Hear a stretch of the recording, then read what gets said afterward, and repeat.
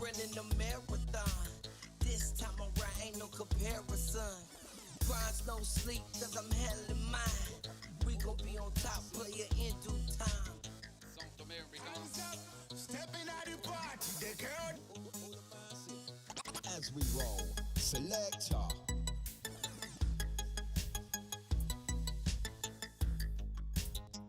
On another level, positive vibe levels, eating rupture and shrimp pimp. Nobody can do it better. Life to the fullest, reaching for the sky. Staying cool, calm, collective, and super fly.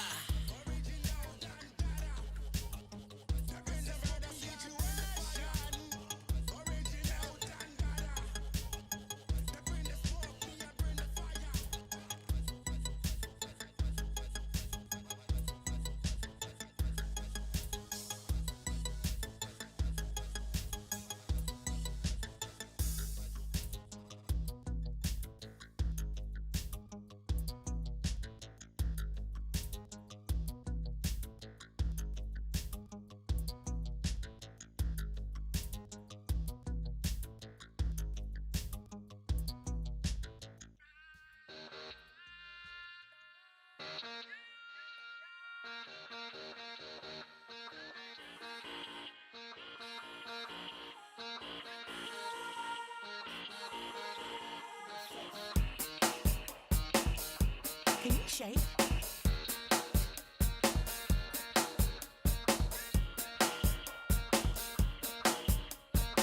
Play your cards, gotta stay on guard. Can you shake? On a race with stars.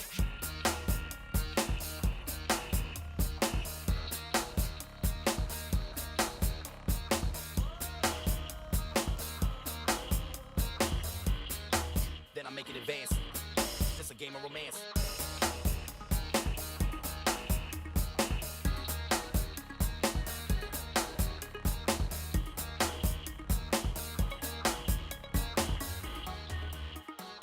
Make some noise!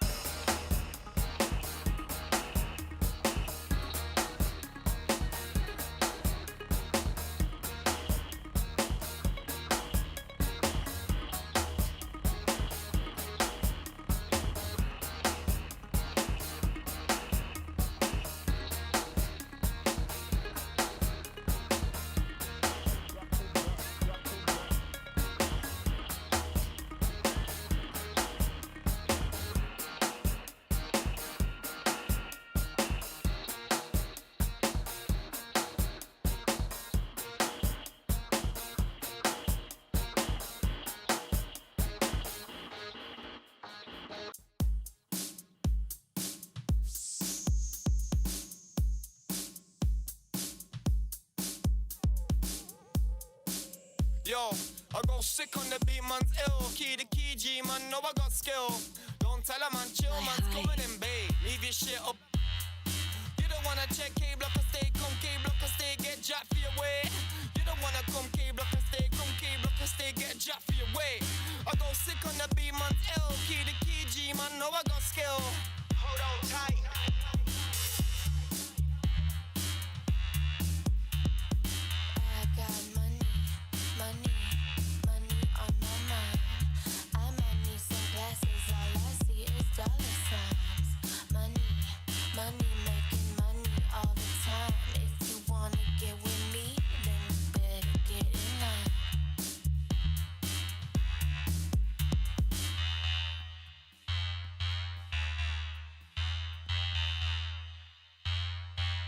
I got the sweets, I should open a store. I've had a little, now I want more. I got money. So, I've had a little, now I want more. I got the sweets, I should open a store. She sells seashells on the seashore. I know that there like I know I'm a tour. I don't see man bar and I see man score. Man, I'm calling for raw, calling for more. I'm at the door with a pure. I'm at the door with a cure. I don't wanna know no OB or was OT on my O2. My chat bro, I had to go through. I'ma go far like Modi. Get to the top spots, what I'm gonna do. Yeah, I know this for a fact. KWEB, the sickest to rap. Rubber man for me ain't getting it back. Used to roll defensive, now I'm rolling attack. I've had a little but now I want more. I got the sweets, I should open a store. She sells seashells on the seashore. I know that there like I know I'm a tour. I don't see man bar and I see man score. Man, damn, I'm calling for raw, calling for more. I'm at the door with a pure. I'm at the door with a cure. I don't wanna know no OB or was OT on my O2. My shit up, bro, what to go through. I'ma go far like Modu. Get to the top spot, now's what I'm gonna do. From I know this for a fact. KWEB, the sickest to rap. Rubber man family ain't getting it back. Used to roll defensive, now I'm rolling attack.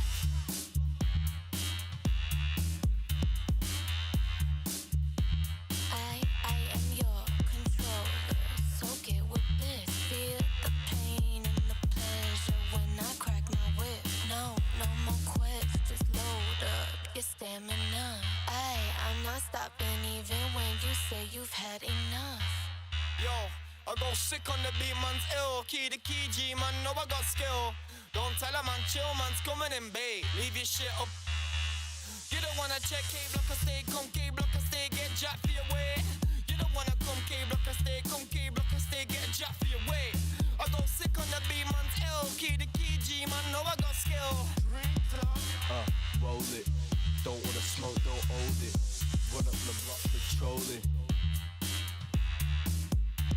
I am your controller, so get with this. Feel the pain and the pleasure when I crack my whip. No more quits, just load up your stamina. I'm not stopping even when you say you've had enough. Paris to Tokyo, private jets everywhere we go. London to Mexico, bottle service every time we hit the club.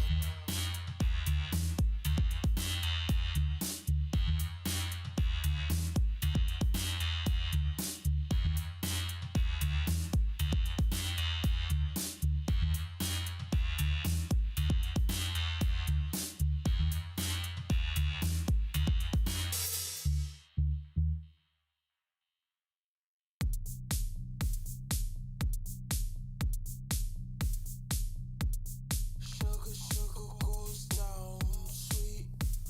Sugar, sugar goes down sweet.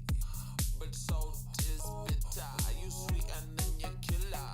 Killer, killer, killer. Tell me what you want, I'll tell you what I need. A little bit of sugar and some salt to heal the bleed. Careful with my heart, been known to be a tease. And the strings are human strong and breaking silence when I scream. Been known to be a tease, and the strings of you was strong and breaking silence when I scream.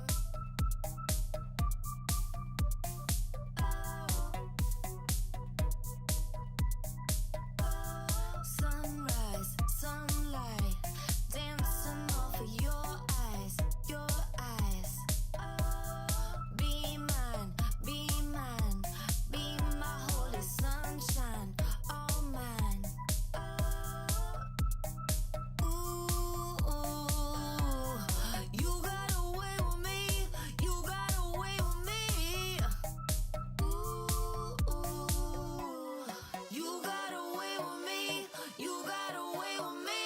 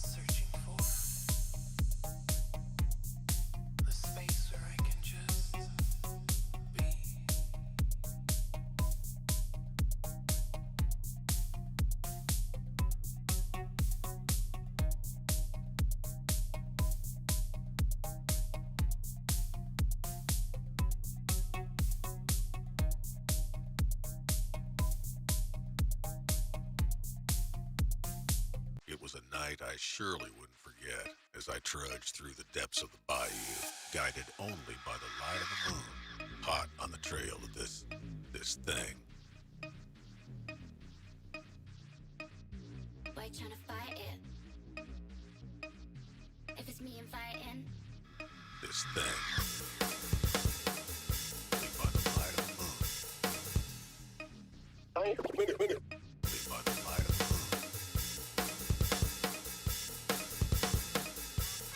This thing.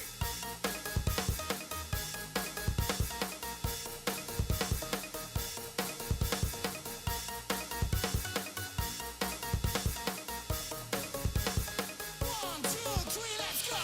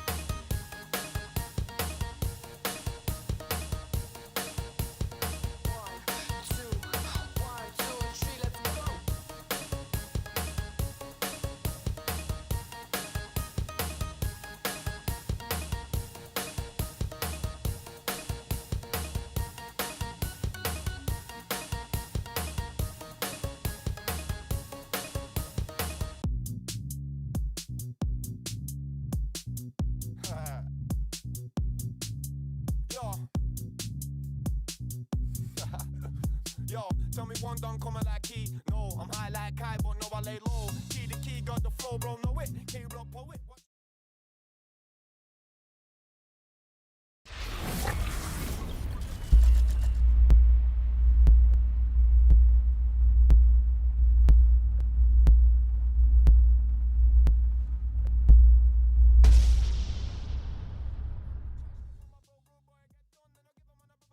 One sec. Ooh, okay, there we go. Good evening, everybody, and welcome. We're gonna have a game tonight between Dobroteam going against Ulyss, and oh my god, they're starting up.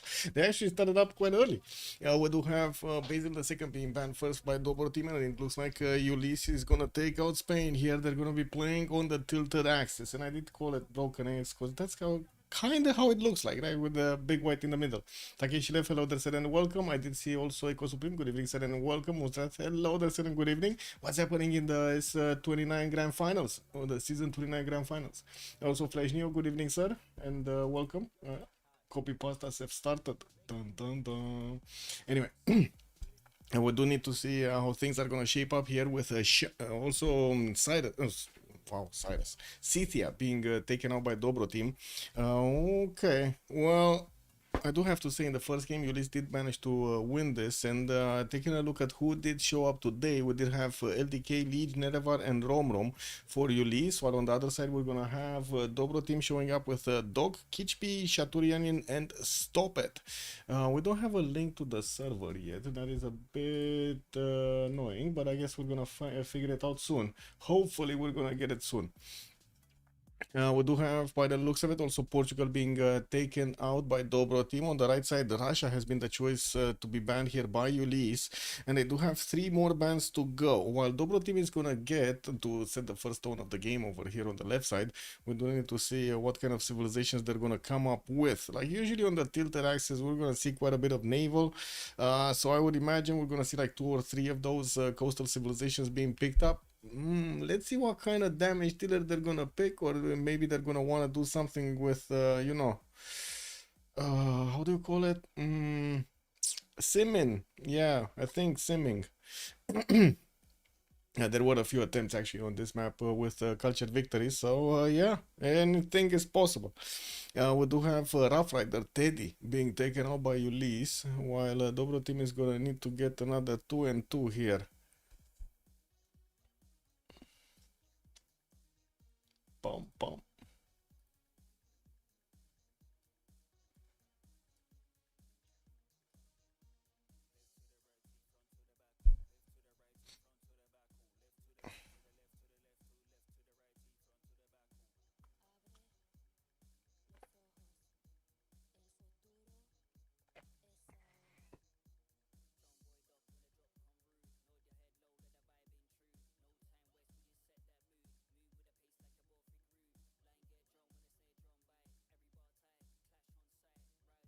Eviuk. Okay. That's gonna be taken down by Dobroteam. Well, I guess on this map we've seen it played quite a few times, so not surprising. We do need to see how Ulyss is also gonna ban some civilizations here. Catherine de Medici is gonna be taken out. Well, that extra +3 definitely makes sense to take out, and of course a very, very powerful castle slamming with more intel on it, because you know, free spies. One more bat to go on Dobroteam, one on Ulyss, and we're gonna have the first pick showing up. They do need to pick up 4 civilizations with 2 on each side. Dobroteam having the first one. Let's see. Come on, ban this. What do we have? I do have to say, I find it a bit weird that we didn't have a few more of these coastal civilizations being banned here. Like, that's a lot of land that they banned, right? Already Basil, they got, well, I guess Basil can be played on the seas as well, but not ideal. We do have Scythia being banned, Kick W, Kyiv being banned, Kick W, and then on the other side, Russia, Teddy, Catherine. Totally understand Spain, but like, you know, like what's happening with the Englands? What did happen in the first game? They played the 7 Seas. Maybe they already did manage to play quite a few, because, you know, those are the bans. Gitarja, Cyrus, Robert the Bruce, Nader Shah, Jadwiga, Cleopatra Ptolemy, Dido, and Movember Azinga. So they already banned from the coastals Dido and Gitarja. Well, the other ones like Victoria, so they're definitely still in. Yeah, there we go. They did actually pick up Victoria Age of Empire on the side of Dobroteam, while they did also ban Konge on that side, and then Ahiram on the side of Ulyss. That's the other Dido nation. So they cannot pick Dido. Whatever choice it is, no Phoenicia, basically, not Dido. No Phoenicia. Ulyss is gonna need to pick up 2 civilizations here, and I would imagine they still have quite a few options, right? Victoria, Age of Steam, easy to get. Wilhelmina also we do have. I mean, we haven't seen Wilhelmina in such a long time. I wouldn't really count on it being picked. Elizabeth I, that was the next one I was was wanting to actually shout out.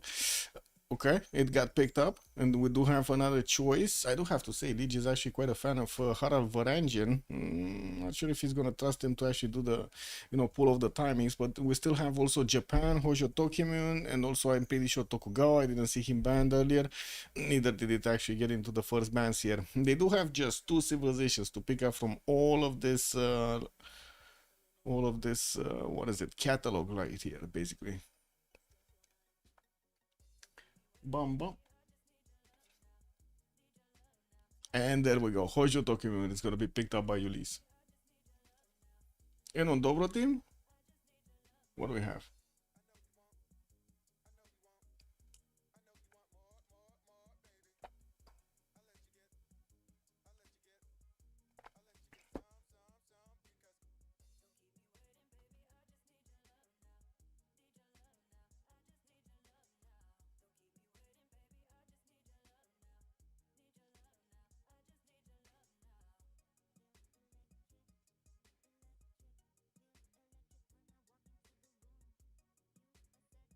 Khmer, they're actually gonna go for a land civ here. So Ulyss showing up with 2 coastals, and then Dobroteam with 1 naval and then 1 land. Well, I guess Khmer can actually pump out some boats if he wants to, but really? Really? Making that man actually getting boats out? I don't know, man. He's kind of a faith kind of guy. We gotta see another 3 bans from either side, and it looks like Ulyss is gonna be the next one up.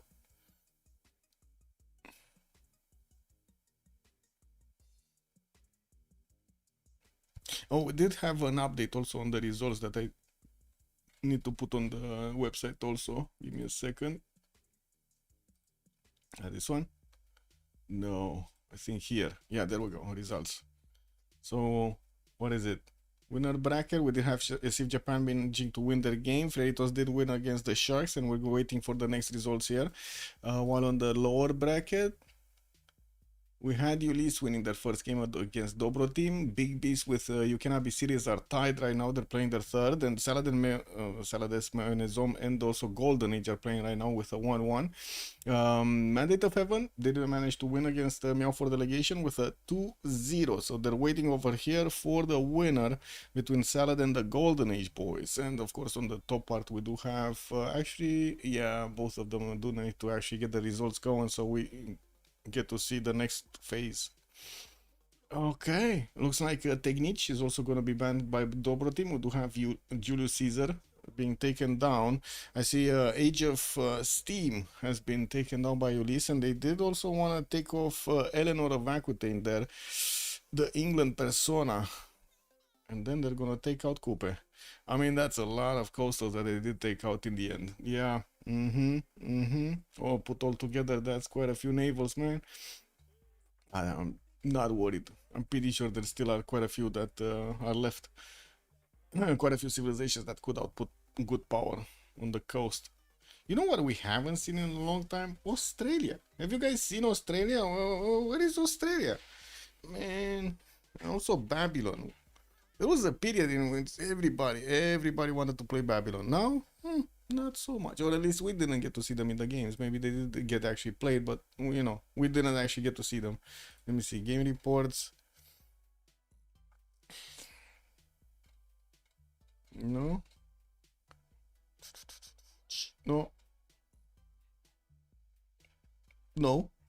Ah, there we go, Hammurabi. We got a Babylon. We got a Babylon out of 4 games. We had it.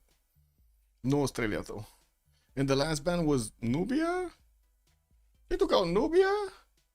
On Dobroteam? They're so scared of the pyramids? I mean, okay, sure. I think there were a lot of other valuable choices, like, I don't know, Genghis Khan. Wouldn't Genghis Khan show up a little bit higher on the banning priority? I don't think they did their tables right. Anyway, we're gonna need to see how Ulyss is gonna get their third on the board, and then Dobroteam is gonna show us their full roster with the last 2 options revealed soon.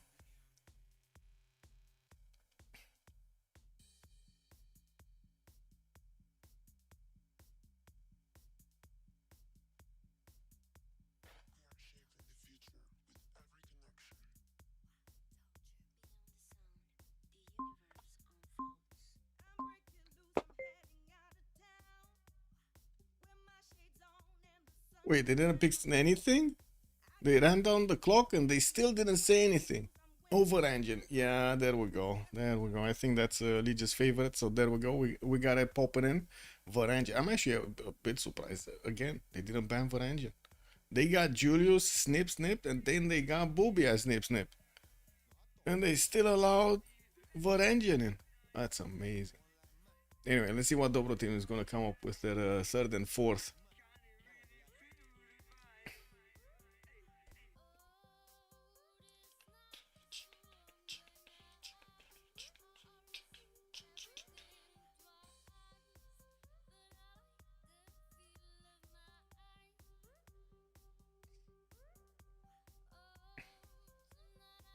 What do we do here? They're running down the clock as well. 3 seconds. Okay, they're gonna pick Egyptian Cleopatra. That's a second land if they're gonna go for. Are they sure they want to take this risk? It kind of feels like it's a significant risk right now. Not going for the coastal. Or is this gonna be the 4th one they're gonna go for a coastal? I think they definitely need it. Okay, so Varangian ticked off over here. Where are they gonna get out on the coast?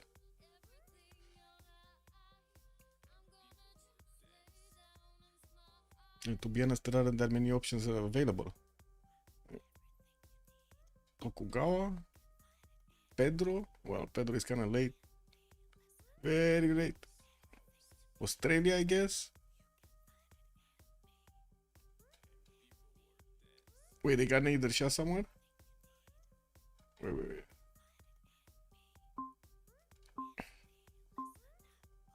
Yongle is gonna be the choice. I don't think I've seen a tilted axis being played out with 3 land civs and 1 single coastal. You guys remember something like this setup? Well, this is gonna be a new one. Let's see what Ulyss is gonna pull out. If they get something like Australia, that would be funny.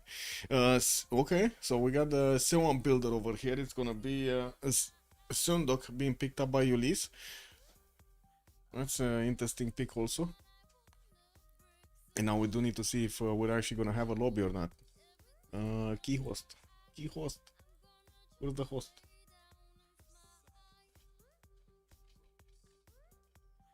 Let me ask.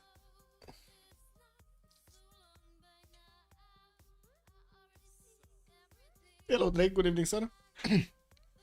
Most of the time I am late to the draft. Okay, are the bands at the bottom random or did every team chose? Every team chose. So there are some bands right now, you do see them like this. These are the bands chosen, right, in this game. And because we did introduce the fearless draft in this season, they cannot play the previously played civilization in the game. So usually the safe draft is actually changed, so it actually handles that, but you can actually see it in the reports. And usually I do go through it a little bit. Give me a second. What is it? No. This one. So they couldn't have played the Gitarja, Cyrus, Robert the Bruce, Nader Shah, Jadwiga, Cleopatra, Ptolemy, Dido, or Movemba Zinga. Those are the pre-game bands basically. No other bands. Okay, there we go. Finally, we get the link. The link to the link. Oh, I can click the actual join button. Yes.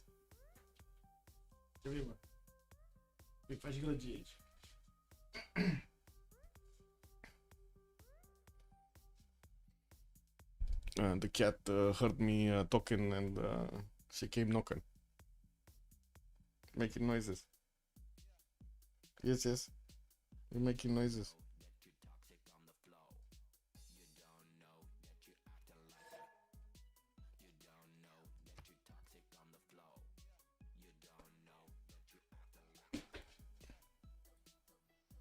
Can a team choose a civ the opponent had in another game? Yes. No, wait. What do you mean? No, if it wasn't in the series, yes. If it was in the series, no. Basically.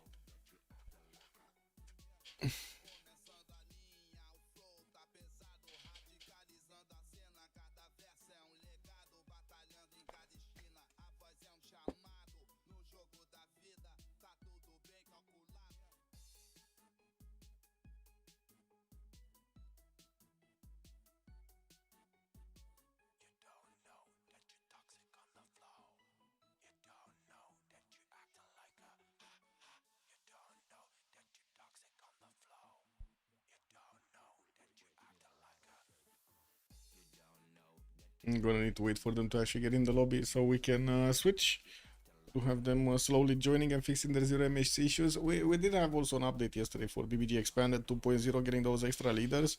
I believe they're in the game, no? I believe the beta is out, no? On BBG beta. I don't see them in the game, so I actually need to have the beta. And I'm not so convinced I should install it because, you know, most of the time I actually stream these games, so might as well not trigger the code that much. Anyway, now let's see when they're all gonna get in so we can take that top slot for the spectator and also keep on checking for the 0MS. For example, Team 1 did play Yongle in Game 1. Can Team 2 play Yongle in Game 2? No. Because he got banned. Those are the pre-game bans. That's what I said about the game reports. As they already played, like, how to say, Movemba Zinga, Phoenicia Dido, Cleopatra Ptolemy, Jadwiga, Nader Shah, Robert the Bruce, Cyrus, and Gitarja. For example, they're not picking, they cannot pick Nader Shah, any team. You cannot pick Nader Shah because it was played in the first one.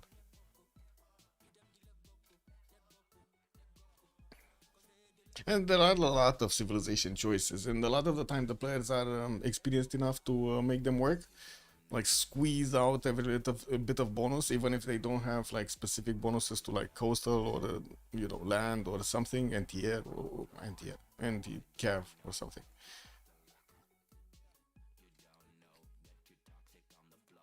And to be honest, a lot of the times also the BBG team did tone down the bonuses each civilization has, so others can actually be competitive. Yeah, you do get, you know, that bonus seems good, it's amazing, but you know, others can be can be just as good if they know what to do.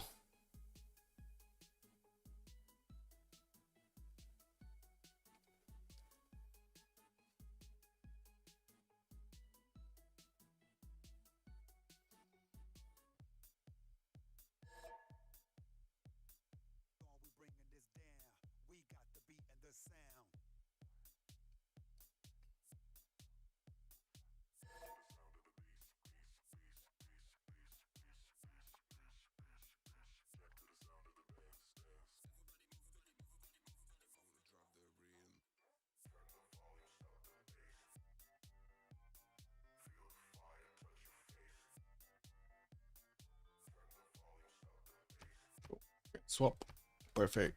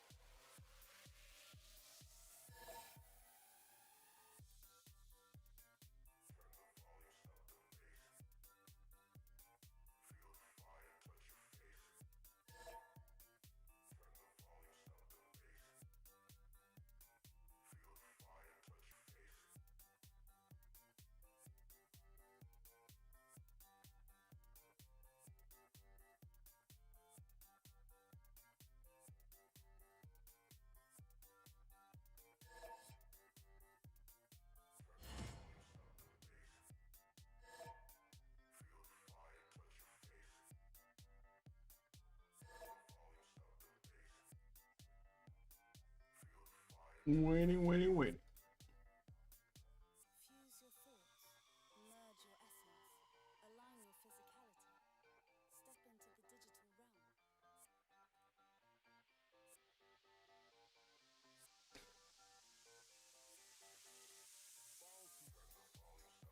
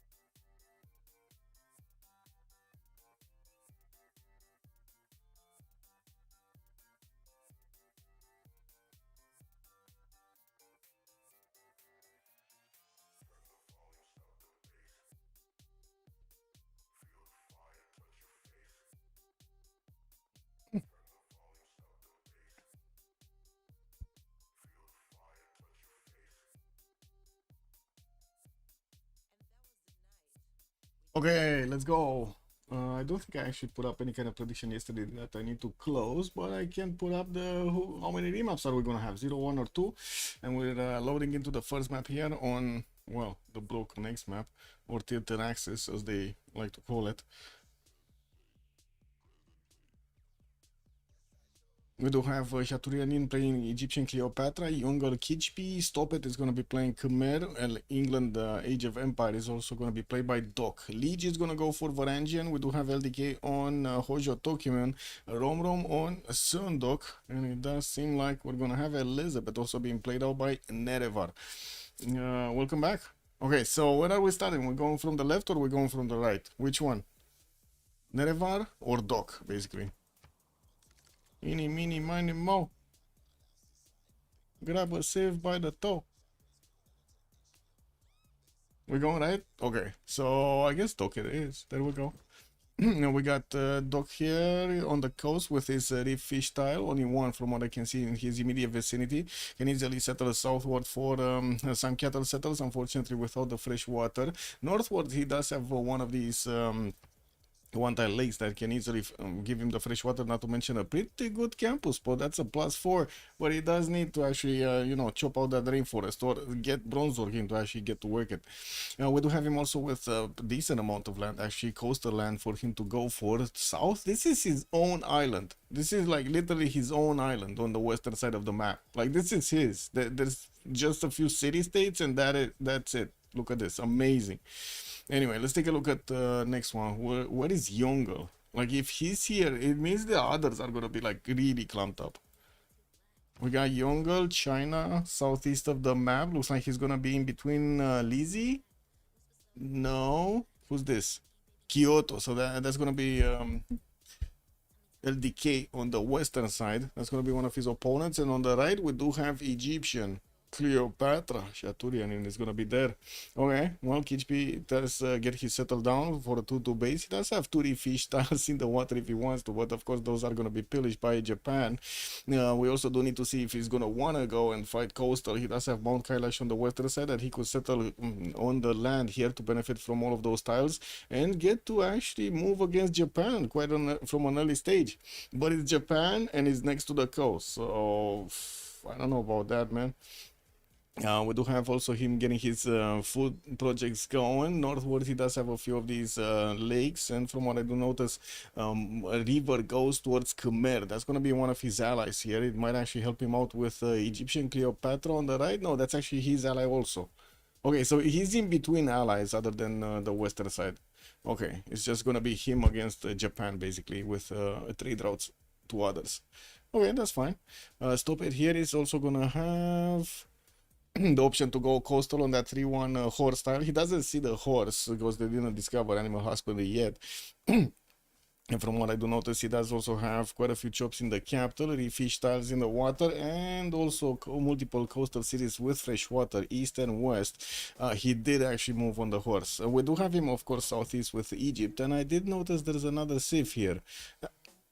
That's gonna be Nerevar on the direct east of Khmer. Oh. Oh, and this is like Free Sim Liege and then Free Sim Gyeongju. We got Free Sim Gyeongju. Yep, I think it is Free Sim Gyeongju. Okay, well, they're gonna have LDK in a bit of a precarious position over there. Yeah, the dice is cast exactly. Anyway, let's take a look at Shaturianin. Good enough flat planes for Temenanki gameplay. We do have him, I keep on saying this, but it's not happening. Like, Temenanki gameplay is not happening. We do have him on the eastern side with multiple settle spots on this river, and from what I do see also in the north, he's gonna have the bananas to go next to and grab some extra food points. While in the capital, he does have rice tiles to get the food points. It does seem like he's gonna need to start improving a lot of this territory. Quite a few pastures also, lots of sheep and lots of horses. West. We go Kyoto. 2-3 deer tile in the capital. Easy settle inland on the opal tile, and he can go east side to get closer to Mount Kailash. Could even settle right next to Mount Kailash if he wants to. He's not gonna get the freshwater bonus either way, so might as well go for it. On the west, he does also have a freshwater city over here next to his scout, next to his warrior, and from what I do see, more cities are gonna be available to him for him in the northwest. Okay, well, quite a few scouts are popping out of his capital, and we're gonna need to see how he's gonna get them going. Yes. Invested all of the 33 points to the great remap production. Yes. Wait, this is the... Oh yeah, it's going. Yeah. Many points over there. It's gonna hit the tilt. Liege, what is Liege? What is it going? Nidaros. east side. We do have him with some amber tiles over there to get the extra culture, and from what I do notice, he's gonna have the free fish tile in the water to get going with some extra food, getting a builder out in 3 turns. And from what I do notice, also multiple cities in the south that can be placed. Only one with fresh water, others that do look like they're gonna need a little bit of support there for their housing. We do have him also with Grand Mesa on the east. Now this is gonna be an open question, like who's gonna settle Grand Mesa, or both are gonna settle Grand Mesa. Lich does have his own islands to go for in the on the water. West side and north could easily take out the Granada for a city state, for an extra city center basically, and I'm pretty sure he's gonna do that. Rom next to him, Gyangju, settler out in 3. He did not make a scout. Wait, just one scout, that's it. Just one scout, and that scout might actually grab a Bandar builder. Oh my god, that's a 3 charge builder that's not doing anything in Bandar. Why did Bandar even build a builder if he cannot do anything? Did he figure out the builder cannot do anything after he built the builder? That sounds like pretty noobish, you know, stuff right there. How is this not something, you know, taken into account by the AI? Hey, I'm getting a builder. Can you do anything with it? Well, no. Why are you getting a builder? To have it. You know? That is a free Sim Korea. Yeah, it is a free Sim Korea. And a pretty big island, free Sim Korea. Like, it's gonna have quite a few cities, right? 1, 2, 3, 4, 5. I don't know if it's gonna go coastal, but could easily get another 2 on the coast. And of course the north side probably gonna be protected also by Liege when it comes to the naval fights. Yeah. There we go. We got Liege over here getting his holy sites down. We also do have a war declaration. Wait, who declared war against whom? So China moving. Oh shit. We got Japan coming through. Kichbi's settler is trying to get to Mount Kailash. I don't think he wants to go coastal anymore. Like, you know what I mean? This is like, it's extremely dangerous if he goes coastal.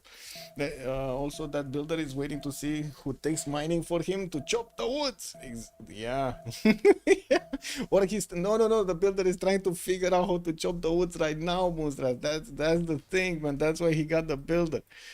Oh my God, is this gonna be the thing? So we're turn 9, guys, and already China has his settler out. Almost got to see his second settler location. Looks like he's just like 1 turn away from putting down that settler. And for some reason, Athena is not letting us watch the game in peace.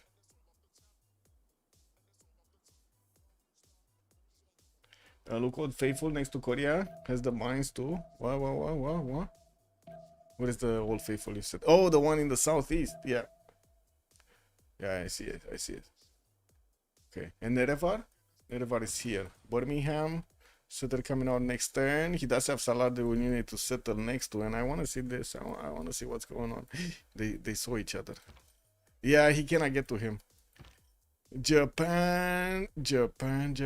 He cannot get there. But there's another one coming on the pipeline here from Beijing in 3 turns.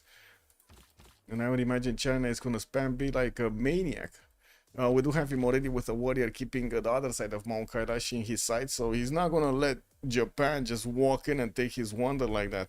I do have to say this is very dangerous also from Kichbi to go on the coast next to Japan.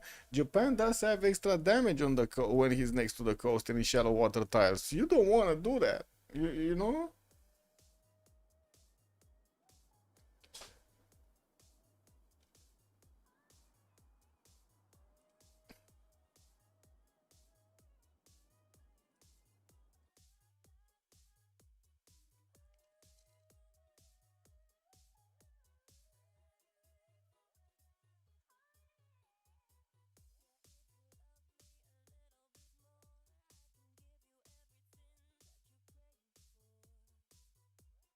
Okay, what do you think? They're gonna remap or not?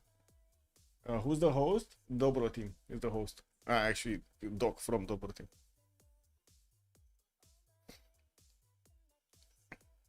Hai, tu ești pe la geam. Mai stai aici în fața mea.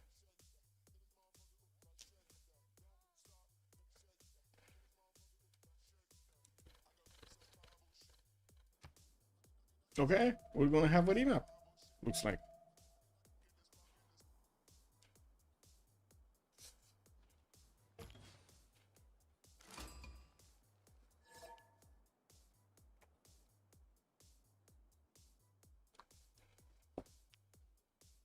Tu nu vrei cafea. Paroaso.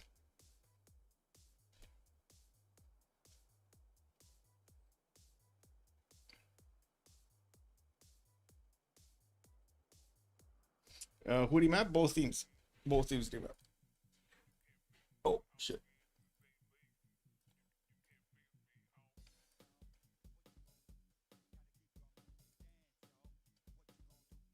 We go left this time. We go left this time. Got it.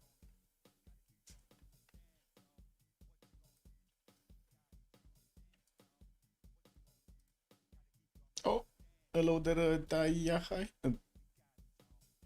Yahaya, actually. Good evening, sir. I did answer this earlier. Ulyss won the first game. If I didn't answer again. Come on. Come on. There we go.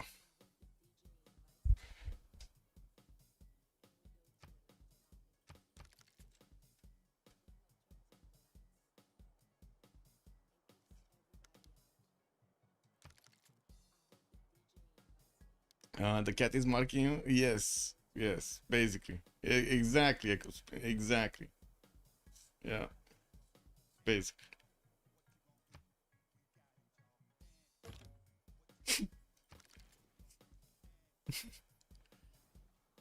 Where are we going? You said we go left this time. Okay, so we're gonna need to be taking a look at Nerevar. Where did he get his settles going? He didn't. Here. Okay. We got Nerevar with again 2D fish tiles in the water. Looks like he's gonna have also a 3-2 banana in the south in the second ring. Could easily settle another city on the east to get more bananas. And I do see freshwater city on the west on the wheat tile.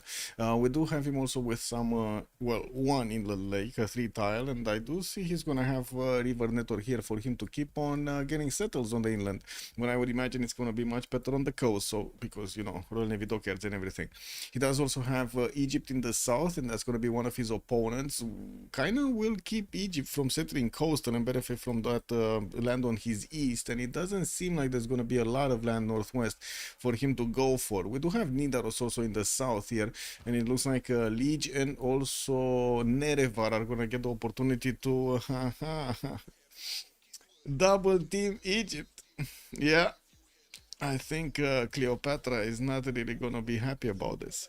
Well, he did move for the Pomegranate settle for a 3-1 base, and of course getting the extra amenity from the get-go. We do have him with also an ability to get a +3 campus over there in the north, quite easy. In the south as well on the stone tile. Taking a look at Seondok, he's in the corner to the northwest, and that's also going to be an ally of Manchester here. It looks like Yeongju is going to get his scout out in 3. Truffles coming out next to. The pigs are going to give him the gold, and a 2-3-1 ivory tile on the western side. Could easily go also for the copper there for a settle on the coast, but you know, this is Korea. I would imagine he's going to want to keep on set. Oh my god, he doesn't have a lot of land for him. Like, this is a totally different map, right? A lot less land for him to actually develop everything he needs. Yeah, he is kind of freezing, but this is not the land quality he was looking for. Lots of chops though, lots of chops. And let's take a look also on Harald. Where is Harald? South of this eastern part of the map. Nidaros has also access to Pomegranada, some maple tiles western side, and pearls in the water. Reef fish also for the extra food. 2 cities at least that can be placed. Oh, 3 cities actually at least that can be placed on the coast with freshwater bonus for the housing. And then he's gonna have also Cliffs of Dover to settle next to. Beautiful. That's an island settle. So I know these teams. No need for the team names really. Yeah, I guess. We know them. We know them. I'm gonna need to put them up though. Anyway, Hojo Tokimyo. Where is Hojo? Island Hojo. So wait a second. He's gonna have. Oh my god, they're gonna make so much gold over here. They're gonna be so happy. Like, they're gonna have a direct connection between Liege and Hojo. Oh, this is gonna be beautiful. We don't have anybody for him to actually go against. I was taking a look at the map here and on the screen, and it doesn't seem like he's gonna have anybody that's gonna be easy for him to get to. I mean, Dog is on the other side of the planet. Beijing is not coastal, and then like freeze him over here, and then who is he gonna get to? Like it's only Egypt. Egypt is gonna get it. Like there's no way Egypt is not gonna get it. Like it's 5 players on the east side of the map and 3 players on the left side of the map. The 5, it's 4 out of those 5, 4 are a team and 1 is extra. What do you think is gonna happen? Is that a Civ6 already? Oh, this is the one from yesterday. Let me actually switch, take it down to 0. Oh yeah, I don't know, man. We need someone sitting, right? What's the scene in this game? So we got Ulyss on the left, and then on the right side we got Dobroteam. There we go. Bam. Coco, hello there, sir. This is the final map. Yes, yes. Both of the teams actually used the remap token for the first one, and I think actually from what happened here, I think Dobroteam got the short end of the stick this time around. Yeah. Okay. What do we have here? England getting going. East side to get those huts. Wait. We were on Chaturianin. We did take a look at Chaturianin a little bit. Yeah, we did. Taking a look here, we did the not that big of an island, but definitely can make it work. Dalol on the northwest for Japan to benefit from. Easy access to both of his strategic resources. Tobacco tile, well, some tobacco tiles for easy free faith, and he can easily get around this. Oh, I guess not. I mean, I wouldn't really put a city here. Probably a canal. It would be better to actually get the connection, so he doesn't need to go through the north. Could easily. Oh, this is closed off, so the only way is actually through here to get the navy going. Oh, that's gonna be a long way, a long way. Anyway, Chaturianin, we did take a look. Strategic resources. Oh, he moved away from both strategic resources. I guess this is one thing that we didn't mention over here.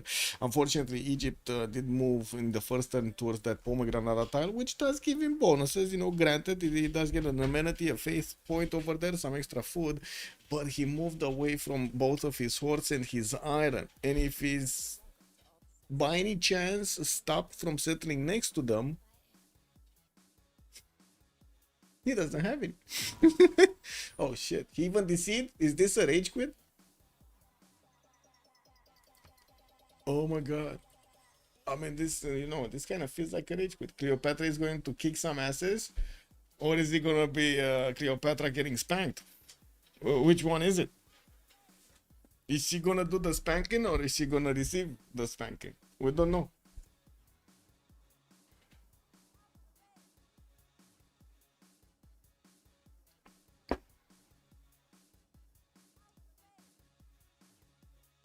A great spanking on the Broken Eggs map.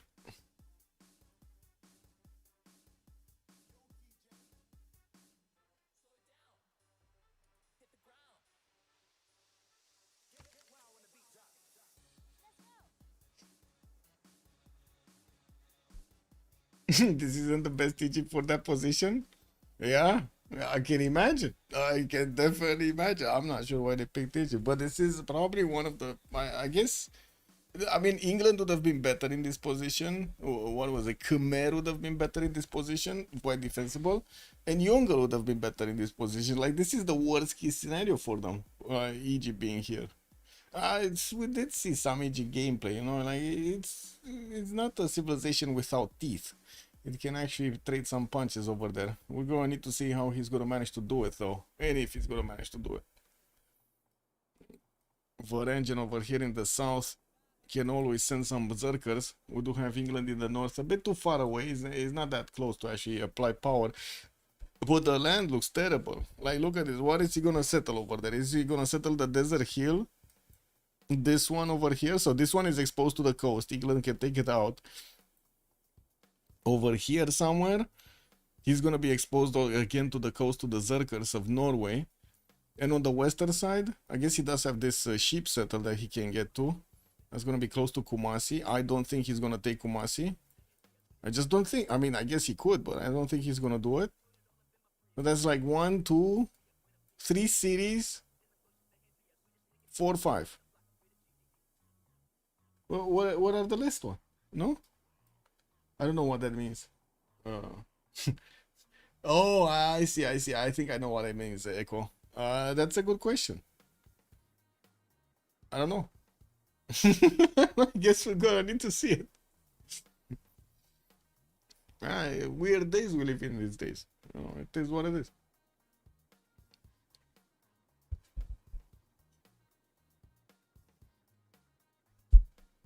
I guess his internet dropped or something. Ooh. Oh, they got a 50 in the channel also. Interesting. I don't know. He's back in.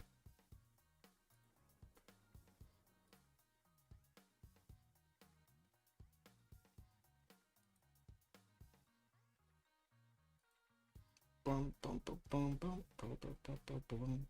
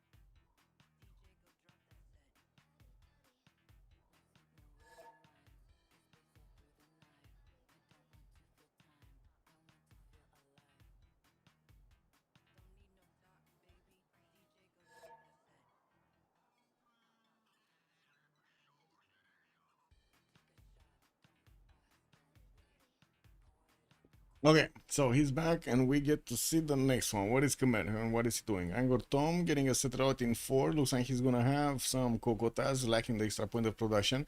Good thing he does have the deer. Well, we're gonna need to see how close, how quickly he can actually get to the lifestyle so he can couple also the deer. We do have him also with quite an array of papyrus tiles northwest, and that's a lot of land. That's a lot of land for him to actually get his cities. Like, okay, they might lose Cleopatra, but then they have so much land for Khmer to get just develop cities. If he's not gonna get nuked by somebody at some point in the game. We do have also Khmer iron in the first ring, looks like horses in the second ring here east side, and he's gonna have a decent amount of chops here from both forest and rainforest. Of course, also good enough cities, I would actually say. Yeah, pretty good cities, especially compared to what we've seen till now. Yeah, both remap. Lancer, good evening, sir. What do we have on next? Kichbi. Kichbi is gonna be Yongle, north side. Was that a free builder? I think that was a free builder that Doc just got from a hut. The feeding station is getting a settler out next turn, and it looks like he's gonna have an easy settle on the die style north, so he can get that extra amenity and the faith. We do have him also with some reef fish in the water. Doesn't need to pay attention to the coast that much, but he will need to actually set up some coastal traders with his ally here, England, Doc. While we do have him also with so many bananas. Is it safe to say this is actually Banana King today? He has 5 freaking bananas in the same city. Wow. Now that's a lot of bananas. Maybe that's why he actually called his city feeding station. Cleopatra is in a lion then? I guess you can call it like that, yes. I guess we got also Piper Perry showing up. What do we have? KHP, we did take a look. Doc. London settler out the left. It looks like he's gonna go for the cocoa settler on the western side, and we do have him with fresh water from that river. He did improve his first reef fish, and getting the 4-1 is gonna help him well, grow much faster. By the looks of it, we're also gonna have him with quite a few inland cities to go for, lots of rivers to give him the fresh water from, the housing boost, and a 2-3 deer tile to also get in the capital for the extra production. Horses second ring, iron second ring, that should be fine. So I would imagine one there.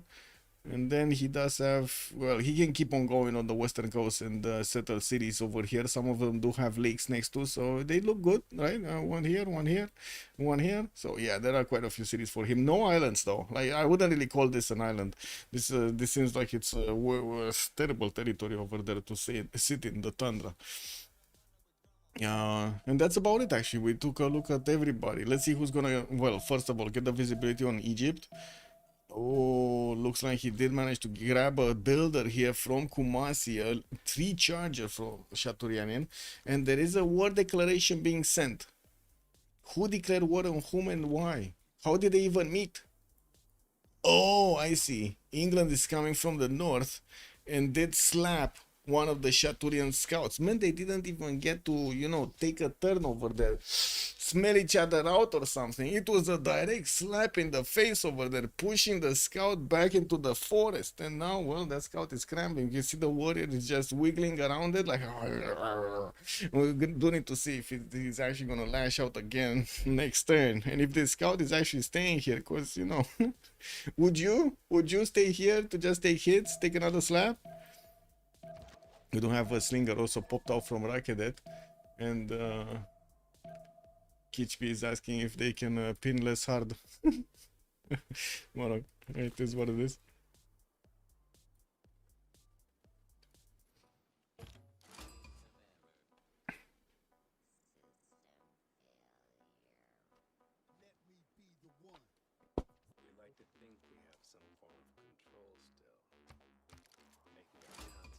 Okay, looks like 5-10 settler here in Raket dead. We do have England actually moving across the coast, and immediately the scout ran away. There are more scouts coming from the north from Yerevar to take on whatever Egypt is doing. It looks like also Norway is starting to send his units there.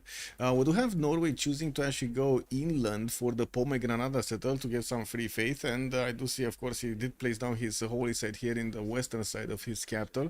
Another settler coming up in 6 turns, and well, I'm a bit surprised that he's going inland. It is what it is. Second city also inland from Japan could get the harbor on the coast. There shouldn't be a problem, and it does seem like he's also popping that third city from Kyoto in 2 turns. It did improve the Celestial navigation boost, both of the resources. And yeah, there we go. China is gonna settle the dice tile. 3 turns for a settler. London getting settlers out kind of late. Well, I guess, wait, he's not that late actually. He's getting the third one. This is late. Nerevar placing down his city is very late. Khmer is very late. He's gonna get the olive settle, and I do see he did place down his holy site.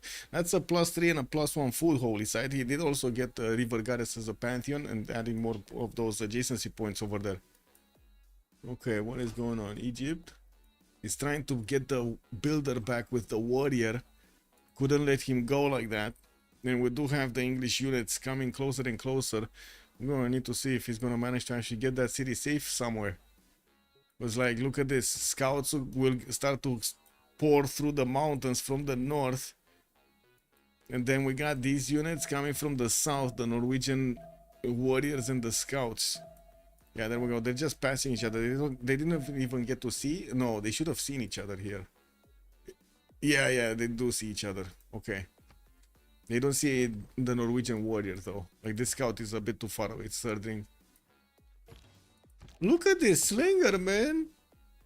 He came out to fight. He even went into the marshes, into the oil, to start attacking into Nerevar. A proper mud fight kind of man right there. Now, also seems like question is, can Egypt hang on until Japan shows up? Or just, wait, Japan? Japan is on their side, on the opponent's side. Like, even Japan is against Egypt.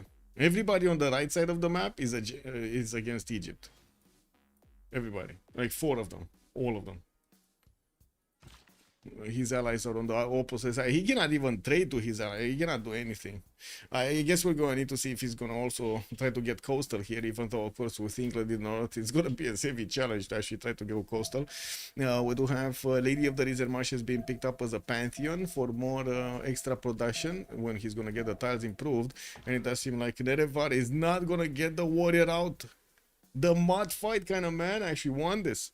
Shaturian in Slinger did throw the rocks directly. Headshot at Nerevar's warrior. Wait, he's moving back. The guy limped away from the stones of the Slinger. I mean, he got out. He's alive. You know, that's what matters. Egypt needs to absorb as much damage as possible. Yeah, basically, he's gonna need to take the damage here. I guess you need to... yeah, no problem. Just encampment and spam Marianos. Well, he is opening up bronze working, so I guess he did hear you. With wait. How long will it take to actually get some of these, like another unit here to Thebes? 1, 2, 3, 4, 5, and a 6. 6 turns to get next to Thebes. That's kind of big. I was thinking maybe there will be a possibility. Yeah, there's no more possibility. There's a Slinger over there. Okay, that's fine. Okay, we got some more settlers coming up from Nidaros. We're gonna need to see when he's gonna start improving his holy site there. He's going for LDK is going for Celestial Navigation. No holy site play here from Japan. We do have him getting his trader to connect to the capital as well. Looks like Khmer is also gonna pop that third city soon, while China is sending his third on the inland here in the south. I find it a bit surprising. Does he not know about the fertile?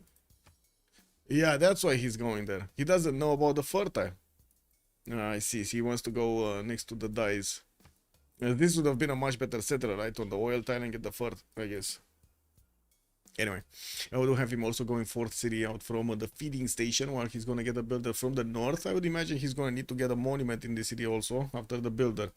We do have Korea getting fertility rights as a Pantheon, and he did start to pre-place his ones here and there. We're going to need to see where his third city is going to go. Can go coastal if he wants to. We'll need to trade anyway with Nerevar on the eastern coast. And from what I do notice, very, very big problems when it comes to actually cities. Like really, there's just one more city that he's gonna get to place in between Armagh and Antananarivo. One city here, and what are all the other cities? Right? Like maybe he can take Antananarivo, which is kind of a bad city anyway, and then he's gonna have this little tile, 2 tiles, and that's it.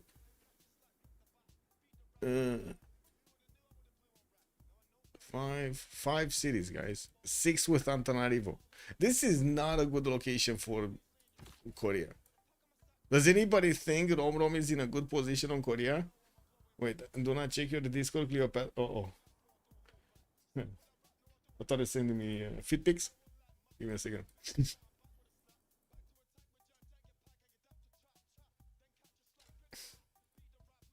Oh yeah. Yeah. What did you do, man? Cake double.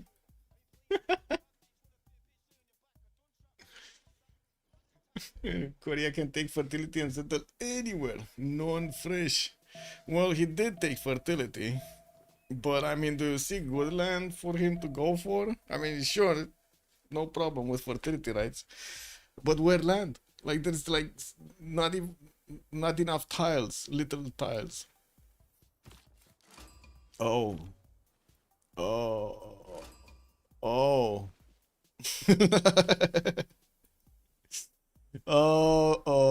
Wait, is he going stone? I don't think he's going Korea though. You know, lots of bonuses over there on the science and culture.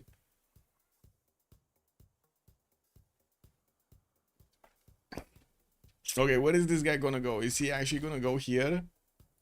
Oh, he's jumping on the way. And then we do have the scout, and they're gonna be in direct position. Check this out. There's gonna be a big spam B. There's gonna be a big spam B. Can we get a prediction on this? Wait. Start the prediction.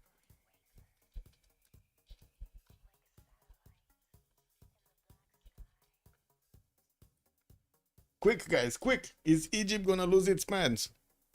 He did move. Oh my god. Quick, quick, quick. Put the points in. Put the points in. I need to stop. You know, I need to stop it. At the next turn. Wait. I did. Shit. What? He lost his pants.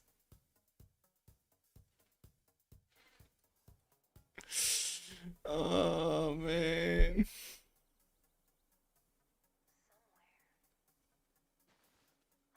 Oh yeah.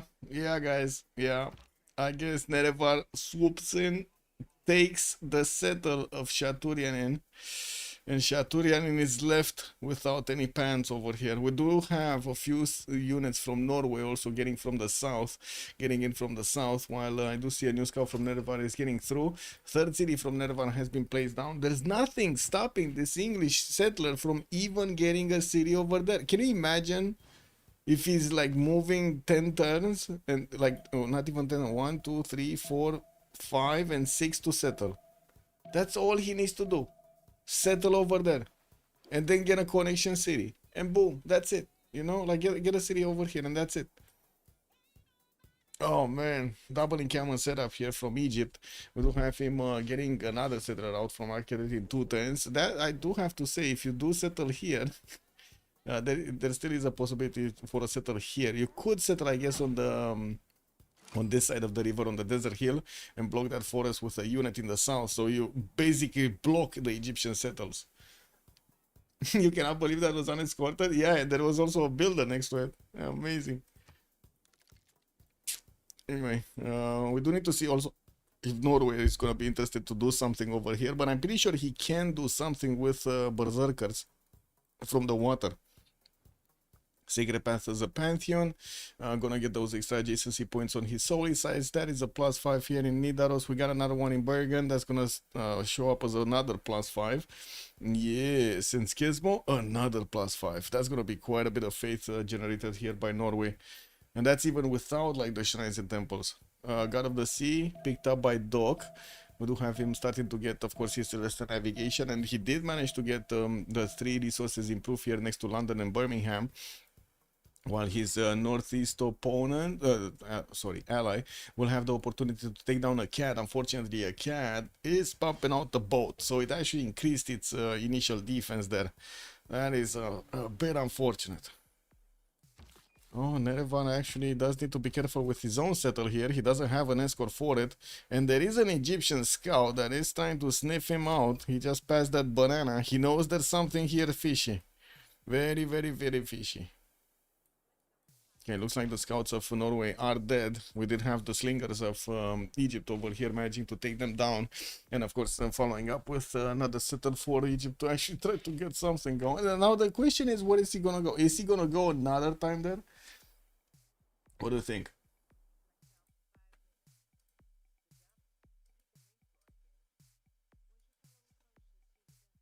Fortuna Belly, good middle of the night, sir. Hello there, sir.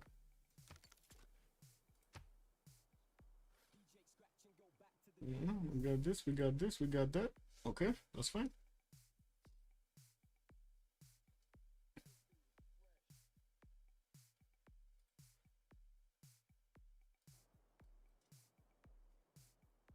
Okay, more Pantheons.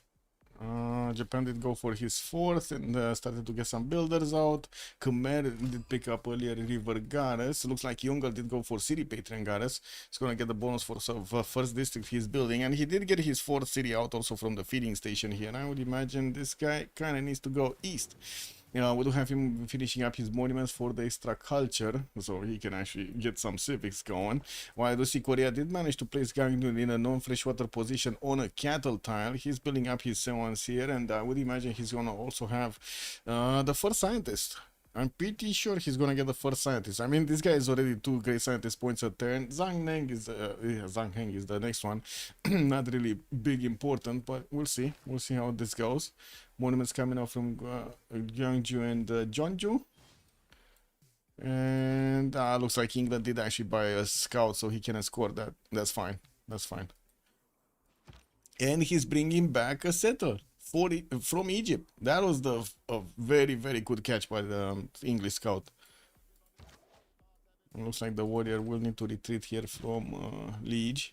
He's getting his shrines up for the extra phase generation. While there is a scout next to his border here, it looks like he does have a slinger to take care of him. Shouldn't be a problem to push that back. He's going to need to start improving some more of these resources. Was going for Celestial Navigation, but I guess he's going to get the boost anyway from Nerevar. And you do see that he's just 14 turns away from it, and that's without the boost. Rom said he wants to kill Egypt himself since he has a shit spawn to give space to Norway and England. Yeah, I mean that kind of makes sense, no? That kind of makes sense, but that's gonna be a long way for him. Like he needs to get to really quick either knights and coursers. And thinking about a Hawacha push here, it might actually take a million years to get a Hawacha. Like it's like what, maximum 3 movement on the Hawacha? It's gonna take a long freaking time, man. Like from the border, it's like 1, 2, 3, 4, 5, 6. Wait. That's without the general bonus. I need to take into account general bonus also. 1, 2, 3, 4, 5, 6, 7 turns to actually get over the river. Okay. Well, I guess it's not that bad. Especially if you do go first with the coursers, try to clean up over there and then get somewhere else. He might actually even hit calf timing way before Egypt is actually even thinking, like smelling of calves. Doesn't even know what those are. China here did get that trader to connect. He is sending the settler to the eastern side. We're going to need to see if the oil is going to be his destination. Holy size coming up from Lingapura, and I do see also a few more traders from his city to connect.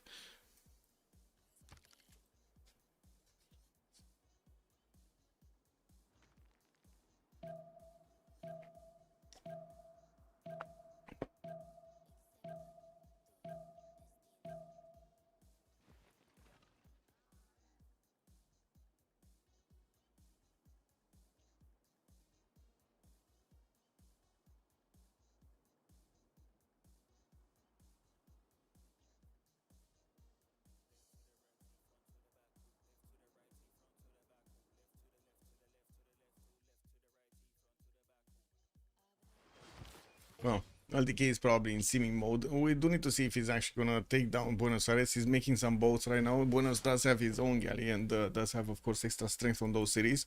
We do see that Egypt did not actually take another stab at that city to the northeast, and he's gonna try to actually place down the city on the sheep tile on the western side. While he did finish his encampments, we do not see if he did actually put some projects in. No, well, he just finished his encampments. We're gonna need to see it now. In the south, Norway did not place down encampments. We still have him going for Celestial Navigation, and northward looks like England is going east side with this settle. Doesn't seem like he wants to settle the river. He wants coastal settle next to the bananas, and we do have him also bringing this settle across the river. And the question is, will he settle right then and there, or will he actually wait a little bit more to get out of the loyalty pressure of Egypt to not have any problems in the next era? We're still 1024. This is very early days. 3 of these sphinxes have been built by Egypt, really nice alongside this river to give him those extra culture and faith points. And we do have him getting the trader to connect and building up a monument for the, well, more culture. Not even sure. It is what it is. That's a lot of culture anyway. 11 culture, 5 science. Okay, Ronnie Vidokers coming up here. Magnus establishing in Birmingham. And we do have, what is this?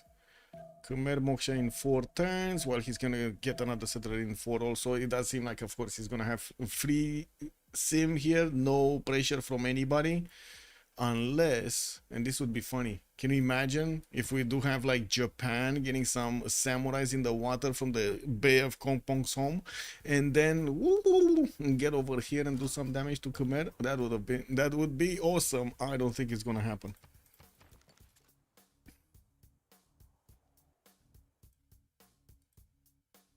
People just don't like to put their units in the water. And what is this?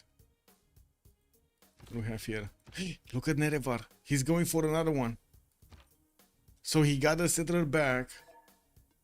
And now he's going for another one. Oh, we're actually going to have a 7 to 10 minutes pause here. By the looks of it, Doc needs a little bit of time. Oh, well.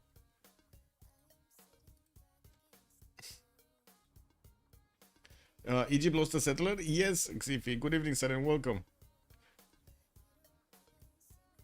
Man, we missed you at the land, bro. Where have you been?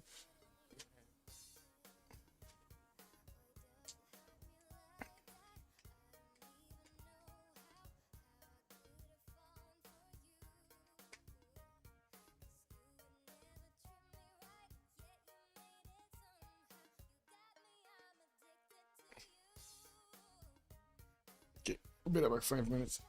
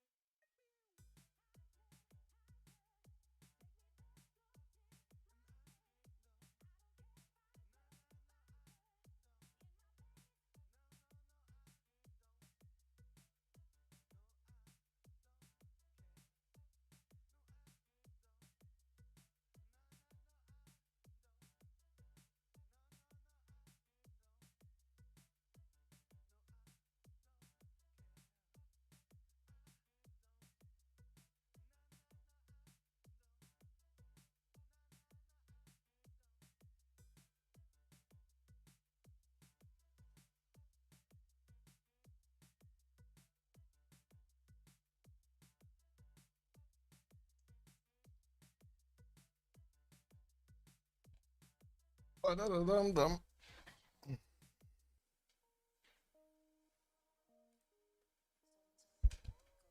You don't play Civ so much? Oh, I'm sorry, man. Însă sub o monsieur. Oh, you didn't even know the tickets were on sale. Oh my god, man. Rip.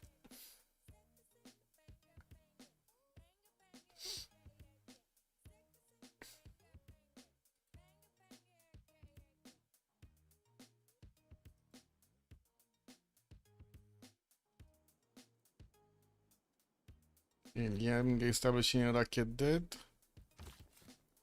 Looks like Egypt is going west side with that settler. We'll soon put it down. Doc did get his fourth city already. That's actually the second civ that got the fourth city down, because I'm pretty sure Japan was first, putting Osaka very, very close to Kyoto, and also the other cities. He can easily settle another city to the north over there to get going. Yeah, actually another two cities, right? One over here on the east side and one over here. And then just take on Buenos. Yeah, he's actually taking on Buenos right now with his boats coming out from Sendai, slowly but surely pouring through towards Buenos. There are boats from Buenos lingering around these seas. He needs to be careful. There are 3 galleys from Buenos. Oh, that's a lot of galleys. Good thing is he does have the extra +3 again in shallow water tiles, and I would imagine he's also gonna get oligarchy before he's actually gonna start booming Buenos Aires. What is broken eggs? Tilted axis. Don't you see? This is like broken eggs. We got you know, the white in the middle, and then the yellow all over the sides. Broken eggs.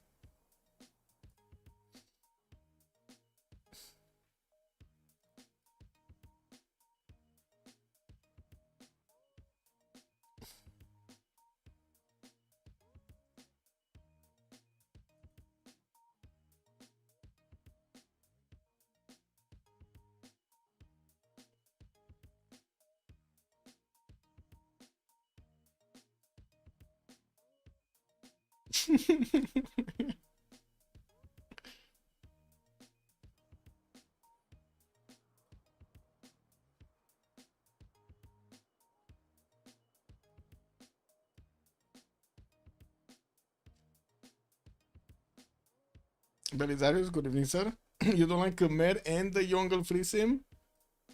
Well, you don't like it because it's scary against Ulyss? Yeah, it is. It is actually scary, especially since their Korea won't be really able to sim up.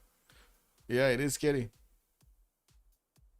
We're gonna need to see what Japan is gonna manage to do about it. Like, I'm pretty sure he can definitely try to do some disembarking attacks here against Khmer, or try to go later on against England. Probably that will be his strategy here, to go with naval focus on England, on dock. And to be honest, I think also Norway really needs to get a few berserkers. It shouldn't be even that much, like maybe like 5 to 7 berserkers, put them in the water, and send them to Egypt. That might be a beautiful timing if he couples it together with Korea, but I think Korea's timing is gonna be a bit too far, too long. Until he gets to coursers, until he upgrades them, gets to Hawachas, upgrades them, moves them, and so on. It just takes a while. He does have Armagh, I guess, on the way to actually take out as a city center, and that would give him another city here on the stone tile, right? Open this up. I guess that's the only way he could expand anyway, right? Go one city maze, take Armagh, one city Oasis, maybe another city over here south of Armagh, and then he's gonna be so close to Egypt he can upgrade units in the front line. Hard cityscape, city state escape for Egypt. Almost impossible actually. He actually needs to. Well, I guess he could levy Euthaya and do something to Ngazargamo or the other way around. But yeah, other than that, it's gonna be hard. There's like no city-states over here on the little tiny islands. Akkad is also... Well, I was thinking Akkad is gonna be at some point a Chinese city. But I'm not sure yet. Because I do see Akkad, it still keeps on pumping out galleys. And there's no galley coming out from Jaogodong. At least here, we do see Sendai is building some. Okay, we gotta unpause.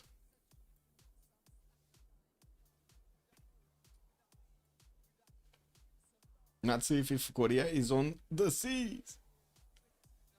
Yeah, but he's not. Oh wait, he has Jeonju on the seas. There's this one tile blockage. Well, I guess he could be settled on the oil, right? To get a connection city. So we might see China trying to get a city there, or England for that matter.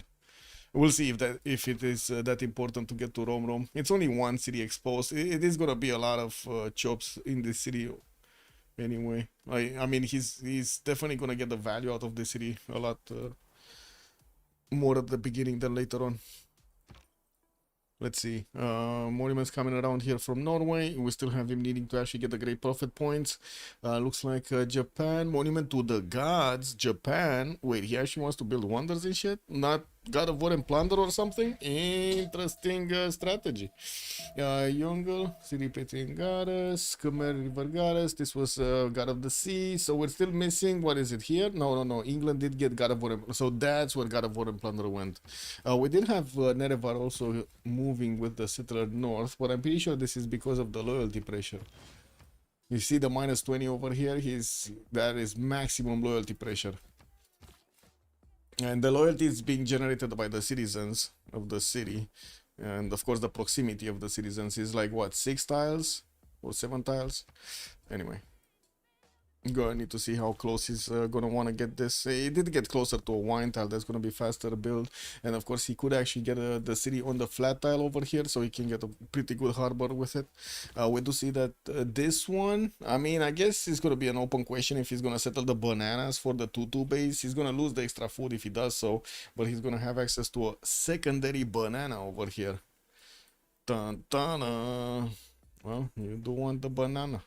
We got some lighthouses also coming around from him, so he can get those extra trade routes, and Royal Video carriers are getting built everywhere. 3 more cities from Rom. What? I mean, sure, this is done deal, right? May style. Stone and this? Is he actually gonna send these so far away, or is he thinking about these northern ones? Because this is bad. You don't want to put this city. Like, this, honestly, this kind of feels like a waste of a city over there with 1-1 tiles around. It has a single hill. No 2-2 unless he actually buys the horse. And then afterwards, what is he gonna do? Nothing. No, that's just a bad deal, man. Anyway. Let's see what's going on here. Moksha establishing Angkor Thom in 2 turns. I think we can put a prediction, right, for who's actually going to win this game. Prediction. Let's get the points rolling in. Will Daniel? No. Wait. How many remaps? Who is going to farm the most salt? And we do have on one side Ulyss, and on the other side Dobroteam. And let's put it for 30 minutes. I don't think they're going to CC if they lose Egypt. Liang is actually getting plugged into Raket's capital. We're going to see if it is going to be, you know, food and production or the city parks. And we do have him settling also his third city on the west. While Bristol did get settled right there, you can see already the pressure from the loyalty. It's not going to be that bad. But it is minus 16. We do have also Nerevar managing to actually outsmart this Egyptian scout and getting onto the corner. I'm not sure if that's a good idea. I mean, in retrospect, he does have you know, more land acquired, especially since he's gonna have the island to the northeast as more tiles. But in the other sense, he's gonna put that city further away than from Bristol, and that's not gonna put enough population pressure on Bristol. Like, it was good that he was moving south with that settler to get closer, so he could help out Bristol actually be, you know, stable. Anyway, now we're gonna see what's going on here. Norway is also getting some boats out. Looks like he just pumped out one. He does have Cardiff on the way towards Egypt, Shaturian in. That could also be an upgrade station if he's gonna think about getting some berserkers. There's also Hattusa over here on the eastern side, so I think he has multiple choices of actually taking down cities. We do have also Japan already starting to bonk Buenos, which is trying to get a galley next turn. These galleys at the moment, I don't know if they do have the oligarchy bonus. They don't have the oligarchy bonus. Okay. Now LDK is getting his state workforce in 2 turns, pottery next turn, and in the meantime, well, he cannot put that city under siege because, you know, it is what it is. And we do need to see if the galley coming out from Buenos Aires is going to stop him altogether from actually taking the city center just by its presence. Yeah. Well, he's gonna get slowed down over here. Getting that third galley through. We do have Buenos also bringing back his support, the help. He could... Oh my god, he could actually take down one of the Japanese galleys next turn. Or in between the turns. What do you think, guys? Is it better if he keeps on attacking to Buenos Aires right now? Or he should stop altogether? Because I've seen multiple players that keep on bonking, you know, just keep on attacking against that city. They don't care. And he did start attacking. Okay, he did start attacking. I think there is like a 20% chance that he's not going to take the city right now. It all depends what Buenos Aires is going to do during the rollover. If he takes down a galley, he's not taking that city. He's not. I mean, he's gonna lose the boats before the city goes down.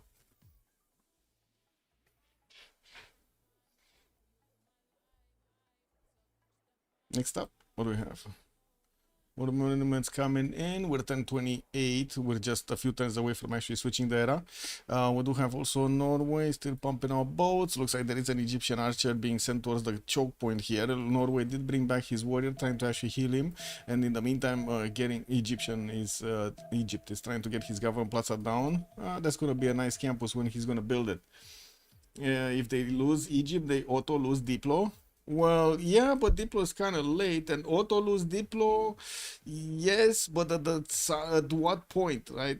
Liberta, good evening, sir. That's the thing. At what point do they lose Diplo? Because you could take away the wonders, for example, try to, you know, build the Statue of Liberty quickly, get the Potala Palace, Mahabodhi Temple, and that's like 6 points that you're taking away from the board. Noble can actually be also competitive, can be snatched out. So you can force this basically to, like, I don't know, at least 3 or 4 Congress sessions, which is kind of big.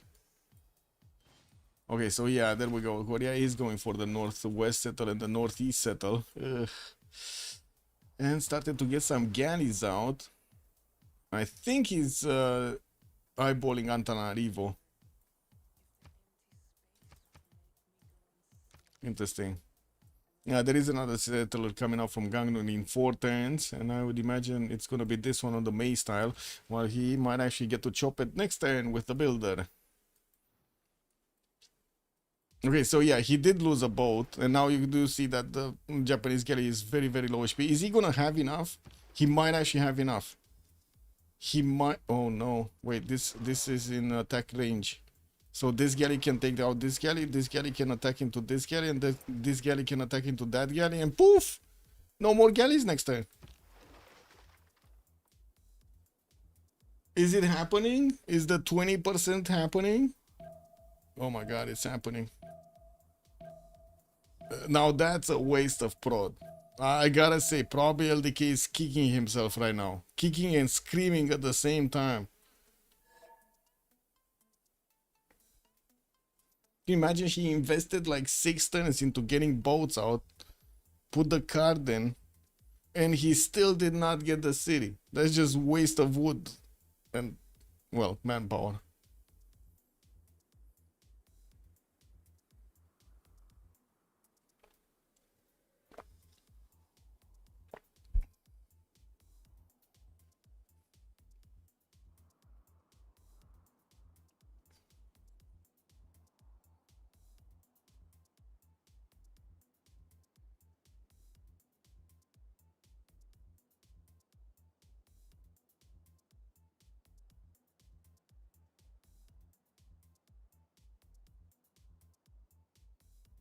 Okay, that's a long rollover. Is that because Buenos is winning? Like the AI needs some time to actually take down Buenos?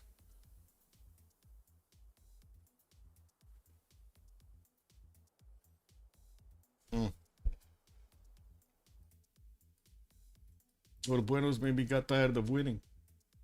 You hope Dobro wins? We need a game 3? Yeah. It might be tomorrow if there's gonna be a game 3 from Dobro. We got it tomorrow. City state is the most unbalanced thing. Reload it next? Okay. Oh yeah, he's probably desyncing. Where is it? Chateaubriand? But I do have him with MS. Anyway, it is what it is. Is this a +1 campus? Yeah, kind of bad from Norway. He did manage to recruit his prophet, and he's going to make a religion soon. We do have 3 times from in camel training project to come out from Chateaubriand, and he's still building up his monuments. While I do see Bristol is slowly getting back his loyalty, we do have him still on minus 3.3. Well, that's still a major improvement since he got with Pop 2, and from drop down from minus 16.6 to minus whatever it is right now, 3.3. Manchester working on his government plaza, placed it on the coast. That's going to be a nice campus next to it, and probably an industrial zone also. Yongle getting commercial. See, he's commercial opener. He's not going actually for admirals. And we do have him, the only one actually in the merchant screen. He's gonna get quite a few of those free merchants. Free traders, I mean. It's not rolling over, guys. Well, at some point it's gonna roll over. It's not rolling over right now. Yeah. Yep.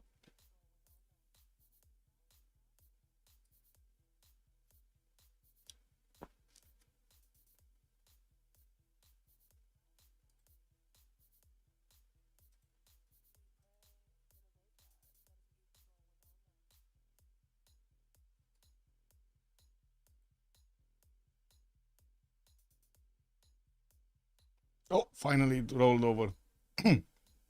Okay.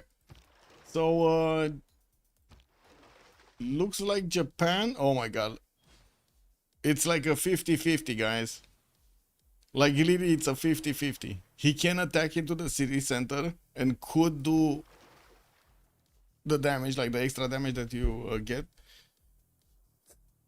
Or he's gonna lose the galley. It's 50-50. Look at that. There's like a... You see that extra pixel right there? On the... let's say... On the health? That extra pixel, the reddish one, the hard red one, well, that means the city might stay alive. Japan is probably taking his chances right now, man. He's doing the, how to say, the sacrifices, right? He's doing the, he needs to prepare with the rituals, the spirit and everything. When he clicks the button, everything needs to click in place, you know, like everything. Just take down the city. There's no option to go back unless he loses the... Damori, good evening, sir. 50 out of 50 doesn't exist anymore? What do you mean 50 out of 50?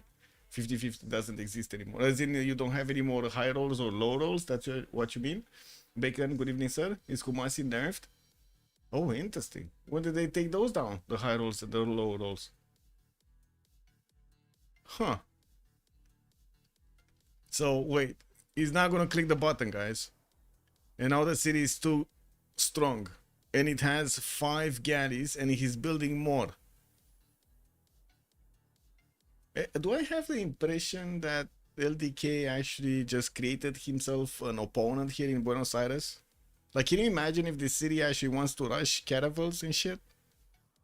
I don't think LDK is gonna like that. Like, he cannot build anything from Zendai, right? He wants to get a harbor, he wants to get like a campus and everything next to it. He cannot do shit. He needs to keep on building boats. I'm pretty sure this is very annoying to him. It's gonna take quite a bit of time to get also a canal here, and we are just popping out into a new era. I think they wanted to relobby, right? Next. So we do need to wait and see. Okay, there is a religion here from Norway, and I do see he did go for choral music with lay ministry for the extra culture and a bit of faith. Khmer chose work ethic for the extra production on the shrines and the temples, and also pilgrimage for the extra faith.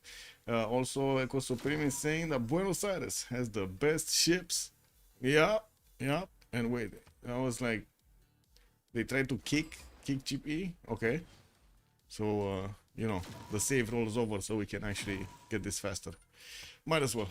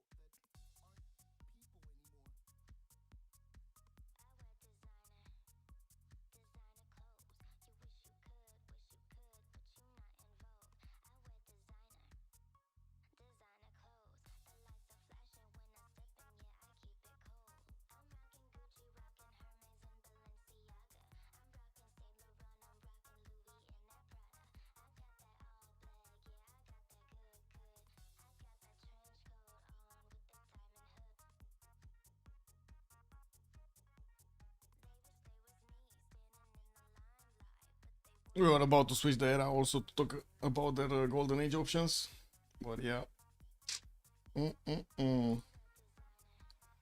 Slowly.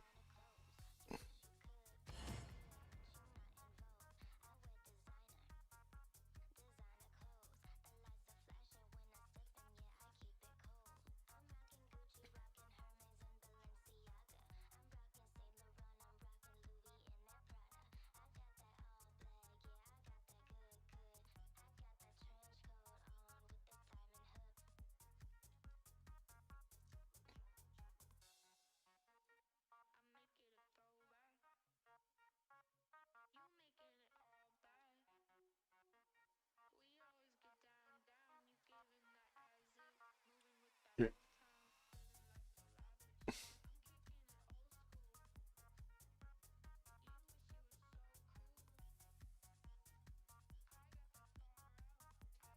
And to prepare to slow down the PC because, you know, we're reloading. I don't want to double load.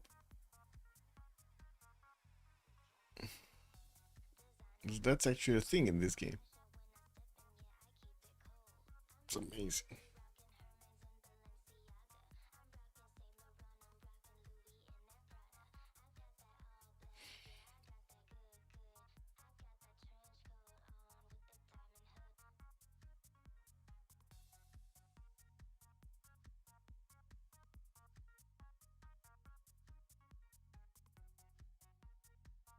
Okay.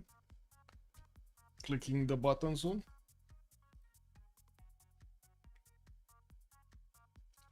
We have clicked the button. I didn't really see in Korea trying to get, you know, vortex and everything, or put down encampments to go against Shaturianin, and we definitely need to see what Shaturianin is going to follow up after he did get those two encampments down. He just went for Gavran Plaza, and I'm not sure about the other districts that he's going to place down. So we don't know yet the timings, but if Romrom is not going to open up encampments right now, I think we can scratch off horse timing or even like courser timing, because it's going to take a while to get there. He just wants to get those expands out, and we do need to see how he's going to manage to also get his points on the board. You know, the science and the culture. He's not that big right now. 12 science, 14 culture. I mean, I guess he's getting horseback riding in 4.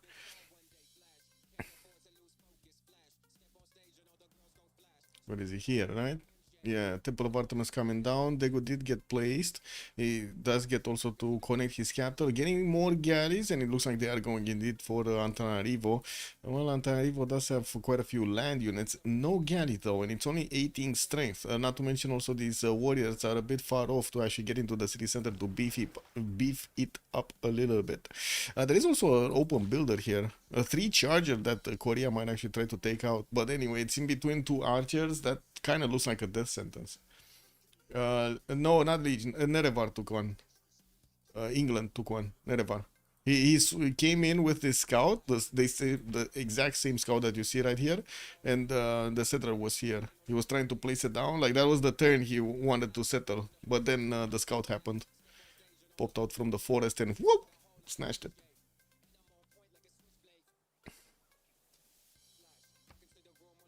Okay, what's going on? What are we waiting for? Wait, dog paused. Why did dog pause? Double load? No. No. On Giga slow PC. I mean, yeah.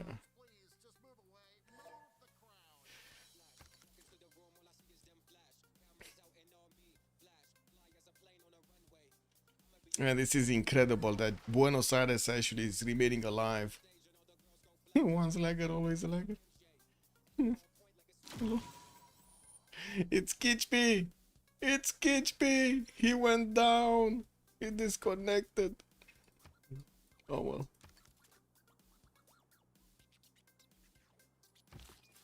Okay, so yeah, Rom is going for the maze settle.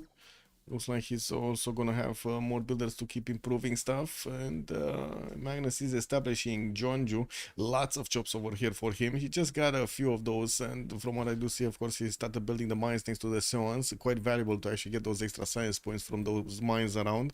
We also do need to see if Yerevar is gonna want to get some units. He's definitely gonna need to defend himself against anything that Egypt can actually throw. Good thing he has this one-tile choke in the south of Bristol. That's gonna be probably impossible to push through. But this open land on the west might actually give a way for Egypt to actually try to stab at Bristol or another city that's there. In the meantime, Egypt is just trying to get his production going, and of course the food coming up from Rakedet, getting those extra points of food and production from Governor Liang, making these tiles actually look good. No, 4-3 sheep tiles. We got some 3-3 stones. I don't see him having that many resources though. Like we're talking 6, 1, 2, 3, 4, 5, 6 resources. 7 if you take into account this one, which he did actually swap. So 7 resources. That's not that big. 7 food and 7 production. Not that big. Still pretty good, but not that big. The government plots are coming down from Norway. We did check his religion and also Khmer's religion. We did take a look at it. Shinto. That was the production on Khmer, and we have choral music on Liege. 4th city moving west, 5th city moving from Angkor Thom. We don't know yet where. And I do see also Doc at the moment is sitting on 4 cities. He did build 2 boats, sending them towards the north, and it kind of looks like he's going for a city center, like a city state from somewhere. Doesn't have one in the south to actually get one here. So yeah, his only option is gonna be either a CAD or a CAD. That's it.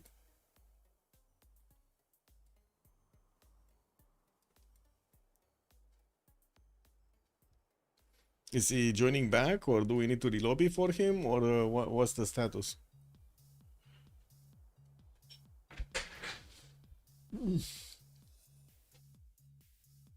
I guess we don't know.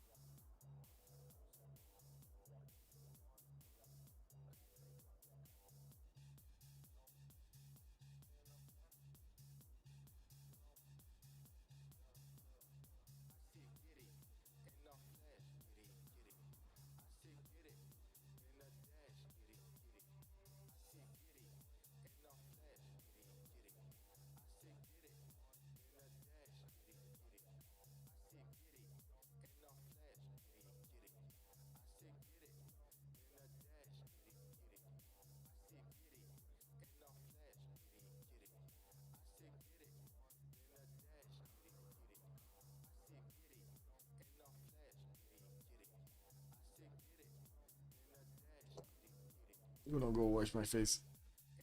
Foja, good evening, sir. Is it a Buffy East versus West buggy? Yeah, I mean, it's more like a 4 versus 1 on the eastern side, for lack of a better word. I have a better word, but I don't want to say it. And 3 free Simmons on the western side. That's how it looks like.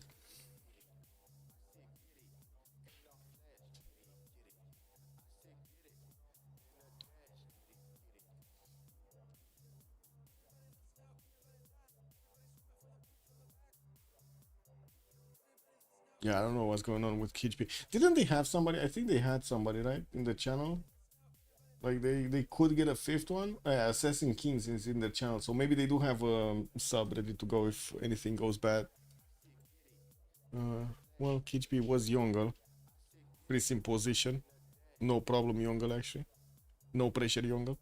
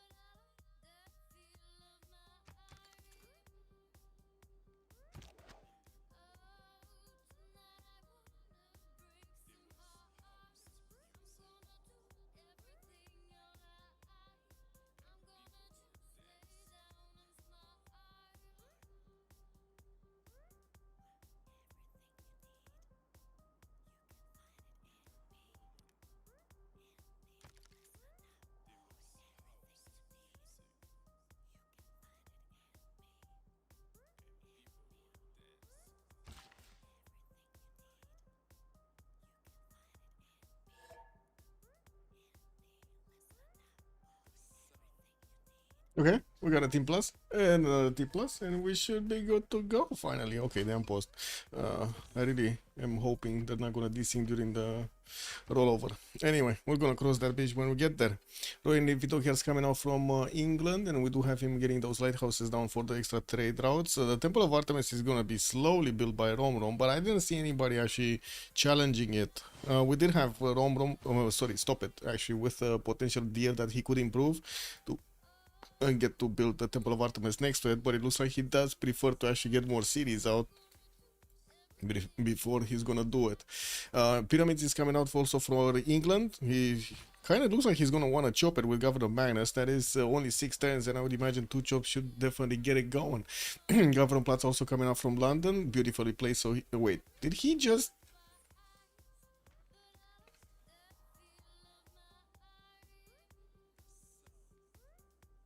Well, I guess it is closer to the fish tiles.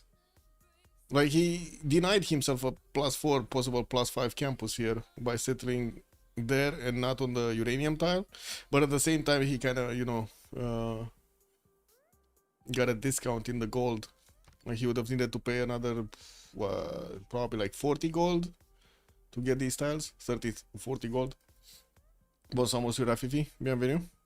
Anyway, Moksha is establishing there. Getting the Governor Plaza is still gonna give him the ability to actually get these connected with adjacency for those campuses. We do have Norway getting more greeneries and building up his Governor Plaza. Looks like he's gonna go for the river in the middle of his cities here and still pumping out boats. I don't know where the galleys are going. Oh, looks like he might actually want to take out Cinguetti. Interesting choice. I mean, that would be a pretty good city for him. He did get a boat to see what's the coast looking like on Egypt. He's gonna figure out soon there's nothing actually happening here. And I think they do have a picture, right? Yeah, they kind of discovered all of the land over here. It's fine. Wait, he's not sending a boat. There's no boat there. Yeah, all of the boats are going Cinguetti, never mind. I don't know why I said a boat from a city-state is going there. Anyway. We are 1031, so we can actually talk about their Golden Age bonuses. Pembrashen Voice Golden Age on Nerevar, 11 Science and 30 Culture, 50 points of production, and working on getting Ancestral Hall from Manchester. There are quite a few cities that he could settle on the islands here northeast, not to mention also connect towards the city of Bristol with a few of those. Like one city here is kind of mandatory, and he could even get even closer to the southeast of Stoke-upon-Trent to the Cleopatran lands. Rom also, Pembrashen Voice Golden Age, 17 Science, 26 Culture. While I do see in the city of Joju he's gonna have the builders coming around, he's gonna need to wait for Magnus to plug in so he can actually get the chops going. We do have him also sending another city towards the south that would put him on 6th city soon. He's gonna place another one down next turn and then another one the turn after. Kinda looks like he gave up on taking down Antananarivo. He had some boats going into the south, but then they crossed on the western side, and it doesn't seem like he's gonna have an option to take either Antananarivo or Ayutthaya down. Ayutthaya is on the same continent as China, so not. I guess it does carry a bit more risk. We do have Liege also, 9 Science and 22 Culture, Monumentality Golden Age. He's on 37 Faith Attempt for this Monumentality and started, of course, immediately buying out builders. Getting a few more galleys out from Skedsmo to take on Cinguetti, and I don't actually see him getting a settler out. Wait, he DC'd?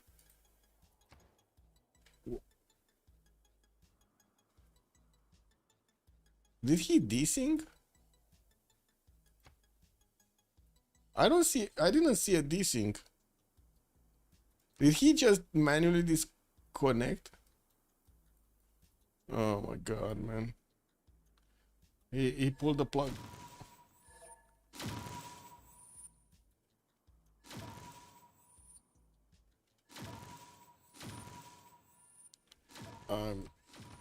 Yeah, I don't know what happened there. I guess they want a relobby. Somebody said something about Amani. Good evening, sir. Is it good to give 16 gold to a Civ to get 1 gold for 30 turns? I mean, it kind of depends if you need the money right then and there or not.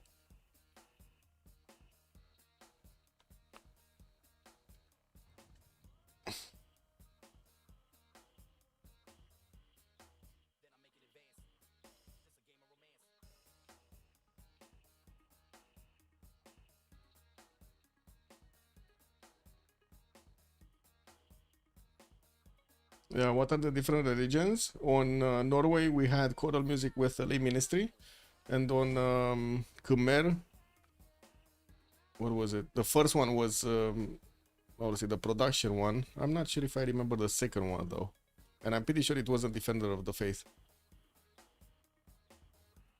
I think he got the faith for converted cities religion. And there was a third holy site that I've seen getting built, if I'm not mistaken, on England, on Nerevar. We gotta see how that looks like. Or what kind of religion is he gonna pick? Norway denied Khmer. Don't think he denied it, because Khmer really likes to get actually the production one. I don't think he denied it. Chris, good evening, sir. Also, give them another 16 to get another one goal for 30 times, and then it kind of stacks.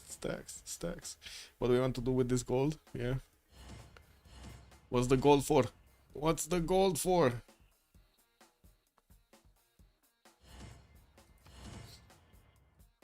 I need to set the affinity properly here, so we don't double load.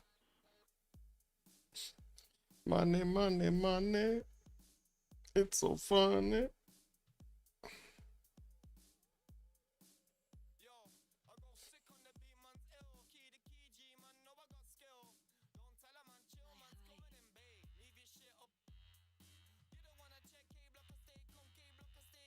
You're interested in Egypt's play? It's either clutch or be doomed. Yes, basically. That's exactly how it is there. It's a 1 versus 4, a proper 1 versus 4 for Chateaubriand.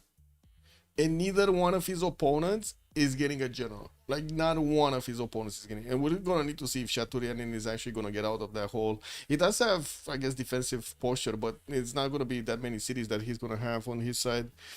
He just doesn't have the land space to put them down, and not because of anything else.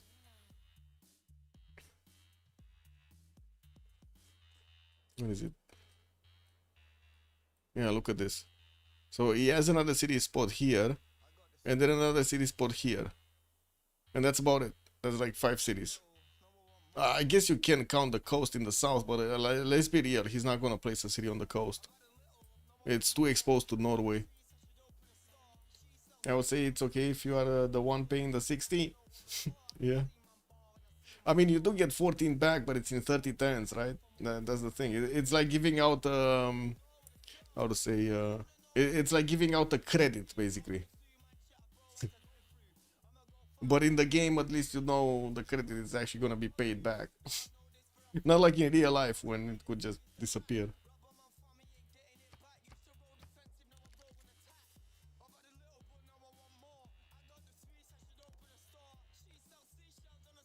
Yeah, there we go. That's the holy site I was seeing here from Liverpool for Nerevar to get a great profit for himself. I didn't see Stonehenge built either, so we might actually see it on either China or the other England. I don't know about that. Anyway, need to set the affinity proper so we get all of the processors churning stuff. There we go. Okay, so we do have monuments coming out from Skidmos here, and I do see the green, and finally it's going to be finished in Bergen. Also the encampment training project in Thebes. Wait, where were we? Liege, monumentality, we did speak about him, right? 41 faith, 37 production. Hojo, I think we were Hojo. Oh man, he lost that last bone also.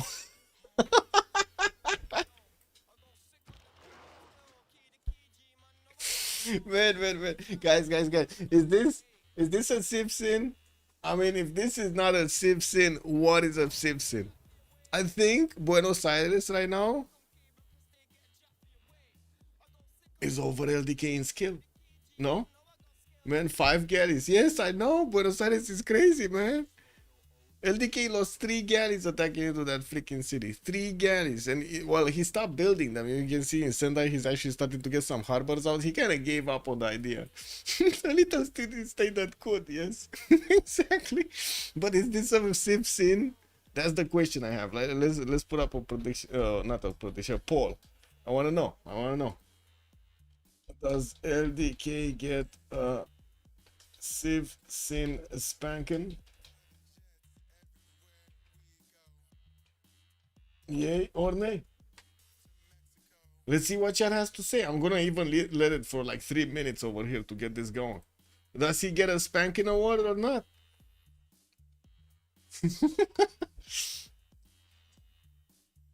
Anyway, a monument to the gas pantheon, magnets established in Osaka, the lighthouses are coming out. LDK did choose a Pembrashian voice Golden Age, and he still needs to actually connect everything. He did also get a discount holy site in Osaka, and we're going to need to see what kind of religion is he going to pick up. Shaturianin, 48 points of production, Pembrashian voice Golden Age, started getting horses out, and it does seem like he's going for Kumasi as another city. That would open up a bit more land over here on the western side. He's also going to finish the encampment training project next turn. That would allow him to actually teleport the general to the front line and be able to actually take on Kumasi with the general bonus. Looks like also 48 points of production, just 9 faith. Liang established, 2 extra points. It doesn't seem like he went for another governor, and no government plaza building yet. Not yet. Stop it, 15 science, 11 science, sorry, in 15 culture, monumentality, golden age on the side of Khmer, government plaza for Angkor Thom. While I do see also, we do have him placing it down the northwest. He's probably going to connect with the districts from Lingapura, and does have another city on the western side that could actually link together. We do have him just buying out builders with his monumentality. 32 faith a turn, not that bad. Definitely could have been better. I do want to double check what was the second one. Yeah, it was the faith one from converted cities. 39 points of production, also 41 right now on Jayavarman the 7th.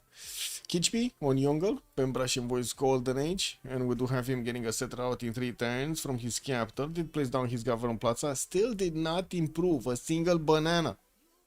I am very mad. He has so many bananas and he didn't improve a single banana.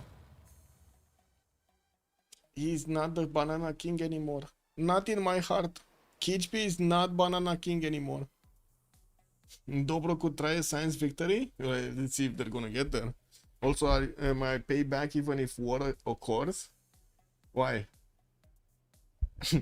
I mean, right now it's 2-2. We don't know if he's needing to actually get a Civ6 spanking award. But it kind of seems like he deserves it, man. You know, like Buenos Aires managed to win the war against Japan. That's one city versus an entire nation of cities. That sounds terrible.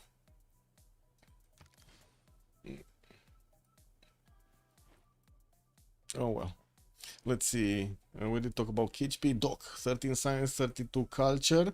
Getting his lighthouses down. Finish government plaza, and did actually select a government plaza building. That was ancestral hall that he placed in for a second there, but he moved away.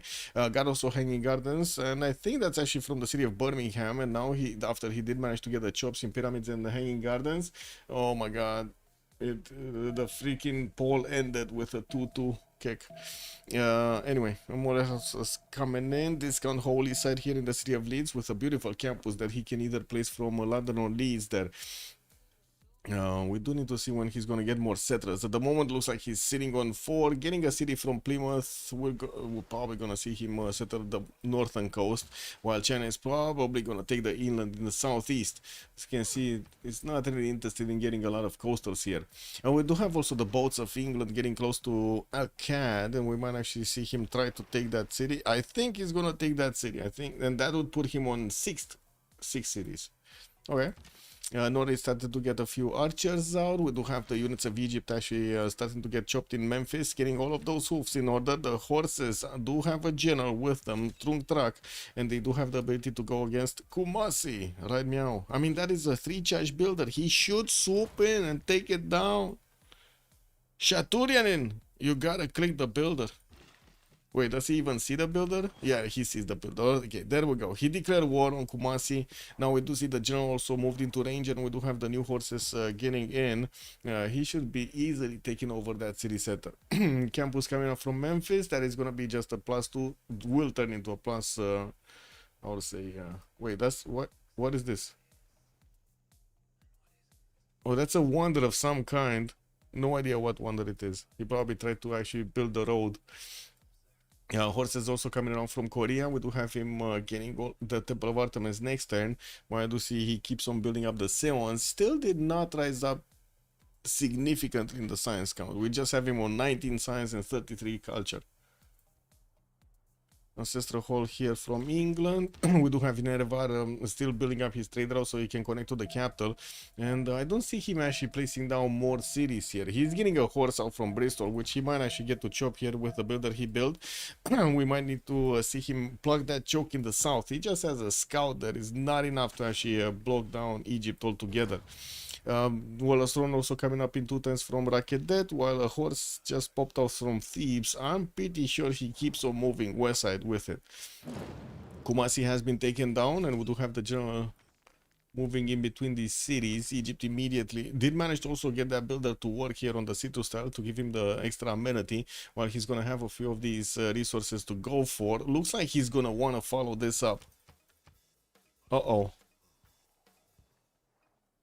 I mean, uh-oh. Uh-oh, Bamboleo. Like, what is gonna happen here with Norway? Do you think Leech is gonna be ready for the ponies of Cleopatra to get into his territory and have his way with the archers and his units? Is he ready for the 4-bar invasion of the ponies of Egypt? Kind of seems like he's not. Can you show England's pawn? How come he has less yields after taking his settler? It's a pretty okay spawn, to be honest. Like, he got the cities quick. What is 12 science, 36 culture, 47 points of production compared to Chateaubriand's 1324. Well, like, he does have a lot more culture and a significantly more gold, Arno. Good evening, sir, by the way. It's the production that's looking bad. But yeah, I think that should be fine at some point. We do have Khmer also starting to place down theater squares from Angkor Wat, and I do see he keeps on taking on the settler builds. We do have him with quite a few builders in the capital that will get the chops going. Ancestral Hall getting built also in London, does have chops for it to get built faster, and he looks like he might actually get to chop that settler from Plymouth. Audience Chamber is going to be the way to go for China. A cat has been taken down by England, and we do need to see if also Korea is going to do anything with it. I mean, we do have him putting a galley in the choke point here. That's not crossable right now. They do actually need a canal city over it, and I do see Korea is going for audience chamber in his capital while he's building up a few harbors from his city centers.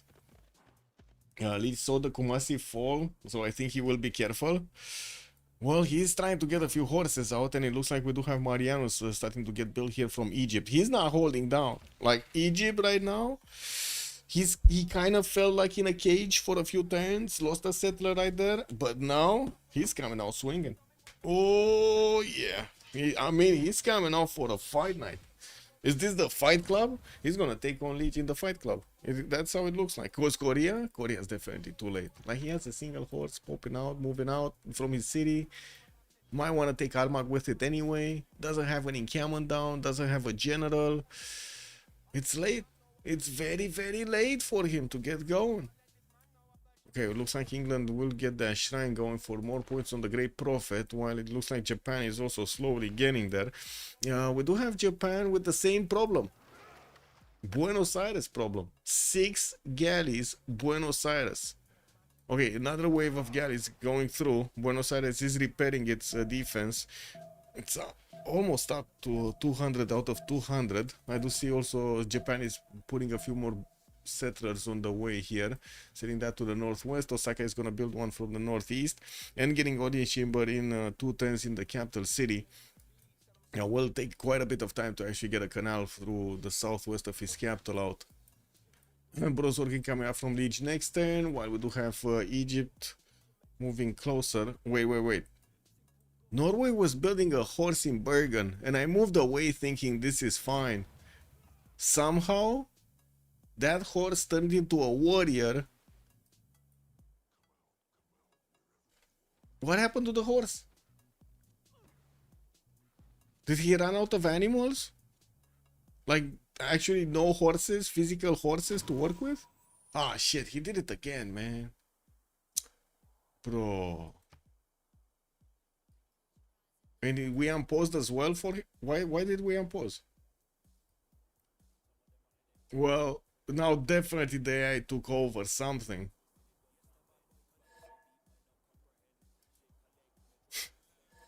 It's Yongle, man. And did he have Amani somewhere? I don't see Amani anywhere.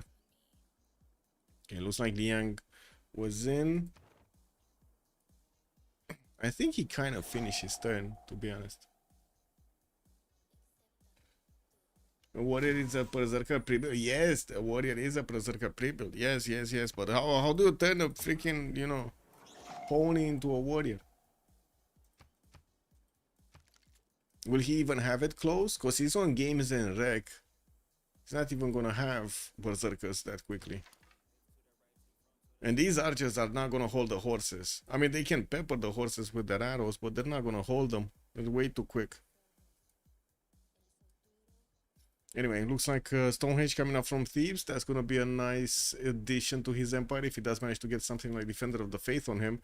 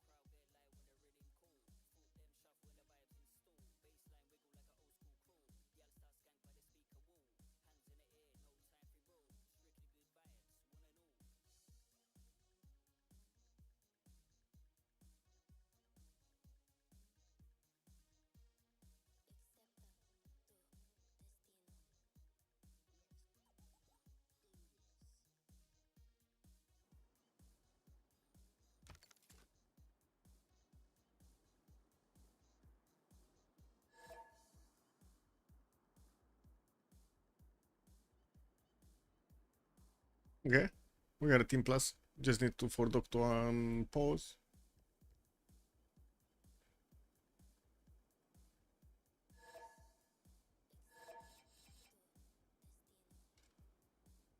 Okay, there we go. So it looks like there are 4 horses with a general being sent towards Legion. Other 2 are coming as reinforcements, and Marianos are getting built. We don't need to see if Chaturian is going to start chopping these out. The, how to say, the Marianos are going to be also quite quick if they do start off on flatland. They do have extra movement, and I am pretty sure they can definitely do the damage against the horses of his opponent. Yeah, there we go. Chop. Mariano started moving. Unfortunately, he couldn't stop on a flat tile to get the extra movement bonus. Temple of Artemis did get finished in Guangzhou, and we do see that city is going to get audience chamber in 2 turns, while we do have Guangzhou also getting settled off the coast with the fertility rights bonus, starting to place down Seons from it.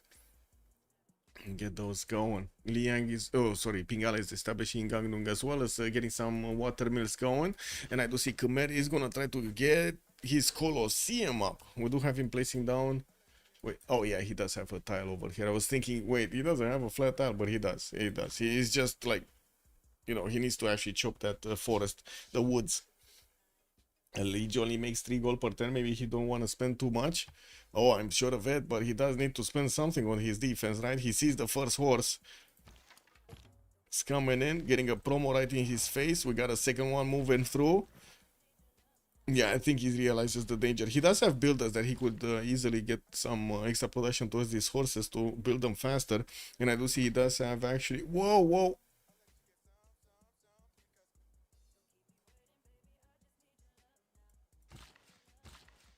He lost 2 builders. To Chingue? What is going on with Ulyss? They're dying to city-states. Like, this is incredible. Really? How is this possible? Do you see these builders? They actually got... So, one warrior from Chinguetti got through, took a builder, and then the second builder didn't move away, and he also got taken. Like, what is this? Man, he got distracted or something. I don't know, man. I don't know. Another setup for coming up from Racketed in 2. We do have Bristol gaining. Okay, he's getting a horse out towards the south here, and looks like also working on his monuments. Getting some of his light horses finished. Western side, looks like England is starting to move with his galleys. I'm pretty sure they do know about this blockage on the eastern side. Not that worried at the moment. China still needs to get his 5th and 6th settlers out. They're moving, but they do need to actually get placed down somewhere. We do have Japan. Not actually having a chance to take Buenos. He got 2 more galleys, but unfortunately Buenos, well, he has a galley inside, and that's, as you've seen, a bit too strong for him to actually attack into. We do have more galleys coming up from Sendai, and this time around Japan is going to have a builder to help him chop this. Odin Shimba just finished in his capital, and I do see he's getting some more granaries. What's going on here? Egypt coming through. Cannot really... Wait. Yeah, he cannot really do damage. I don't think he actually did any kind of damage here. Well, now he did. He took out the horse of Norway. The first horse that got built, well, died at the same turn. We do have Norway still with a few chops. He got another horse, and I'm pretty sure he's gonna move it on the front line. Yeah. General diff is a problem. I don't see any encampment being placed down by Norway. And taking a look at his text, I think he did discover bronze working. Yeah, he does have 3 items, so he did discover bronze working, and still has multiple builders for him to actually get production towards military units. New horse coming from Bergen. While I do have to say Egypt is going to take quite a bit of time to actually get his reinforcements on the board, needs to be careful not to lose these bad boys. Turn 50 before midnight, hopefully. Yeah, hopefully. I mean, we're 10:38 right now. I hope it's not going to take that long to get to turn 50. That's like 2 hours. Kick W. Okay, China gonna get closer to the fertile, and I do see also theater squares coming around from Dock in his cities, while more settlers are getting trained and built. In the city of Leeds, he's actually getting the Holy Side projects going, so he can recruit a prophet. There aren't, you know, that many religions available. You only have 5 prophets to pick from, and as you can see, we already have Khmer and Norway picking something up. And then we got England getting a religion. We got also Japan wanting a religion, the other England wanting a religion. Lots of them want. Even Egypt wants a religion.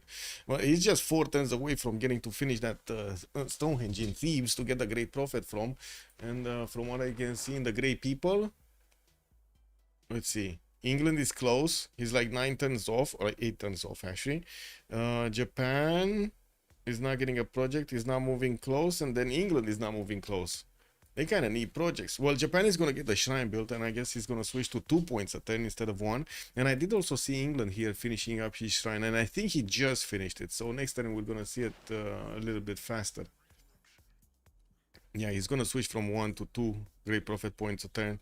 But he's still so far away. If he doesn't get a project, he's so far away. Because just because Dog did manage to get that project out, and he's probably also gonna get to chop this. Like, there are builders, multiple builders able to chop. And Chinguetti has been defeated. And you know what happened when Chinguetti has been defeated? Those builders with the warrior of Liege, they got deleted. They're not allowed in the game anymore. Because Chinguetti is no more. So unfortunately, Liege is not going to get them back. There's no way to get them back. Where did they even go, by the way? Does anybody know? Is there like a secret meeting with all of the units that just got liberated in the game? As in they don't belong to anybody? So it's like the great rogue AI kind of meeting over there. Another one gets 0. Wait, who's getting 0? I don't see anybody on a 0. I don't know. Civ6, the rapture begins. Yes.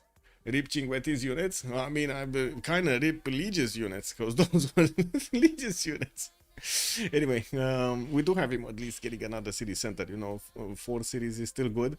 I don't see him actually getting a 5th one. I was expecting him to actually go a little bit wider here. Anyway, now we do see Egypt is bringing the reinforcements down, and he does have these banged up horses on the front line. With the archers, Norway is managing to output a decent amount of damage.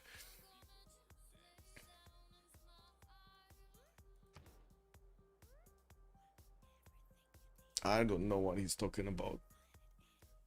As in, I don't know who's actually 0MS. But anyway. Arena's coming down from Angor Tom. Angor Wat is gonna build the Oracle in 2 turns. Does that seem like he's gonna have the ability to actually chop it out and stop it? This thing. Wait, this is another guy.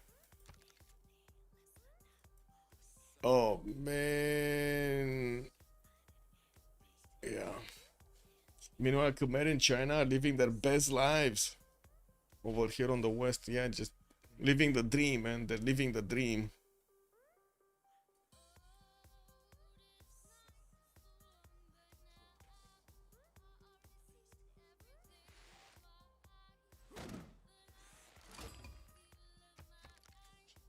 Wait, this broken X map generation is actually so pretty. Hello, face. Good evening, sir. Yeah, it looks good.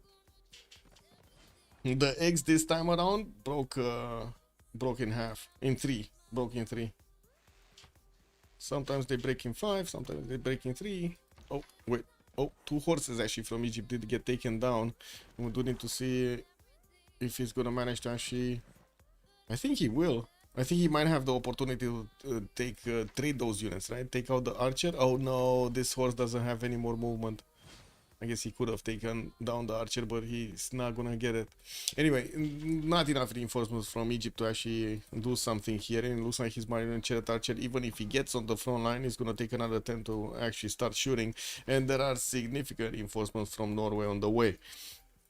We do need to see also if Nerevar from the north is going to start bringing more units to the table. With just 1 horse and a few scouts, it's not doing much. Looks like also Armagh is getting some Korean horses next to, but the ponies don't seem interested in taking down the city center right now. Yeah, they just don't seem interested. Uh-oh. He's doing it again, guys.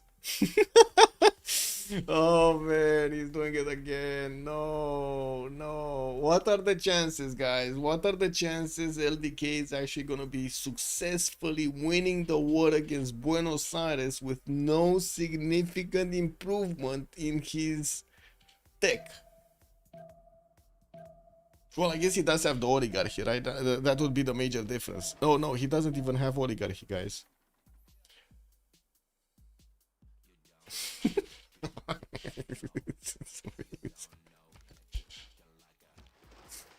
What is this, man? What is this?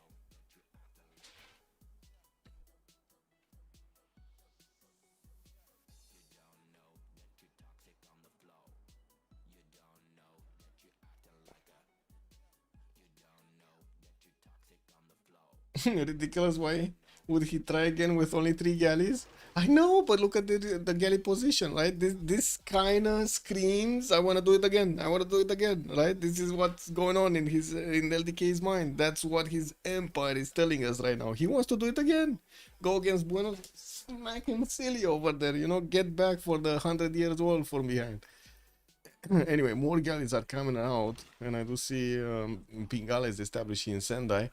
Portents for Great Lighthouse also come around from his capital, while at the moment Liege is building more cities. Looks like he did manage to slow down Egypt from pushing into him.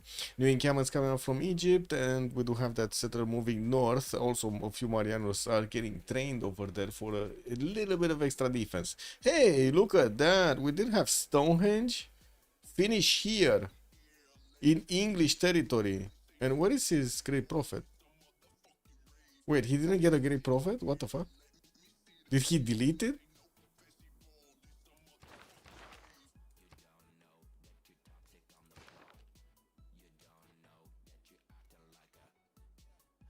Where is the great prophet? I'm a prophet. Yeah, he got a prophet. He deleted the prophet? He killed John the Baptist? He did. He just denied the religion from the game. Okay. Yeah. Well, I mean, I guess that's one way of doing it, right? Wouldn't it have been better to actually make a religion there? I mean, it's not like they have Theodora to go against or something else, you know, like Basil. They banned those. Anyway, set is coming out from London, theater squares, and I do see new builders also getting trained here in Dock Cities. He did manage to get leads with a religion, and that's a Zen meditation with Defender of the Faith for him. Okay, well, he kind of denied his own ally with that religion pick, but I guess it's fine.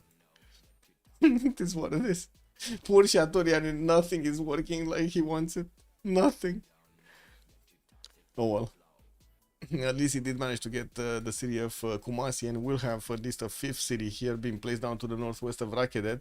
We gotta see if he's gonna want to populate also the north of Kumasi. It doesn't seem like at the moment Korea is moving in with new settlers. I was definitely thinking he's gonna take out Arma by this time.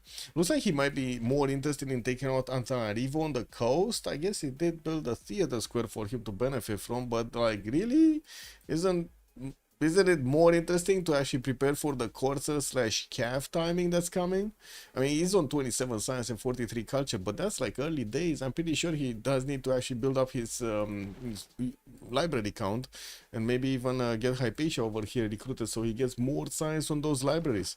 He has 1, 2, 3 Sewans, 4 Sewans already built, 5 already built, just waiting for the libraries.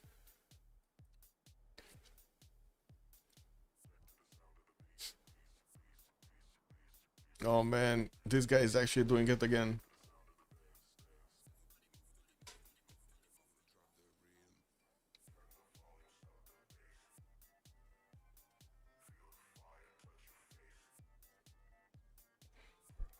He's doing it again.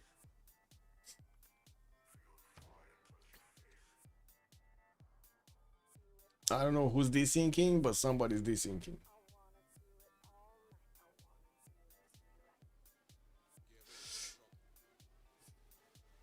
It's just one of those games, guys. Yeah, that's a good thing, Chris. Actually, please turn 50 before midnight.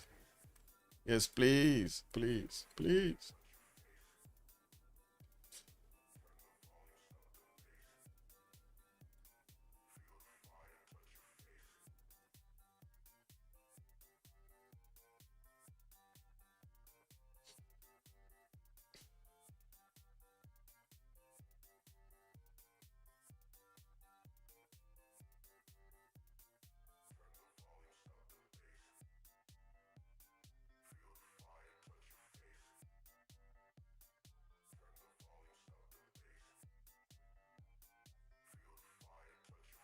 And he got kicked. they want to reload me and fix this faster. Okay. Okay. Well, I guess it is what it is.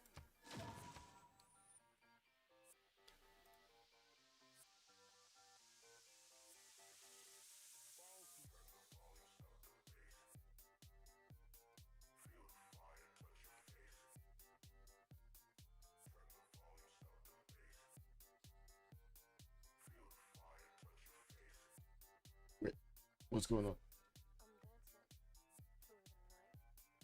What? Wait, they're getting somebody in? Oh no, I'm looking at the wrong chat. Okay, there we go.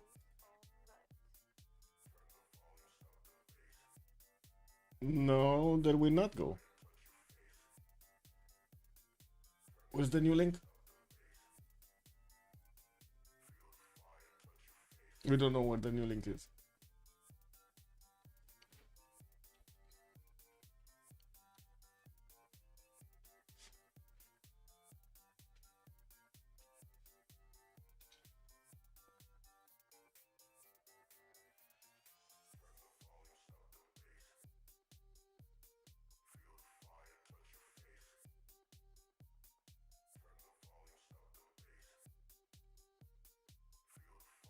Okay, there we go.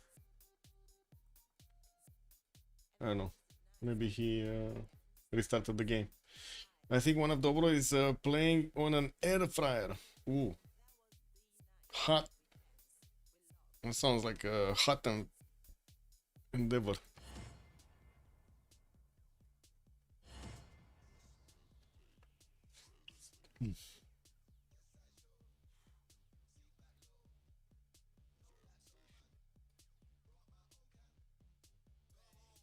Wow, look at that. Civ7 actually got to almost Oh, no, they did actually get over the 20,000 for a weekend. They got 20,000 in for a weekend.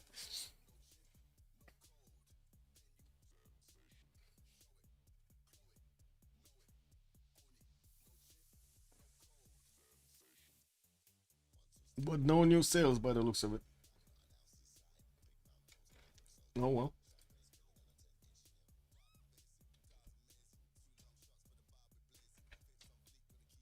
Give me a second.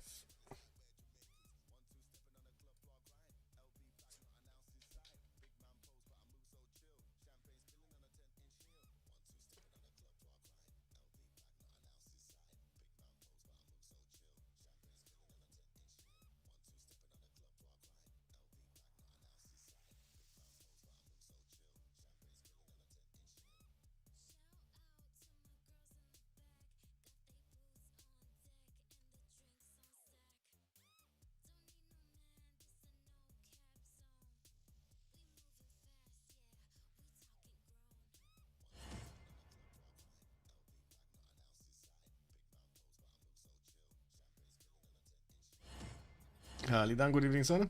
Holiday weekend in the US. Good time to drop an update. Probably try it out myself tonight or tomorrow. Yeah, I was expecting this. I guess they were also. Let's see how it happens in 2 weeks or not. That's usually my benchmark. It's not the first weekend because the first weekend everybody's gonna try it out. What happens in 2 weeks? Do the players still retain actually interest or not? Because if they don't, there's a problem.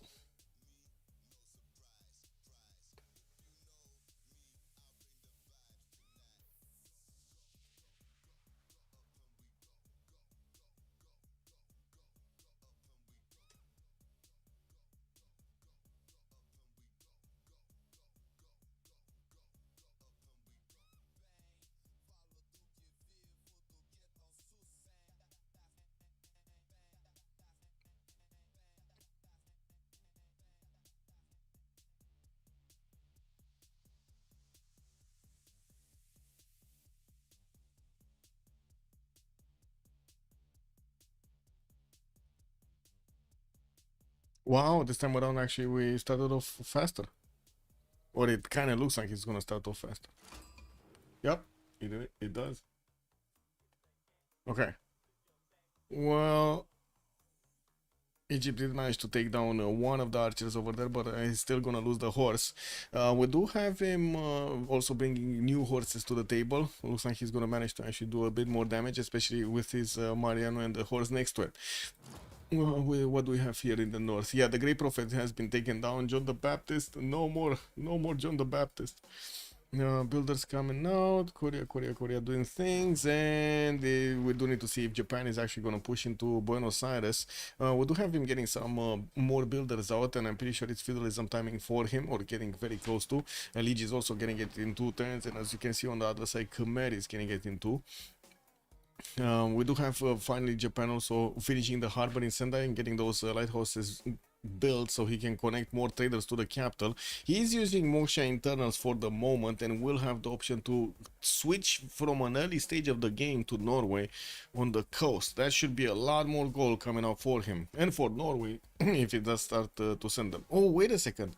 He didn't pick his religion. John the Baptist is alive. It's alive! We do have him in its Zoroastrianism. And it looks like England went for all world wonders, provide him the +6 faith, and then sacred places with a wonder. I guess he's getting something from it, that is something from it.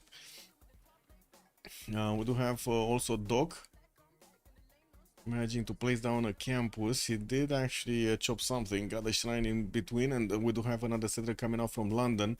He's on 5 cities, and I do see 1, 2, 3 more are going to be placed. I would actually imagine he's going to get another settler from Birmingham, so he can settle it south on this lake right here. Also sending some units in the water to see how the coast looks like, so maybe he can actually do something against Japan. He doesn't know. I'm pretty sure they don't know about the position of Japan, right? Yeah, they don't know about the position of Japan. There are scouts here. Khmer is keeping an eye on the choke point, but I'm pretty sure they didn't see a single boat from Japan. Pingal establishing there. What is industrial zones coming up from Rome?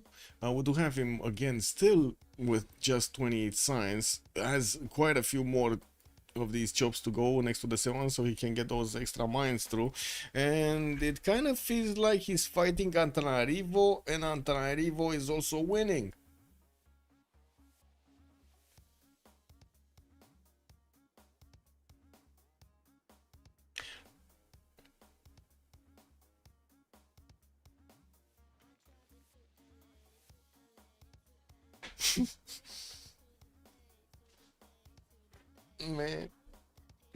Man, man.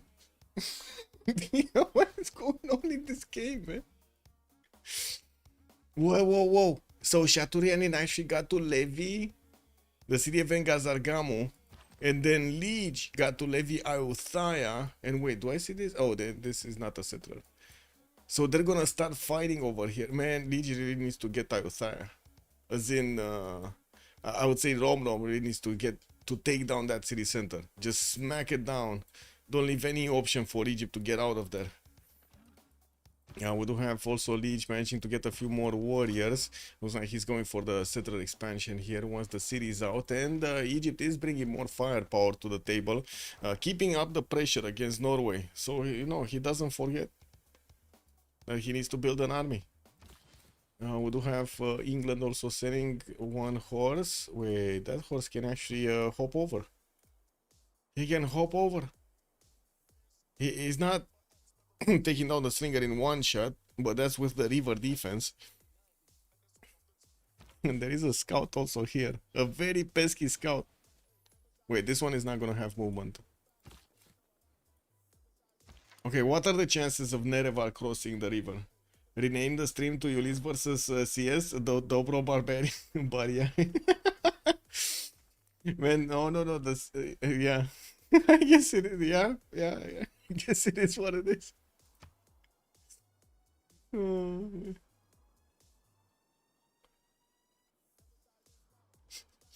Wait.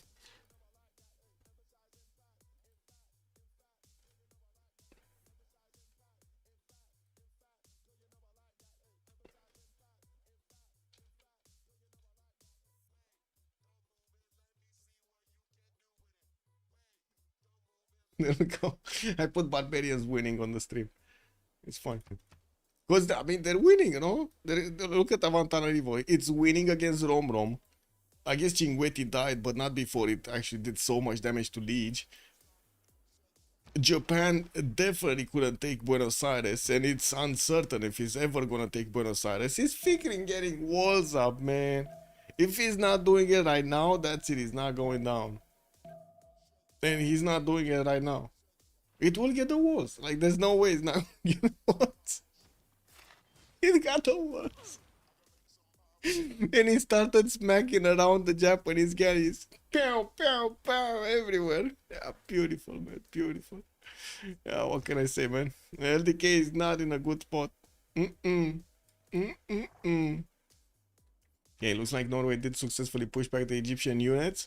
We do have them slowly going through this era, and it does seem like they're more interested in getting the chops out and everything on the expanse. I do see also the units of Engazargamu that got levied by Egypt did get de-levied, so somebody did put in some of those envoys in there, forcing Egypt to, you know, spend more gold. I do have to say, it doesn't seem like they're making that much gold per turn, but it looks like it's a balanced approach on both teams. We definitely need to see more. Colosseum from Angkor Thom did get finished, and I did notice also we did have quite a few commercials from China finishing up. 8 points of merchants per turn. He just recruited the Fadlan for an extra 3 capacity. It's still Euclid in the scientist screen, and it looks like Korea did pass that one away, so he does get the opportunity to get Hypatia. You know, he uses his points efficiently. Hull, why is Hull damaged? I don't know what happened to this city center, I mean. Anyway, he's trying to get an entertainment complex for it, and more settlers are getting pumped out from Liverpool and Manchester, while also more campuses are getting placed down. We do see also Egypt is doing the same thing here. He did manage to place down Akhenaten. Doesn't seem like England was interested in crossing that threshold. While I do see quite a few Marino Chariots are starting to get into the desert tiles here. They will have a lot of speed to catch up to the horse. Remember, when they start on flat tiles, they do get an extra 2 points of movement, right? So yeah, big. This general is kind of useless though. Like this guy is not applying pressure. He's not applying bonus to anything. You see, the Mariano is not getting bonus from the general because it's you know, it's ancient. It's ancient technology. Now that shit worked without energy and shit. And boom, that's the horse down. Mariano Chariot Archer just took it down.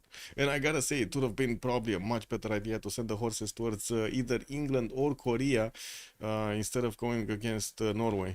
Norway was probably the strongest target of all three.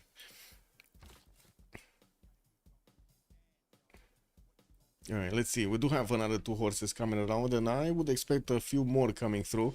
We do need to see also if England is going to start training some more. At the moment, he's more busy to actually get his campuses out. And I gotta say, these horses, with a general, they are like 3 turns away from attacking directly into Stoke-upon-Trent. Like, where is it? This is 1 turn? No. So this is 1 turn, 2 turns, 3 turns. Bam. Start attacking the city. You know, we do have Korea starting to get some pre-built heavy chariots for possible knights, and I do see he still has a healthy amount of chops for him to actually get those quickly. We just have him on 35 science and 51 culture. That still is quite a bit more than Cleopatra's 20 science. I'm gonna need to see if he's gonna manage to actually secure a lot more science count advantage against Chaturianin. Stirrups coming up in 2 turns, while I do see Chaturianin is gonna get his feudalism in 3, and we're still 9 turns away from the swap of the era. Still no relevy here for Chaturianin. Dock is expanding. No new wonder. Okay, I do see also Khmer did start to place down a few of these theater squares to start rolling in the books. While I do see also he got Governor Pingala with the Oracle City and the theater square full with an amphitheater. He's getting a lot of these points. 5.7 great writer points a turn right now for Khmer, with 3.4 writers for the other England. It kind of seems like they kind of want to feed Khmer here a lot of culture. Not stressed about the Rom in the military. Yeah, I mean, I'm not stressed about Rom, I'm just stressed about the timings. Stress is kind of like oversaying it. You know, I kind of need to translate somehow the feelings of the players, and yeah, it's what it is. It might not be the best translation sometimes. Working on it. It's a work in progress, guys. It's a work in progress. Okay, +4, +5 campus actually coming out from Rakedet, and a +2 from Akhenaten. While I do see Bristol did place 1 down. That's a theater square actually. He could also buy the 3-2 banana, but that's gold. That is a lot of gold. I'm not that convinced they're gonna have a lot of gold for Rob to actually get his pre-builds upgraded. 1, 2, 3 pre-builds to upgrade. And finally he's gonna take on Armagh. There are a few horses here that are just sitting in the forest next to Armagh to take it down. When is Petra in Akhenaten? Soon TM. I mean, that looks like a good city for a Petra, but to be honest, I think this one would be better, or this one. Oh man, so you get the Salar El Beida tiles to actually work for you. That's amazing. Did the other wonder? Wait, so Yosemite is here. There was another wonder. Where was it? Or was that on the other map? I don't see it anywhere. Yeah, I think it was on the other map. Anyway. So, Japan lost another boat. And it looks like Buenos is moving out with quite a few galleys. Now that he did get the walls, nobody's breaching through that before caravels. And we do need to see if Japan is gonna get some. And he lost another boat.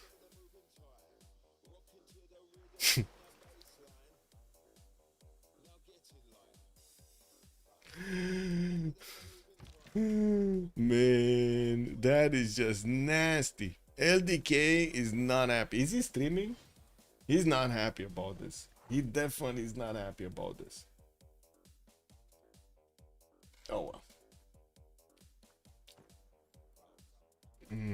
quite an army of builders here from Korea.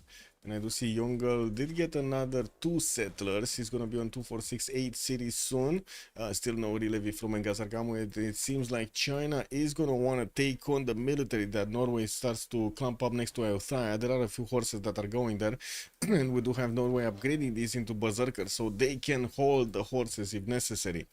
We also did see Cleopatra is getting into the borders of England, of Nerevar, and that seems like his Marino chariot archers are going to be on in a position to actually start shooting down that horse from England soon. There are a few chops available for Nerevar to actually do with a 4-charge builder and another 4-charge builder. He does have the opportunity to get the production immediately into the horses. He's not live, yeah, unfortunately, but on Ulyss's Discord he's losing it.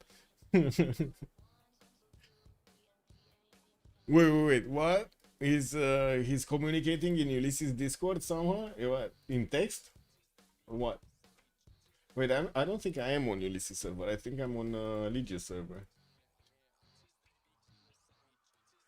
Where was it? Oh no, I am. Never mind. This is it, no? This is the server. Where? Is that like a special room here they have? Or where is he going crazy? Oh, in the voice chat. Yeah, I mean, yeah. Of course. This is, wouldn't you? Like, wouldn't you do it right here? Anyway, there is another religion here from Japan, and that's going to be Jesuit education with stewardship. Well, he's on 17 faith and I guess he's gonna get something out of it. 41 science with 55 culture, while I do see Rom did get to 39 and 57. Shaturian is keeping up quite nicely since he did get that +5 campus and did get this +2 here in Memphis. We do have +1 in Thebes, and they did also build the libraries. That's also very important here to get the extra science points. Let's take a look. Previously, there's still no Hypatia open up by anybody. We do have Norway slowly getting the scientist points, and it looks like Japan with Khmer are gonna overtake him. Khmer is 7 points. 7 points. Okay. Oh, he got to finish this one, and now he has that city with the Oracle and of course the Pingala. The Pingala double. Aqueducts coming through so he can get those industrial zones down. Mahendra Parvata's 7th city, 6th city, and the 7th one is coming out from Angorton, probably being placed towards the south, towards the Halong Bay. Needs to be careful about Japan, but I don't think he knows about Japan. There is a boat from Rom that is moving around here, and it does seem like also Japan did cross. Oh, they know. Khmer saw it. I mean, I'm guessing he saw it, because we don't know if he actually saw it. But I'm guessing he saw the boat of Japan just walking through next to his scout right there.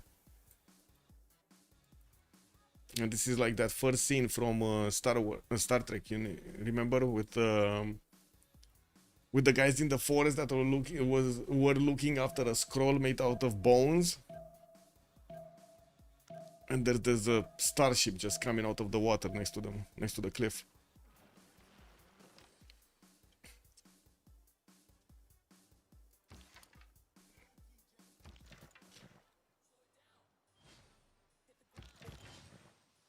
Okay, walls are up in stock upon trend. Looks like Nerevan doesn't want to take any chance, and he did get 2 of these horses built.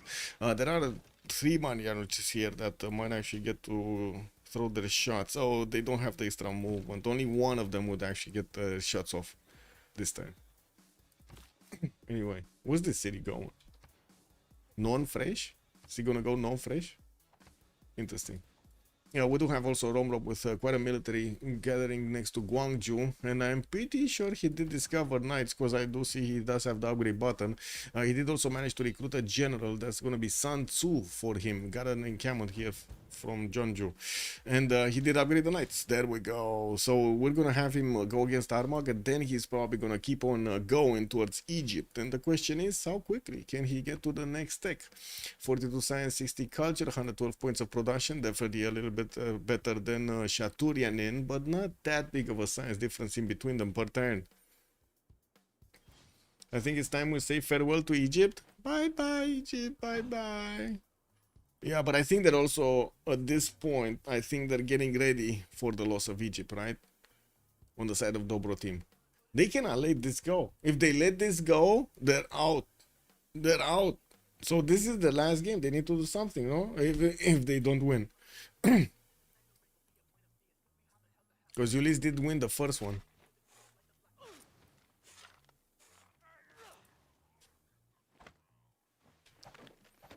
Okay, looks like Lige is slowly chopping everything. He got another city on the western side towards Cinguetti, and I do see at least 3 more are going to be placed on the eastern side of him. He's on 29 science and 60 culture, but he does have also 83 faith attack and 92 points of production.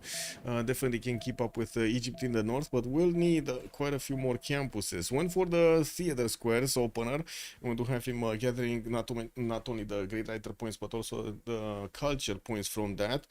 And we'll have a +2 campus in Nidaros. That is very weak campus. Very weak was Maximus. Is this? So Buenos Aires is still alive. It's not moving. Actually, the boats of Japan are just scrambling to get out of there. Japan does have this galley moving around another one of these Canadian things. And what is happening here with England?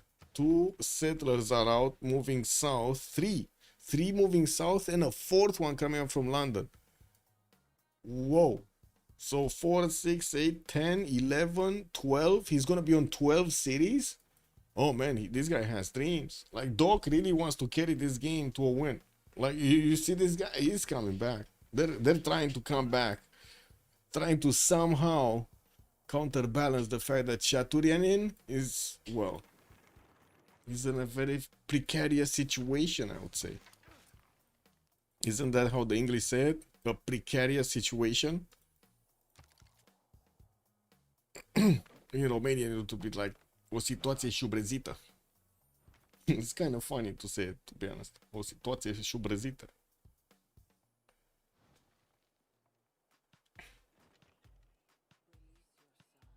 Maybe Egypt can escape if he has cartography. Yeah, maybe. If he's getting ever to cartography, though. I don't think he's going to have time to get to cartography. As in, he's probably going to want meta times technology, and he's probably going to want either knights and or crossbows, right? And it looks like he's going apprenticeship, and next one would be knights afterwards. If he's not going top 4 meta times. I mean, I guess apprenticeship does open both ways, right? It is what it is. Mathematics opens method, and this one apprenticeship opens stirrups. Stirrups. Okay, Nerva did manage to keep away Egypt, and by the looks of it, he did manage to get to push back these horses. We'll take that Egyptian Marine archer down from Liverpool. Won't even give them pillage. This was pillage though. He lost the campus. At least he's keeping his horses alive.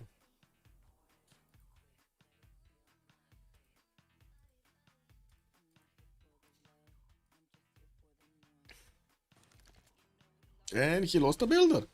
Well, a 2 charger, but still that's a builder. More traders coming around for Nerevar. He did manage to get Portsmouth on the north side, on the island, and I do see he keeps on actually getting more islands on the east. Looks like also Armagh is about to be taken down here. More than enough units are next to it and will be able to do the damage. And it does seem like he already did manage to pillage at least once the monastery. I don't think it's that interesting to pillage the other ones, to be honest. I mean, there's not much that Korea can do with faith. But he can do a lot by moving the units forward. And isn't this a mistake? To take Armagh down? I know I said it, but wouldn't have it been better if he would have held the element of surprise until it was so close to Egypt? And maybe got the next wave to take Armagh? I'm just thinking out loud here. Egypt might even just sneak a settler across the middle. It's in the shallow water. If he's getting there, yes. If he's actually getting there. Doesn't seem like he's building another settler though. And I do see Norway sending one of his berserkers to say hello.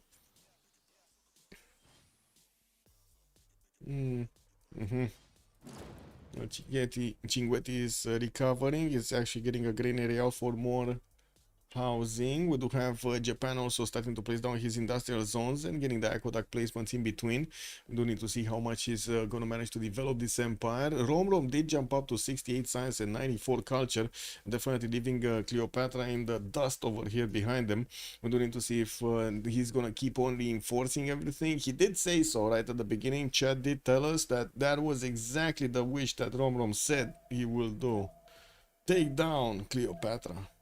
We do have also China getting his lighthouses with the markets in every one of his cities where he has commercial, so he can get those trade routes going. 1, 2, 3 or 4 already got built, and he started getting the walls up next to the city of Taiwan with quite an army of builders. I mean, that's a significant army of builders.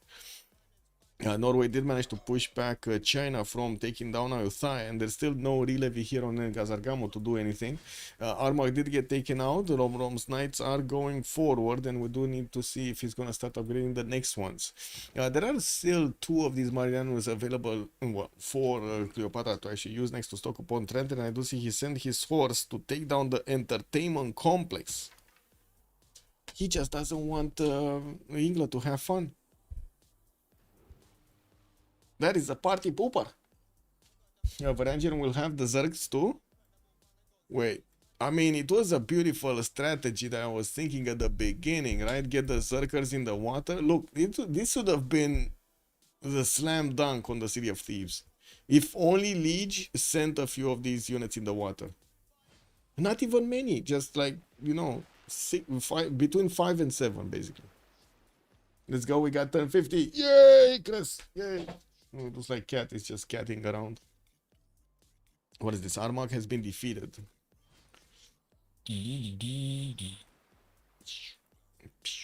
this city. Okay, do we have... So I guess Egypt does want his stirrups. It's 3 turns out. Mercenaries also coming out next turn. Just getting a few ripples from Memphis. And he does have a general for them. Kind of seems like Korea is not going to have an advantage against his opponent.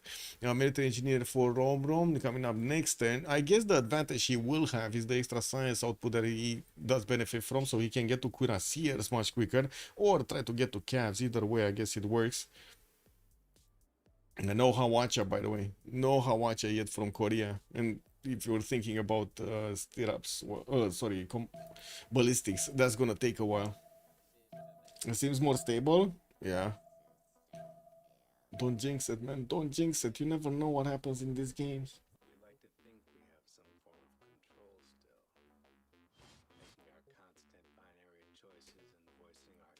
Oh well.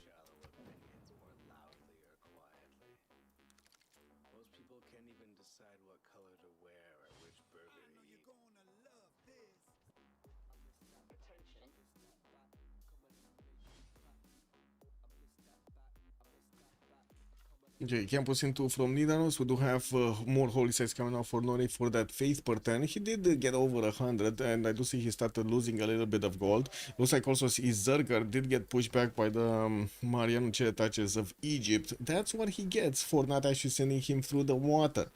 I would imagine also Egypt is going to start upgrading these as soon as he gets the chance, while Rome is just 2 turns away from getting into crossing the river towards Memphis. We're going to need to see if that's going to be his target or he's going to try to go Akhenaten. Because right now, it looks like he's keeping on the right side of this river. That's it. He's not crossing the river to the left. Or at least we don't see him. Ulyss is spending much more than Dobro for military costs. Yeah. For the moment. Okay, scientists did get picked up. Aryabhata got recruited. Hypatia also did get recruited by Sundok, so he's getting all of that bonus on the libraries and the free library. We do have him also recruiting some great writers for the extra books. And we gotta see what Khmer is doing. Markets coming out, bigger economy. Stop it is on just 12 gold a turn, but we do have, you see, Yongle 150 and then Dock is 165. This is the beauty of having such a close proximity economy. But that's, I mean, that's amazing gold.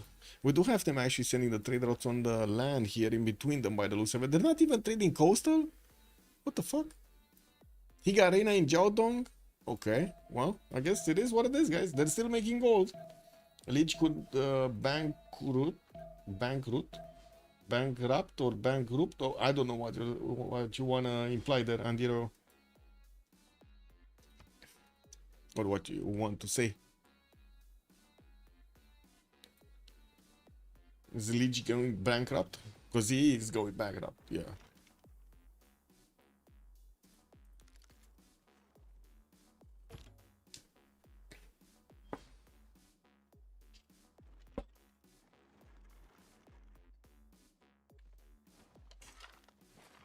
That is something they definitely need more. I see in their economy it doesn't look that good. The gold per turn is not going to allow them to upgrade that many things, and I'm pretty sure they're going to need things. Not only for the units of Korea, but also probably for the units of Norway in the south, and maybe Japan. This is something that I guess at the moment it's a question mark. Japan is just 54 cents with 70 culture points, 120 points of production. Still working on getting everything up, his production capabilities, his stats and everything. And we will have him with the ability to actually go against Dock directly against England. You have to see, like, man, this is like 12 cities England going against 6 cities Japan. Kind of a bit of a mismatch, don't you think? Also, Shirex, good evening, sir. How Leech has minus gold on Norway? He has no ports. Yeah, no harbors. Not a single harbor. He didn't build a single harbor. Wait, not even in Chinguetti? I mean, that city is 3 pop, so yeah. Salzburg didn't get one, Skiesmo didn't get one, Nidaros didn't get one, Skien didn't get one. No freaking harbors anywhere. He's just getting a commercial from Christian Sand. That also means he didn't get the trade routes to connect to the capital city for the extra points of everything. Like production, food, gold. Dark, good evening, sir. Also, Japan is probably 10 turns from the English shores. Yes, that is very far away. I mean, he did build a lighthouse, so that's gonna make it probably a turn faster because he gets an extra movement point on his boats. But yeah, not ideal at all to be so far away. We do have Korea cleaning up the house here, helping out England, pushing back those Mariano Chet archers. Knights from Egypt did get upgraded, and we got the Knights of Korea starting to get closer. They will see Akhenaten is not actually defended at the moment, and they could cross the river. Anyway, we did jump in. Oh my god, we jumped into the new era and we didn't take a look who's whatever. Great scientist Milantovic, okay. Well, I go be scientist. You. There we go. And be right back. Alpha Blanks. Alpha gameplay.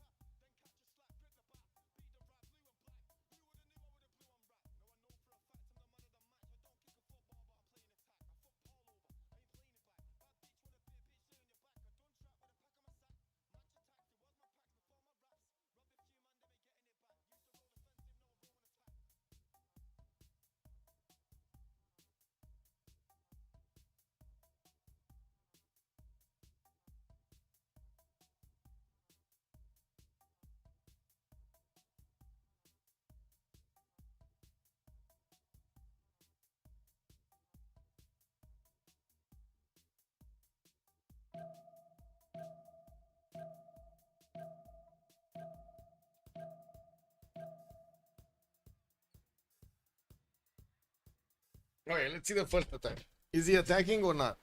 I think he is attacking Akitatan. Come on, Rombrom, click the buttons. Faster, faster. Need to put my phone. Oh wait, never mind. It did charge. Dobro will win the Congress. Let's see. I mean, at least that. 2 Diplo wins on Liege. Age of Empire did get a +2 for gold. No great artist. Okay. And let's see Rom. He does have the opportunity to move next to Neken. And as you can see, we do have Egypt sending quite a few Mariano chariot archers, but not to Neken. He's actually sending them to Egypt, to Memphis. There are a few crossbows also coming through. Nerevar, 53 science, 70 culture, Pembrush and Voice Golden Age. We do have him with a decent defense now in the south. Push back the Mariano chariot archers and started working on getting more campuses. Does need to repair the one in Stoke-upon-Trent.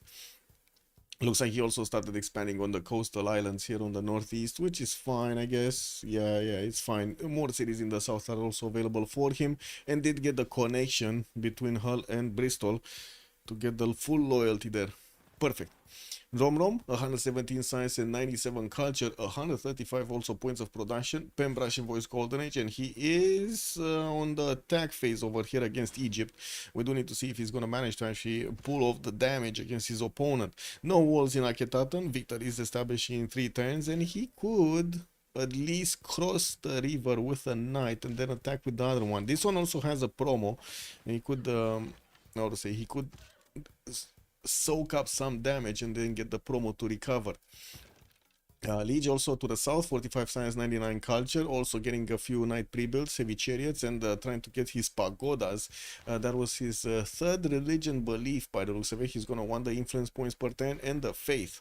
We do have him also getting more holy sites east. No gold, as Chad mentioned, he built 0 harbors this time around. 125 faith and 122 points of gold per turn, still sending cities towards the north, which I gotta say, Egypt does have a horse ready to pop that settler if he sees it in time. And yeah, there we go. There we go. Rom is moving through. Moving in, I mean. Walls coming up in 5. No builder to chop. We might see another city taken away from Chaturianin. Cities got placed under siege. 3 units could attack into it this turn, but I think he's gonna need to promote these. At least this one he needs to promote. Like 3 can attack, but the others, this one needs to promote. I don't know. I guess he could sacrifice it ideally to take the city a little bit faster, but I think it's, well, a little bit faster. I think it's the same thing. It's the same time. Like, it's still gonna take him 2 turns to take the city of Akhenaten. It just depends if this knight is gonna survive or not.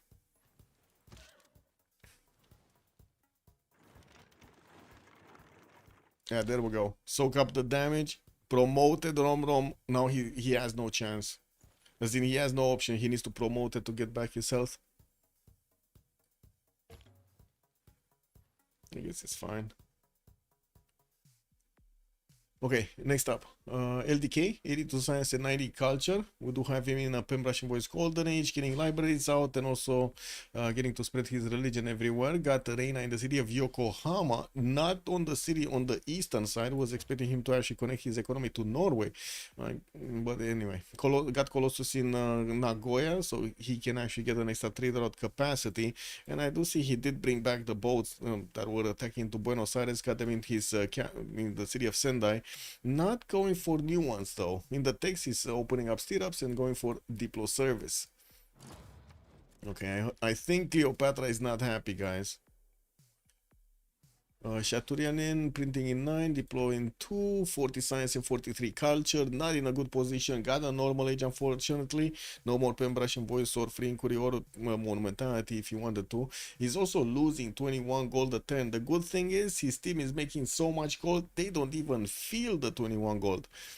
Stop it. Also 51 science and 143 culture. We do have Pembrush and Voice Golden Age for the second round of Jayavarman the 7th.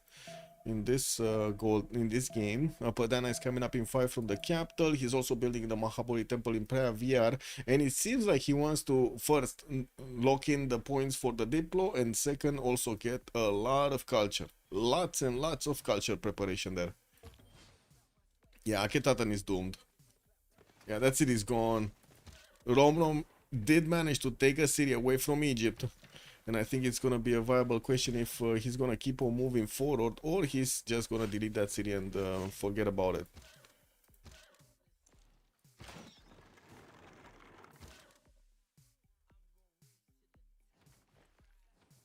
I don't think with this military he can take another city, but there are more knights coming through.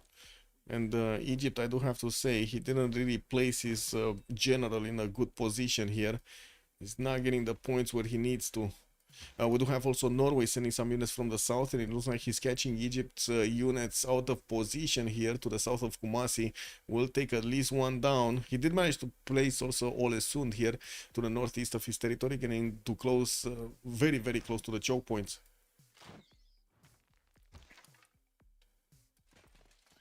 Is Egypt making a settler? No. No, he's just making knights. He's getting quite a few of these heavy chariots. Looks like Liege did lose one of his horses, got traded away. Anyway, stop it, right? We need to take a look here. New city, commercial place down, new city, aqueducts coming down. It looks like he's staying clear away from the coast also. 89 science and 150 points of culture on Yongle, and we do have him on 2, 4, 6, 8, 9 cities at the moment. Got the industrial zones in some of his cities, and I do see he keeps on building up the lighthouses. Wait a second. Oh, that city didn't get a commercial. Okay, so this one got a commercial and a harbor. This one got a commercial, no harbor. He's building a foreign ministry, and in the majority of the other cities, actually, he did get commercials. 104. Wait, that's not him. 219 points of production here on Yongle, and 223 gold a turn. Oh, another stab. Shaturian re-levied the units of Engazargamu, and is trying to go against Liege's defenses in Ayutthaya. And we still don't have boats actually coming out from Romron to take that city down. Well, he's gonna need to upgrade these if he wants to actually succeed in keeping that city alive. Knights are also coming out from Liege slowly. Like you see, Bergen is barely getting one out next turn, and these units of the front line are kind of dying. And it looks like Romlom is gonna be the one that's gonna need to keep on doing damage.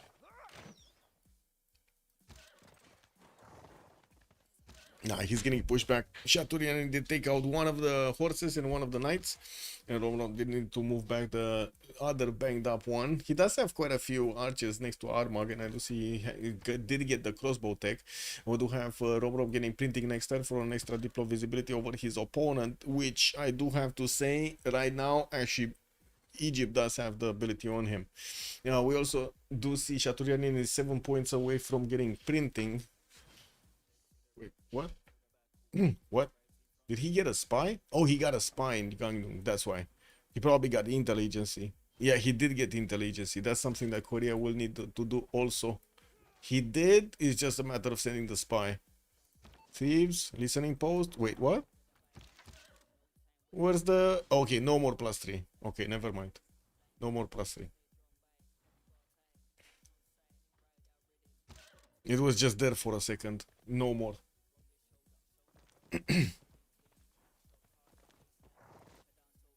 Okay, LDK. Wow, he's getting horses in the water and he's trying to go back against Buenos Aires, which did get a swordsman.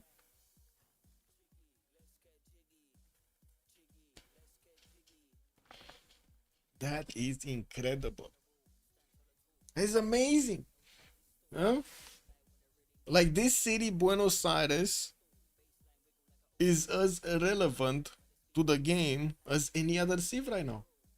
He's holding an entire nation worth of a military at bay. One city. He wants to attack Khmer? Yeah, probably with something, yeah. That would be nice.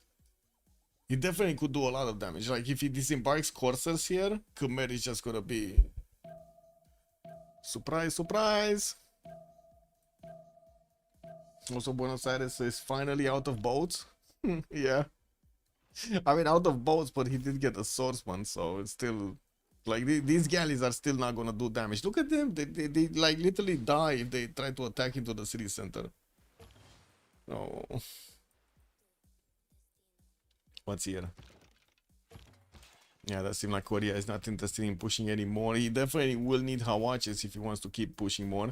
He did finish his printing, and we do see quite an army. 1, 2, 3, 4, 5, 6 pre-builds. 4 Hawaches are coming through from the capital. New encampments are also getting placed down, and he's getting the armories in them, and will probably follow up with military academies when he's getting the tech. We do also see England. Nerevar just keeps on getting the sim bonuses up. We do have Rom on 145 science, and I do have to say LDK and Nerevar are not really keeping up to Kichpi and Doc. This is a problem. Doc definitely has the science, he has the culture, he has the prod over LDK. LDK got forced to sit on 6 cities. Wait, he's getting attacked by Muscat also? And Buenos?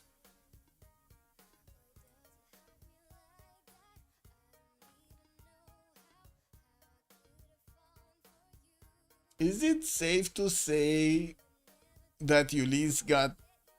If Ulyss loses this game, would it be safe to say that they lost to city-states? Like they lost to Buenos, to Muscat, to Chinguetti?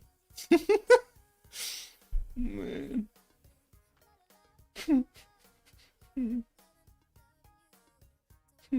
Yeah, that's just nasty. That's just nasty. And Antananarivo also won the fight against Korea, no? Earlier. Well, looks like Norway is clumping up his units next to Ayutthaya, and we do have also China sending some of his knights to take out these units next to Ayutthaya. Norway is going to need to spend some gold if he actually wants to keep the defense. The city-states are MVP, yeah? You're watching their power a bit, they also lose to bad decisions. Yeah. Yeah, probably. Okay, let's see. Looks like Chaturian actually wants to get back at Korea for being too close to him. And I did see Intel. Now the Intel is on Korea. Okay, he finished printing and now he has the Intel advantage. Until, of course, Chaturian is going to finish his printing also. The big bees are out? What? The big bees are out of the CWC? No. Face the thrill. Good evening, sir. They got taken down? Now that is an upset, if I've ever seen one. You cannot be serious. Took down the beast. That's the last game, no? Yeah, that was the last game. Game 3, Pangea Ultima. On the East versus West Pangea Ultima also. I guess we kind of need to light a candle for the beast.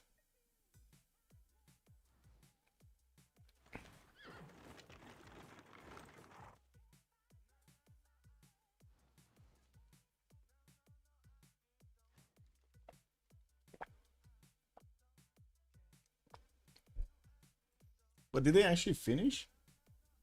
Did they finish or is it... Oh, they did finish. 1095 win. So they... What was it? Theodora, Ramses, Suleiman Muhtesham and Gorgo against Victoria, Uzetian, Unifier and Pericles. Interesting.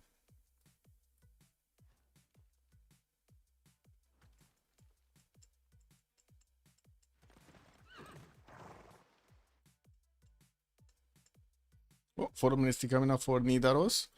We're still quite far away from actually seeing the switch of the era, and I do notice Egypt is stopping from actually making units just on a single night from Thebes, and the other cities are working on libraries so he can get that science up. Barely getting 56 and 50. You know, we do also need to see if Nerevar is going to want to start to get a few units here, because he just got those horses in the south. He's also missing a lot of science points compared to the others here. I would imagine he will need that also. We do have him managing to get a dam in Manchester. Okay, I mean, that sounds like a weird dam. Yeah, he already did manage to get one of these aqueducts from the capital. I'm pretty sure he's waiting to place down his industrial zone over there. He needs 10 pop to place it down. Industrial zone also coming out from Stoke upon Trent. That's a +2. And that's before also the aqueduct gets connected. We do have Korea bringing those archers and the crossbows next to Armagh, where he does have also Victor established. He's trying to get a campus research project, and I do see actually multiple campus research projects coming through. They're trying to get competitive here for Newton and Ibn Khaldun to come around. We're going to need to see which one is going to get recruited. Raja Todarmal in the merchant screen, and yeah, there we go. What was it? Khmer did manage to get Ibn Khaldun. And he also has Colosseum. That is very, very, very big on Khmer. The next one is Emily du Châtelet, is not Newton. And Khmer got Isodor and Imhotep. Same turn. Oh my god. This guy got everything. He's gonna start building a lot of wonders here. Yeah, he got Mahabodhi Temple to finish his religion. What was it? He went for Watts for the extra science and faith, and he went for Crusade for the extra combat strength. Against opponents in opponent cities. Getting also quite a few more of these campus research projects. He definitely wants Newton at the same time, and we're going to need to see if he's going to get there. I do have to say there is quite a bit of a difference in production. How is this possible? We got on one side, we got Yongle, 300 points of production. Stop It is 290 points of production. And then Liege is just 170. Yeah, he does have the faith, you know, 160 faith return is still valuable. LDK is just 173, and it looks like he's having... Oh, is this the great LDK revenge? Is this the revenge strat against everything that the city states did to him this game? Are you guys seeing what I'm seeing? Khmer is going strong? Yeah, Juan J, good evening. Yes. Khmer very strong. Oh, that's it? Oh, and Khmer didn't get the GMC, right? He went for Foreign Ministry. So he's not gonna have the opportunity to just straight up buy shit with faith. Oopsie. Oopsie daisy. I mean, we do have like what, 7, 2, 4, 6? No, 6. The 7th one is Shizuoka.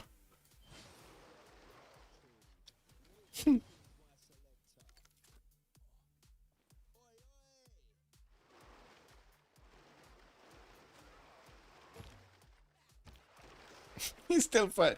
Man, Buenos is even getting catapults, bro. So much energy to take these Buenos. I know. This is incredible. And not only energy, but resources, no? I guess LDK takes BA and keeps going to raid Khmer. Yeah, I guess so.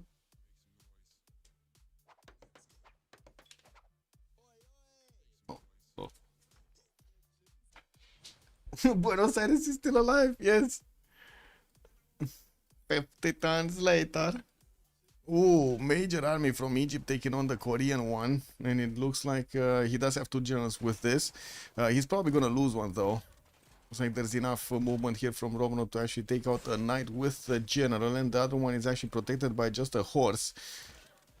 Okay, another knight can call. Hawachas did get upgraded. They do need to move, and they don't have a general next to them, so unfortunately they move slow. Like, really, they should just clump up, no? Yeah, there we go. So another knight has been taken out. We do have more of these crossbows for Egypt coming through, and he's building up more catapults. He sent a few of these bad boys to Norway, so he keeps him in check. A few of these knights with crossbows to help him do the damage. And I do see he did manage to also recruit Ethelfred. No, that was no, he did recruit Ethelfred, and he lost this one. Boudica got pushed back, so he can now safely transform Boudica into a military engineer to get some maybe free jobs, and also get to build the roads around. What is this? Encampment training project coming out from Korea. How far away is he? So Timur, medieval renaissance. Korea is okay, he's fine. He just needs a project and it's fine. Dams coming around from Khmer. The courses are gonna need to take a bit of time. Like they're gonna be there in like 4 turns or something. We do have also a few heavy chariots coming out from Khmer. And I do see Mahendra Parvata did get also to place down Forbidden City for Isodor of Miletus to get it built.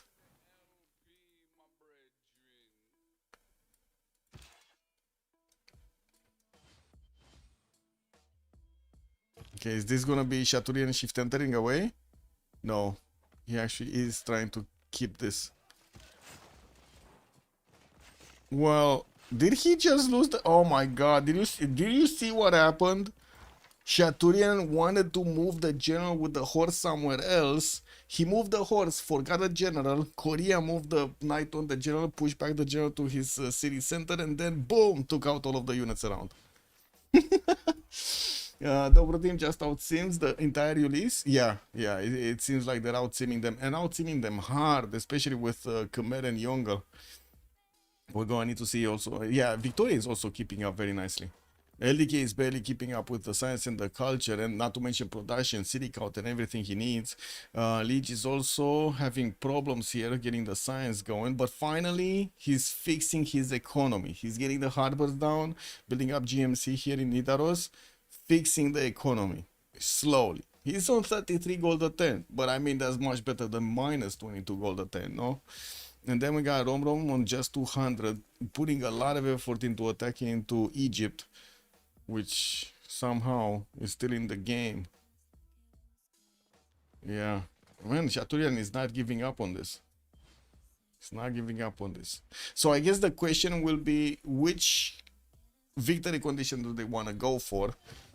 Diplo, culture, science, and then can Ulyss do anything about it? Like, can they defend the culture properly? Probably, I would say, probably, at least for some time. Can they defend the culture until they can get a win, like a science win or a Diplo win or a, I don't know, you know, like a domination win? Space VK, good evening, sir. It was Ulyss that won game 1. What happened to the Green England? Stats is so low. I don't know what happened to the Green England. I think he stopped settling. I think that's what happened to the Green England. Like, he's on 2, 4, 6, 8 cities. He definitely would have had at least another 2 or even more. What? Kivri. The cat wants petting time again.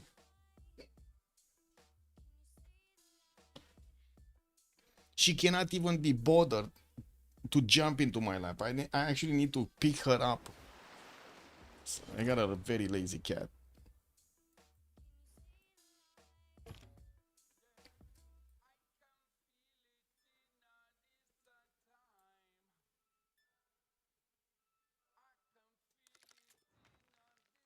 Yeah, but if he waits much longer, going to get surrounded completely. Yeah, but I mean, does he care? That's, I think, the big question. Does he care? Do they need to care? Because they're out simming so hard on the other side of the map. I'm not convinced it matters that much, to be honest. Okay, tutoring Jebel Barkal. Khmer is definitely going to get Forbidden City with the help of Isodor. We do have him also finishing up more of those markets for the traders. And I do see the Japanese coursers are coming through. Khmer did manage to get a few heavy chariots out. And oh my god, he keeps on going for the top 3. We do have him with 4 heavy chariots, 5, 6, 7 coming out, and it looks like he's building himself a bit of a defensive army. It does also seem like Khmer is keeping a few of these units on the coastline, and there are ways. I mean, there are ways for these coursers to actually get through one by one, to get onto the land here and keep away from the Khmerian vision of this warrior. Ishizuka is still getting attacked by Muscat, this time around with a catapult, a crossbow, and a freaking swordsman. We got a few more boats coming out from Japan, and I do have to say he does have the opportunity to take on England on the coast, but it's England on the coast, so I would say he probably will not win against England on the coast. We do have 184 science here on dock, just 113 on LDK, 300 points of production on dock, just 170 on LDK. I think that's a big wait, what? Liege is getting invaded? The Egyptian army, while holding the Koreans from the north, they're managing to invade the Norwegians in the south. And Liege is scrambling to get new knights out. He has traders exposed here. Egypt is just gonna get a feast out of these pillages. Yeah, I'm looking. How is Cleopatra still winging? I mean, she's doing damage, Echo Supreme. She's like whipping left, right, and center. I don't know, man. Okay, Liege did manage to take one of the Knights of Egypt down. And we do have finally the Hawachas getting right behind these Korean Knights so they can start shooting bang bang next time. Oh, Shaturian and his Knights are not that strong. Definitely the Hawachas are going to be the ones doing the damage here. And there's also a Timur available for them to get an extra movement and also have the ability to move and shoot. That's one thing that activates with the general on the Hawacha. Yeah, I know, that is nuts. These nuts. He got spotted. He got spotted. Like, he knows. Now Stop It knows. He knows what's going on. I do have to say also this Galley of Japan kind of gave a bit of a read here to Khmer. He saw it moving up and down the coast. He also saw Hojo Tokimen was getting a bit more of this military strength. We do have China managing to levy Buenos Aires for some reason. Okay, it's Khmer actually, so he needs, yeah, he's switching to stirrups. This should be fine. I mean, there could have been a lot of damage done, but he just wasn't there in time. LDK wasn't there in time.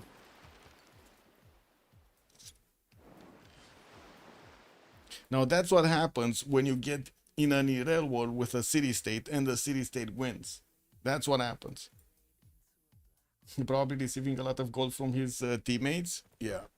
Well, he is, but unfortunately, it doesn't seem like gold is going to help him that much in this situation, especially with how many Hawachas are coming against him. We also do have Rob going for industrialization here, getting his Sweating in 2 turns.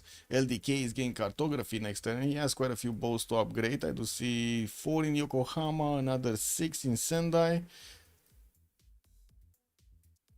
Oh, he didn't get the dam out. Okay, well, I guess it... as in the canal, and he's also building Venetian arsenal from the city of Nagoya, so he definitely will have a lot of production towards navy. Getting some privateers in Yokohama, building up his art museums, will want to get nationalism so he can core up his boats as well.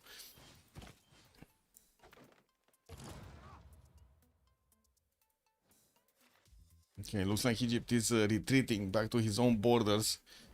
We don't have Victor deployed in the northern city of Memphis, so he's not getting that defensive bonus. And we do need to see if Korea is going to start moving closer and closer. If I'm counting right, China's GPT is more than Ulyss's total. Yes, you are correct. You are correct. Confirmed.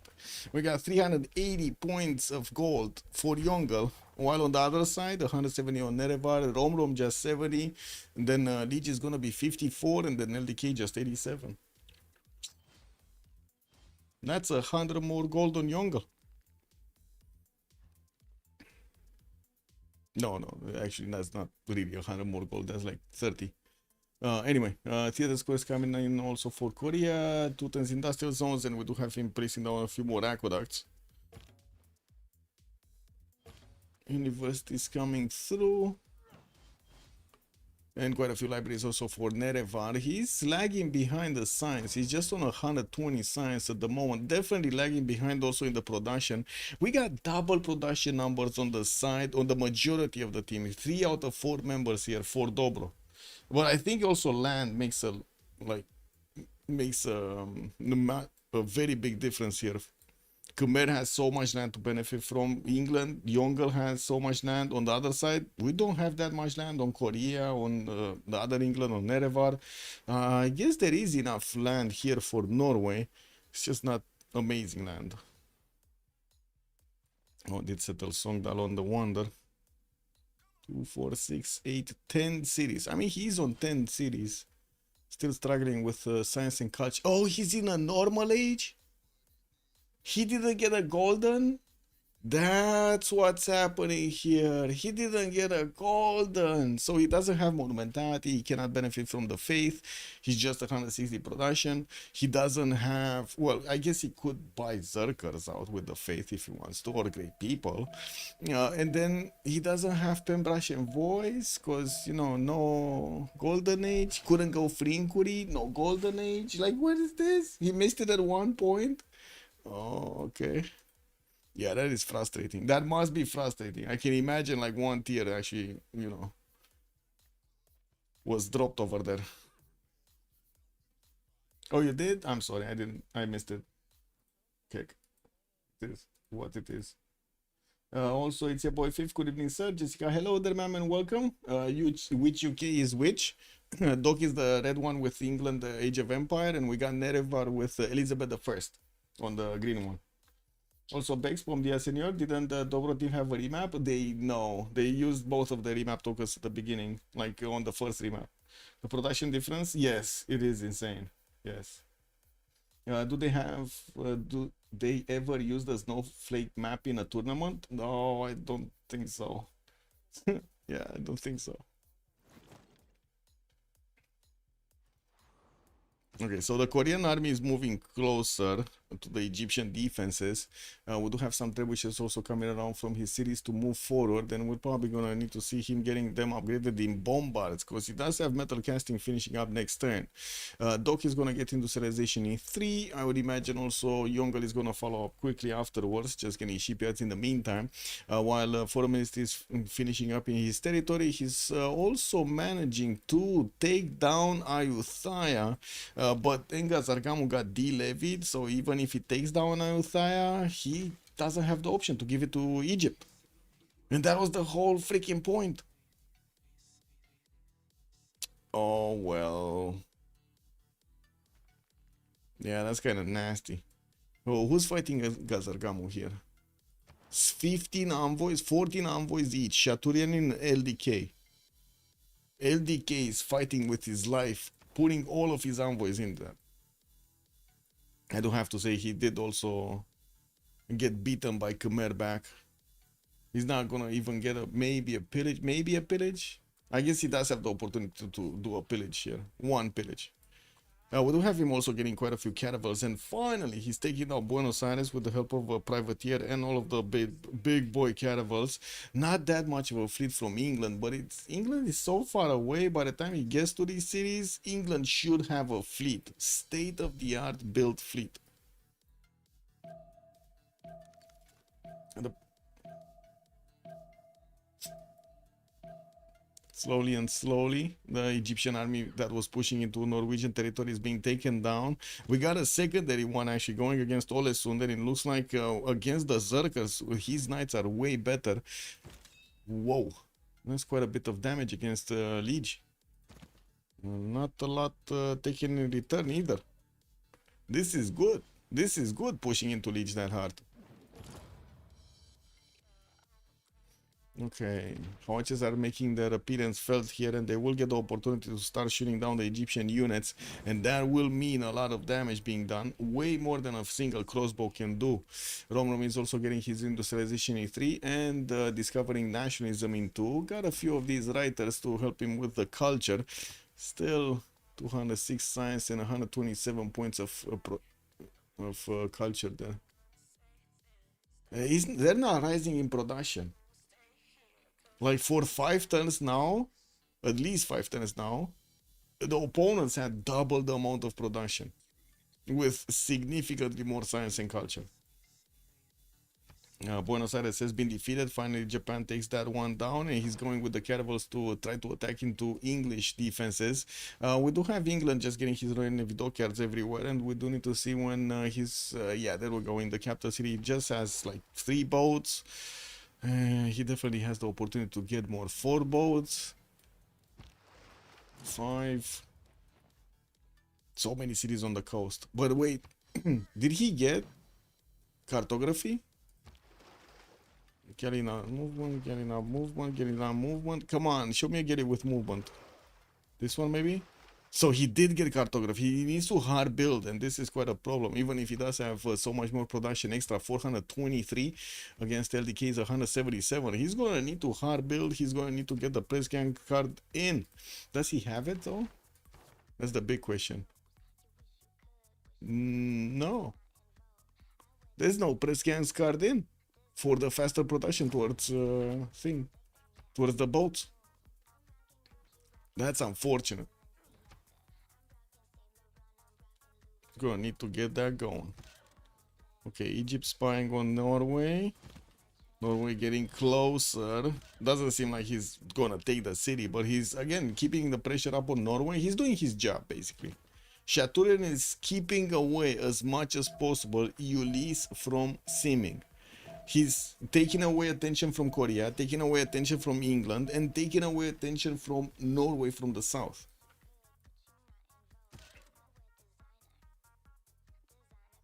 Printing next turn on LDK. The units are passing the choke point, and I would imagine that scout is gonna meet his maker when the privateers are gonna get close to. He did get this courser on a mine, even though I do see Khmer is gonna have the double wham bam. Doesn't seem like he's gonna do much there. I guess he could pillage. And gold is kind of at a premium on their side, so that still matters. What is this? Still no relevy on Engazargamu. The units of China just holding next to Ayutthaya. There will be a crossbow coming out next turn from that city center. We might actually see some damage done. The amount of sim damage Egypt made is just insane. Yes, yes. That's his only job right now. Just keep getting units, basically. Keep getting units. No Navy Vicky seems a big mistake. Yes, it kind of feels like it. He's getting his production up by the looks of it and getting back some of his galleys to upgrade them. He does have some quadrims also on the way to get there. I do see he's getting an army of builders, and I do see factories, arenas. Is it just me, or it feels like he's totally ignoring the danger? Because he saw all of, or maybe he didn't get the message. Maybe Khmer didn't relay the information to England. I don't know. Something happened over there, because he's not building a single boat. Like, look at this. All of his cities are doing anything else other than boats. All of them. This one is building a lighthouse. This one is getting a campus. This one is getting a builder. This one a monument. This one a campus. This one a factory. And this one an arena. And this one a university. Anything else other than boats. Lol. University of Sankor finishing up in 2 turns in Taiwan, in the city of China. Also, Kiribati getting to finish there in 2. Etemenanki getting built in Xi'an. Well, that took a long time to actually get that wonder down. Nobody cared about it, man. Nobody did. Yeah, we do have Egypt getting pushed back from Ålesund, and I do have to say there is a possibility for Norway to actually counterattack here if he wants to, while the units of Korea are getting the position next to the river. We will need to see if Egypt is actually going to hold these knights alive or not.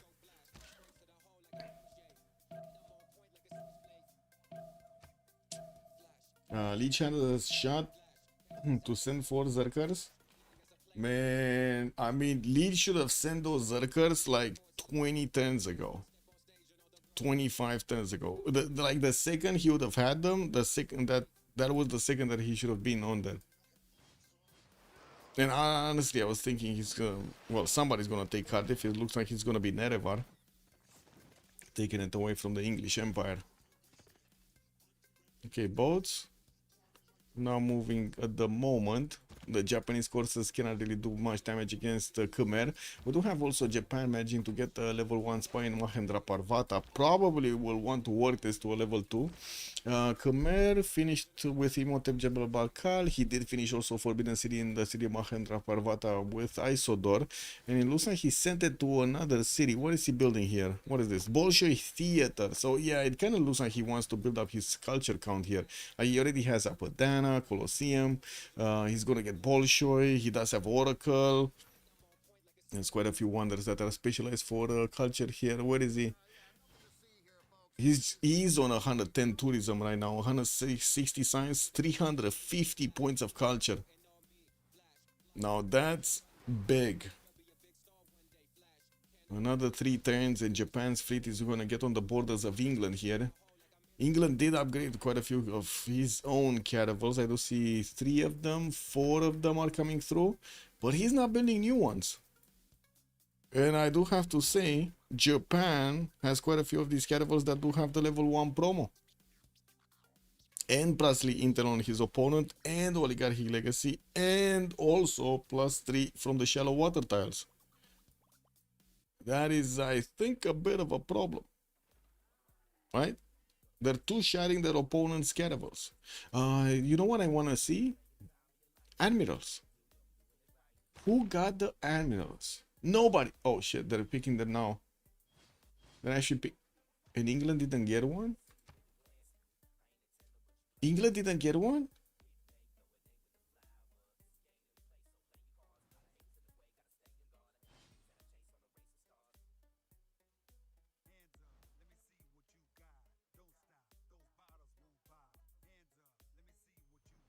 He didn't get one.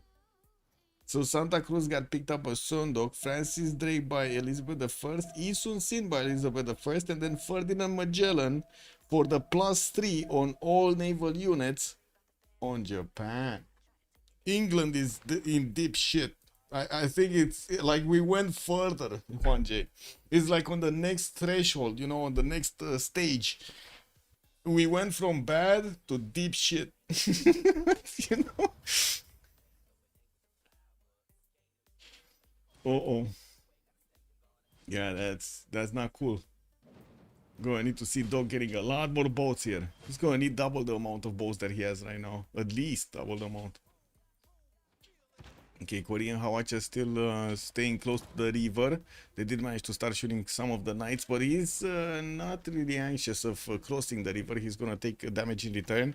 We do need to see where is he going. By the looks of it, he wants to get another one of these spots, right? He wants to get in here and make his landing. We got the production to fix the situation, but definitely going to disrupt a bit. Yeah.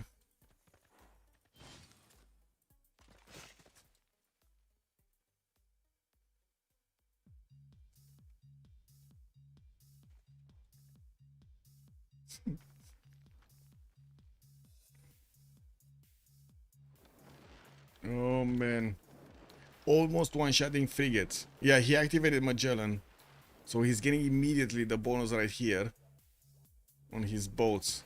Look at him, 75 damage, and that's without an admiral. He doesn't even have an admiral. He has this one, Himerios, which is kind of far away behind him. Needs a few more range boats. He's getting the caravels to walk through. Another 5 are on the way to reinforce. 6 are on the way to reinforce. I don't see privateers are in the build queues, but they're gonna take a little bit of time to actually get out. Now we do have him also getting a settler from Osaka and using. Oh, he did get a canal. Okay, finally he got a canal. I was thinking obviously getting those boats out so quickly through the north, but it looks like he did get a direct canal. That's fine. Perfect. Okay, England, 2 turning boats. He still does not have exploration. He's getting it next turn. Doc is getting exploration next turn for the press scan card. He's 4 turning freaking caravels. Oh no. Well, his opponent Navy, man, I think he really underestimated LDK. And you gotta take into account LDK this game. He has been so bullied. No, poked and prodded by the city-states. Lost 2 times to the city-states. Barely the 3rd time he did manage to do some damage. Couldn't get more cities out. He's like fully frustrated right here. He's a very angry LDK this time around. Very angry. Also, 500 production will spam out all of shit.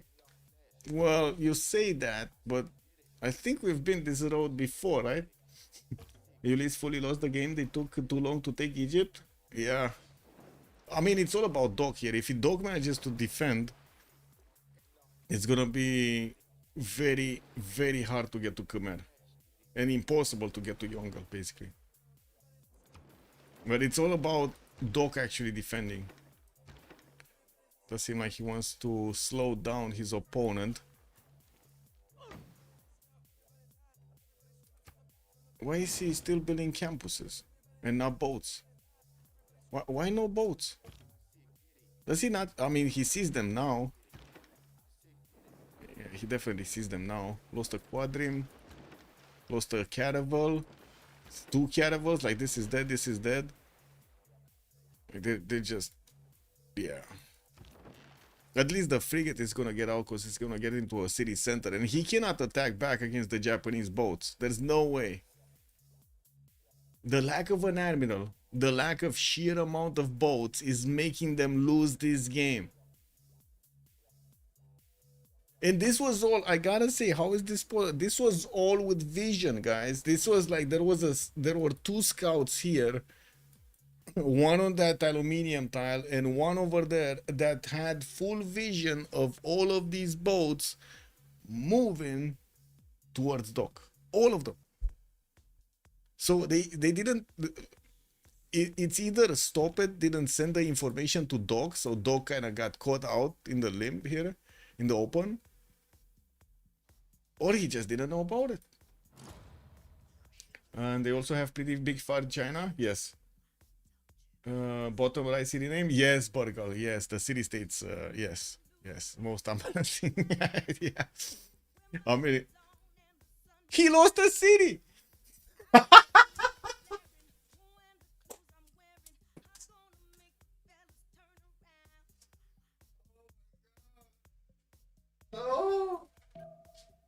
No, the shame. He's losing another city.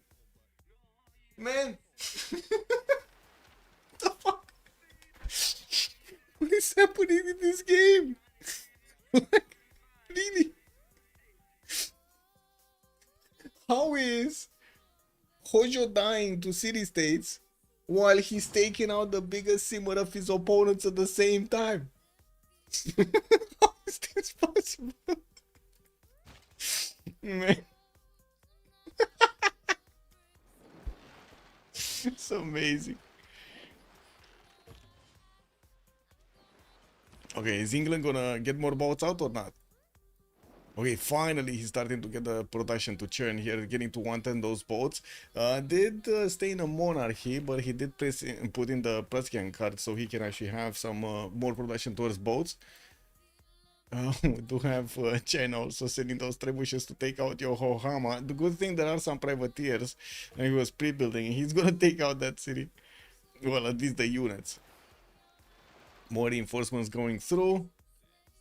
Now this is an insanely big and strong navy from Japan.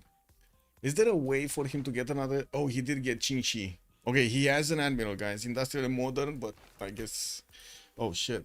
He's not... That's not a good admiral. Like, he needs ironclads, and he needs them now. Where's he going? Banking and Reformed Church? That's not ironclad technology. And what do we have here? Still, Korea did not cross the river towards Egypt. We do have Egypt building up his wall count and getting a few more knights and coursers.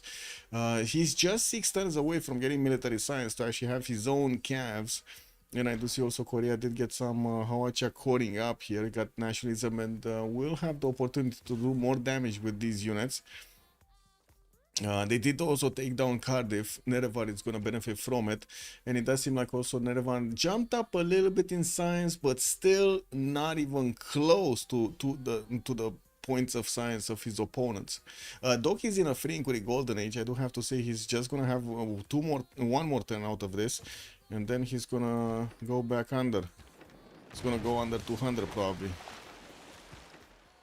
And he's gonna start losing cities. Like, there is no way he's gonna keep these cities alive with like 313 caravels. 2 more caravels coming through. Okay. Now I do have to say one of the weaknesses here is well, of Japan's attack is just the number of privateers. But I think the damage that he's outputting is more than enough to keep on pushing through.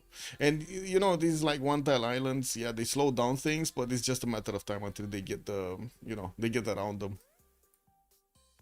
Yeah, Steve's still weak enough to be wiped by the Zerkers. Oh, yes. Get the Zerkers going. But there are no Zerkers. It's like Liege is totally ignoring the Zerker mechanic that he has. The beautiful Zerkers that could have been, that are not. Yeah. What are these how much is going? Or did they just want to cross the river safely? It kind of seems like Rom does want to go for the headshot here for Rocket Dead. Pushing through.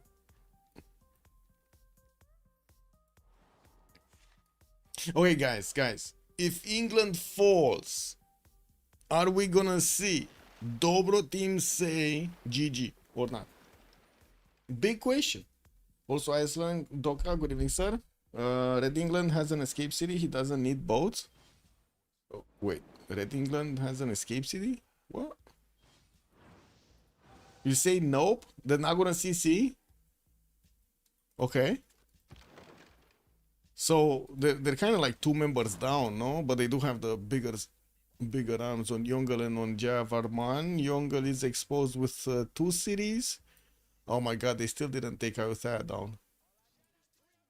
Man, the city states in this game, bro.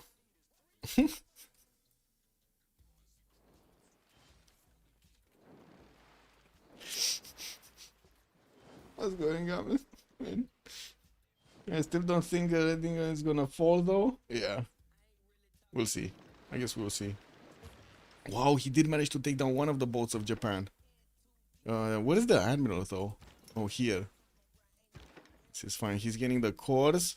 He's also getting the +5 melee attack strength because he's in a dark age. LDK is in a golden age and he went for 2 arms. He still does the major damage and he doesn't have the core ability, or at least not yet.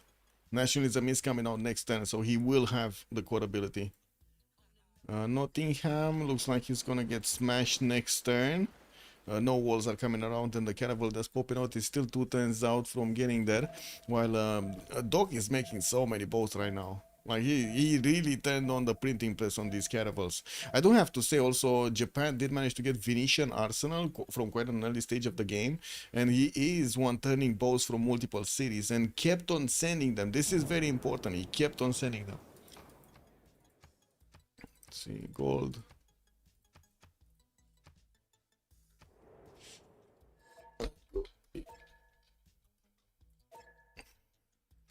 Okay, be right back.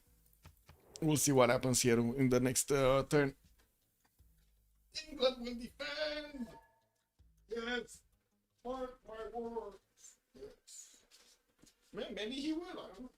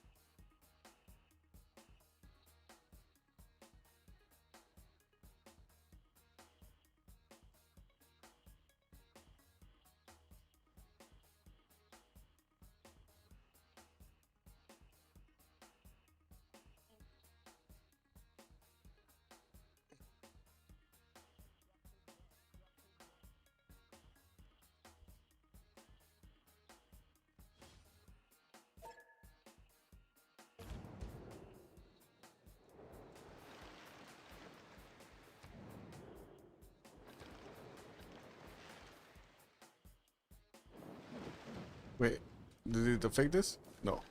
Wait. Golden production.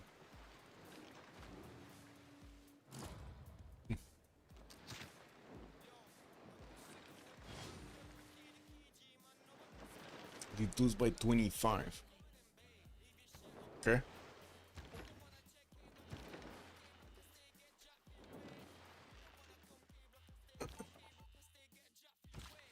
Wait, what was this? Yeah. Okay, Stoke upon threat is that Japan took a city away from Dock, and it seems like he's also going strong against Nottingham here.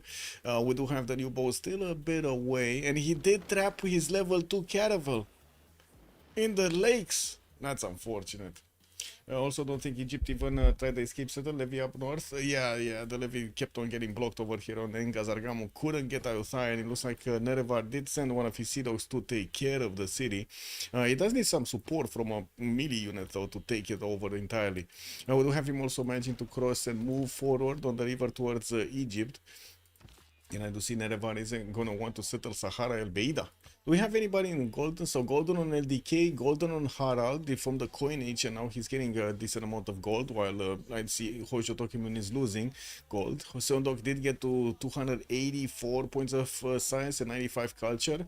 Also quite a bit better in production, but not even close to the production of his opponent. It's missing at least 150 points. Nerevar 200 science, 80 culture, Dark Age. Shaturenin, Dark Age, Golden Age on Jayavarman. We do have him on 200 science and 400 points of production with 562 points of production and 400 points of culture. Reform the coinage Golden Age to get the gold 300 per turn. That is super strong Khmer. But he's kind of losing his ally here. Not sure if Doc is going to be able to withstand this. Nottingham is about to be taken down. Japan started calling up his units. 94 freaking attack strength against 78.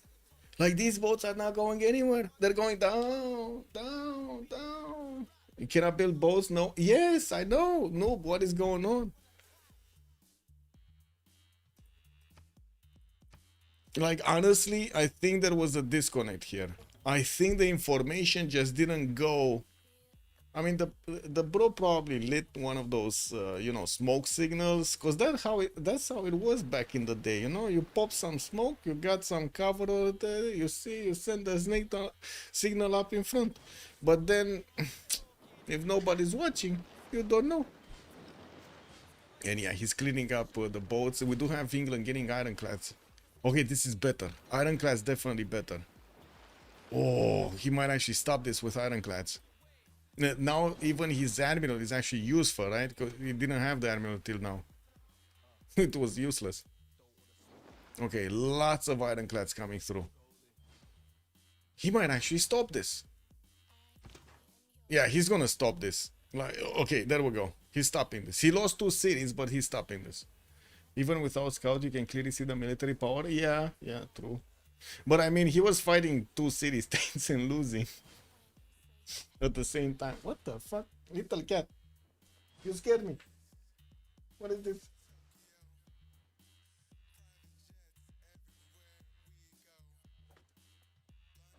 Kumar told him, I'm pretty sure. I see. He thought he's gonna take him on. Okay. He might have not seen the damage of the caravels. Anyway. And I think Shaturian is still gonna stay in the game for quite some time here. We do have him, unfortunately, getting attacked by Hawacha cores, which are super strong. It looks like also Liege is starting to power through. Okay. Oh, another military here is deployed to Kumasi. And he was close to getting his military science. These are like, how many? 1, 2. And the rest are knights. So not that much. Okay. I guess there is a possibility for him to go another time to Bergen. I guess they're just fan of clubs over there in Bergen, or coffee shops. I don't know, whichever floats your boat better.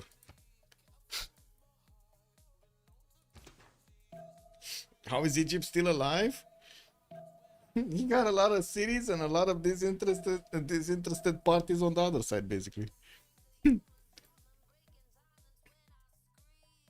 But wait a second, if this doesn't go through, if this attack from Japan doesn't take down England, they have no more chances. Like, how are they gonna catch up to Khmer's culture? There's nobody defending culture on their side. Who? Liege is gonna defend the culture? He's busy taking down Egypt. Rom, busy taking down Egypt. Nerevar, not even close to having the theater squares to do it. What? No, this is my water. You have your water out there. Japan sending reinforcements? Yes. He's moving a lot of reinforcement actually from frigates, privateers, new caravels, and looks like he's even against the ironclads. He's actually doing a decent amount of damage. Let's see when these boats are gonna start flying. The ironclad fleets are quite strong. Scoateți nasul de acolo, ce cauți? This is my water, not your water. Freaking catman wants my water.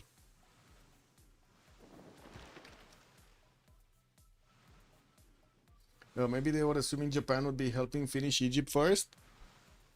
They cannot really, as in Japan couldn't really do anything about it. But anyway, Japan, this is kind of his last stretch over here, because England is just gonna keep on adding more science. What is it? 37 techs, and we got LDK on 34 techs. So he has a 3 tech advantage with just a few points over LDK at the moment. Still working on getting more universities out. Definitely has the higher city count. 2, 4, 6, 8. Still on 10 cities. He's still on 10 cities after he lost the 2.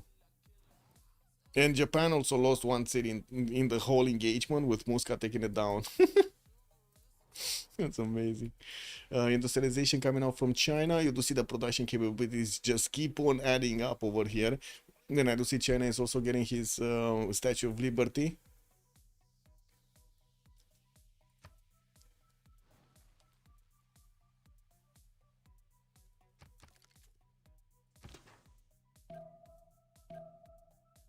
Yeah. Wait, why do you say 11 cities? It's 2, 4, 6, 8. It's 10. With a cat. I took a cat into consideration. So.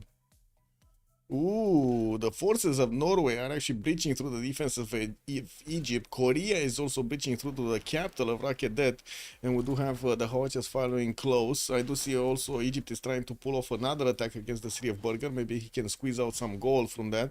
While we do have Shaturian in upgrading his calves next to the city of Rakedet. These are gonna soak up a little bit more damage, but you can see the Hawachas are still very, very efficient in attacking into these bad boys, and those are not even cores that I looked at. Yeah, China is also denying Diplo. Higama, also Khmer is denying Diplo. Higama Habari Temple, Cristo Redentor is popping out in 4. The Statue of Liberty is getting out in 7 here. Nobody was building it anywhere on the other side. Yeah. What's going on here? Oh, so major counterattack coming out from Doc with all of his ironclads.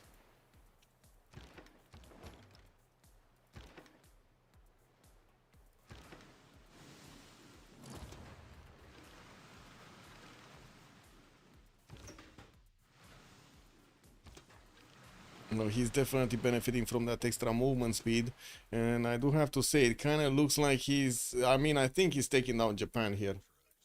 This looks like this is the last Japanese hurrah. And if Japan falls, oh my god, it's the Venetian curse again, guys. It's the Venetian arsenal curse again, and the city-states, man. This was just not Ulyss's game. This was like, basically the Civ God saying we need a third game to decide who's the best between these two teams. Man.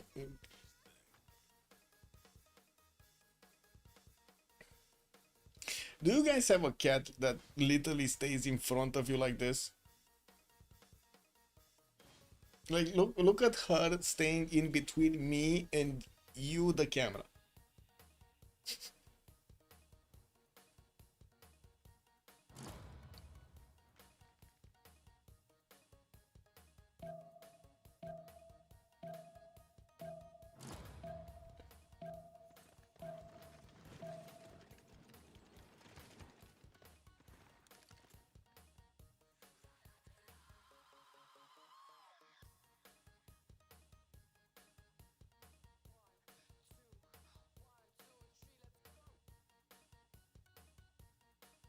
The true winners are the city-states in this game. Yeah, I totally agree, Iceland.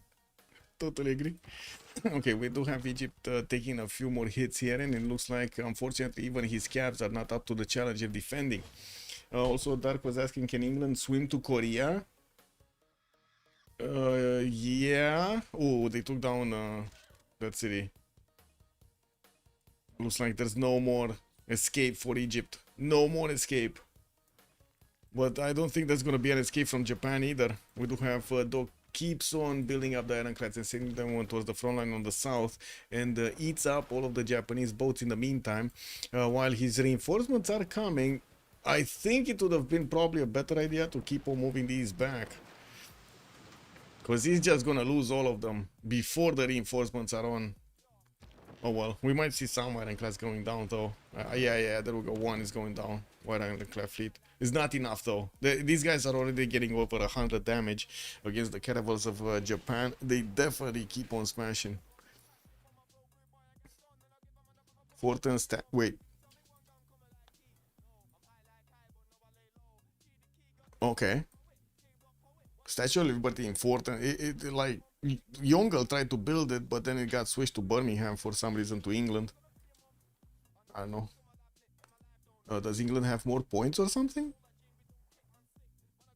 Well, it's 7 on Varangian on Liege. And we got 5 on Javarman. Yeah, they're just splitting the points up. Yeah, we do have also Egypt managing to get into the Norwegian borders, but so did Norway get into his opponent borders here. It seems like Egypt can definitely defend the Norwegian forces, just has trouble with the Korean ones. Cannot even push against these knights, and the Hawachas are just totally overwhelming the strength of his scabs. Okay, Nerevar did get to settle a city next to Sahara El Beida. We do have also English boats getting onto the western side, but no actually connection city by the looks of it. They're not making boats. This could have also been something if they would have managed to get like a fleet out here. Maybe Nerevar could have gotten a fleet out here and actually got a connection city to push into Kichpi. If he would have pushed into Kichpi, he might have took it down. Liege is wanted in Liberty. Ooh, that's nice. I didn't see this one. Nice. Thank you, Yelnul. Thank you. So that's plus 3 points on him, and he already has 7. And they are on the way to taking down Egypt. Slowly but surely, he's going down. Oh, China is going to do some damage to Ngazargamu. Yeah, Egypt is not getting out of this. But I still think culture victory is probably gonna happen here. Khmer is getting Cristo Redentor. Dimitri Cantemir recruited also as a musician. We will see also Doc. Actually, right now, Doc could keep on. I don't know why he's not, but he could keep on the pressure on his opponent quite easily. LDK is getting his team power next turn, so I guess ironclads are gonna get upgraded. He did also get another settler in between, so he can upgrade these ironclads here. And we're gonna need to see if with the ironclad upgrade, he's actually gonna get to push through these boats of England. Kind of seems not, and I'm pretty sure England is gonna go destroyers. Replaceable parts coming up in 3. Mobilization also for the Armada ability. Okay, there we go. Statue of Liberty got finished. And the points are through. Wait, is it me? Just me? Or Korea won't actually push this? I mean, he's doing damage. He's taking down units. Is he successfully pushing this? That's different.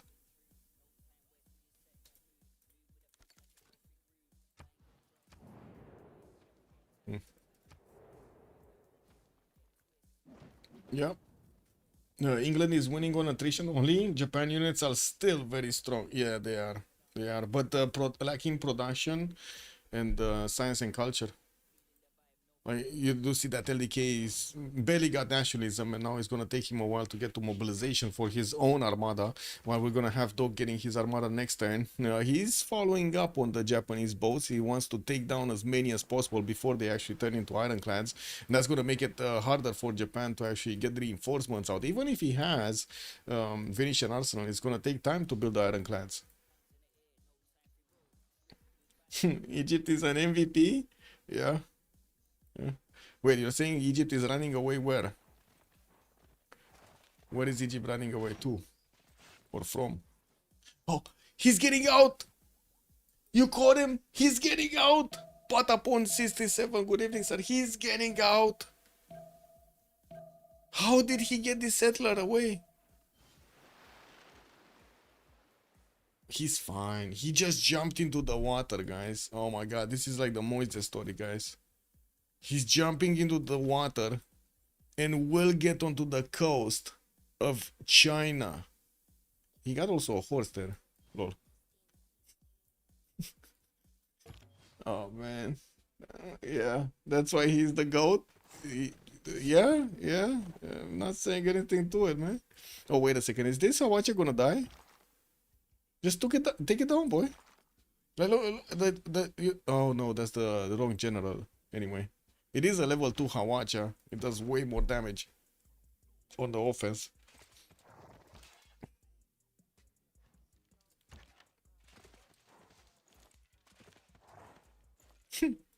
Just keep on moving in the line. Anyway, what's happening here?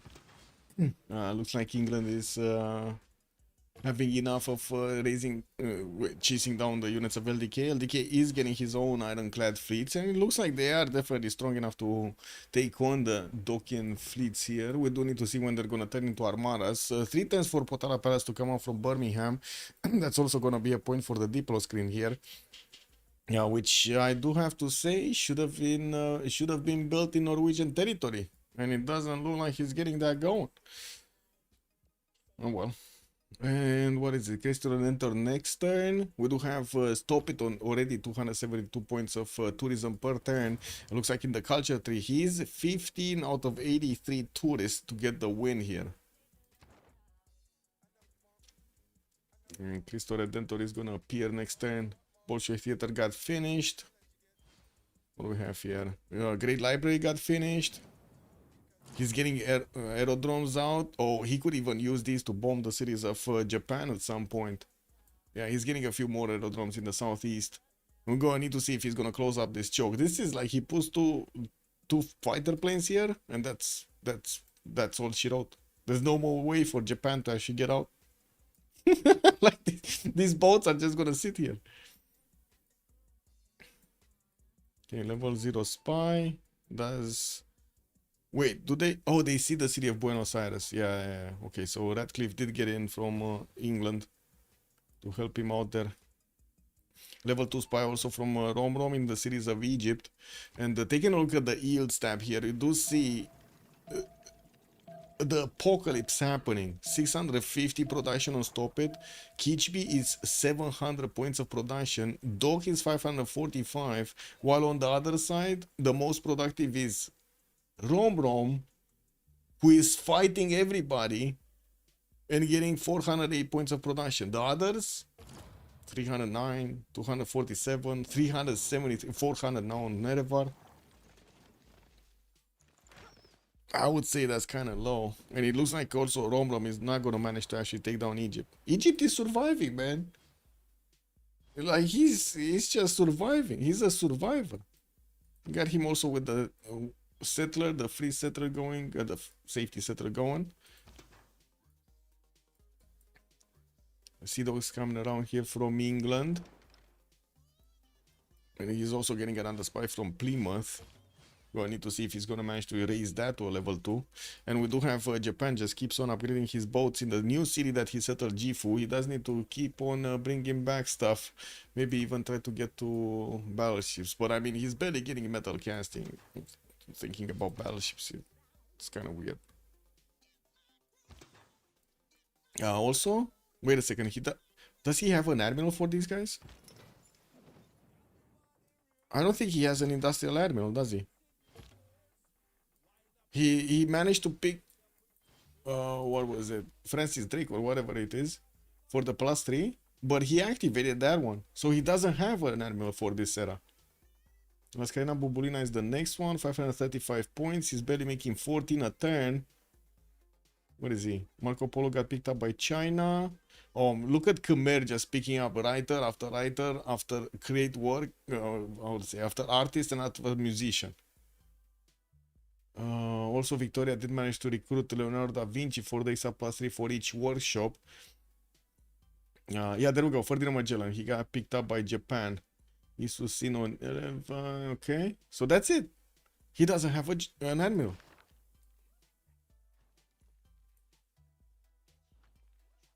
That is unfortunate. We do have Chinchi here on England, and he will definitely get the benefits out of it. Yeah. England needs to keep building boats, though. Yeah. I'm also thinking the same thing. He really needs to keep building boats.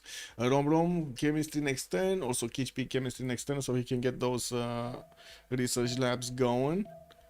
2 turns universities here, and we do have quite a few factories coming around. Aerodromes in the south, in the middle cities actually of his empire. And I do see he's going for another step against Engaz Argamon with line infantries and also a few of these bombards. What's happening here? Okay, so it looks like they designated Nerevar for the defense against culture. How and why? He's just 125 points of culture per turn. So we got Leech trying to go Diplo. Nerevar is trying to defend the culture. Stop it is still 17 out of 90. And we do have him on 302 tourism per turn. While Nerevar is half the culture of that. Korea is retreating from attacking into Egypt. Looks like also Norway is retreating from attacking into Egypt. He did it. Shaturian did it. He stayed alive in the game. In Japan, okay, he's positioning some of his units here in a triangle formation against England. While England is starting to actually armor up his units, he needs to be careful to have them also in the range of the admirals. They're strong, but they might not be that strong.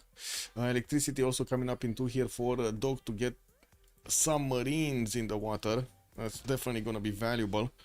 And he still has quite a few of those ironclads that can armada up. Next up, we do have Potala Palace also giving him a Diplo point, a Diplo card to use. Cristo Redentor has finished here in Khmer's territory. He's on 332 tourism at the moment, and he still has a lot of wonders to build and everything, not to mention finish filling up all of these theater squares. All of them.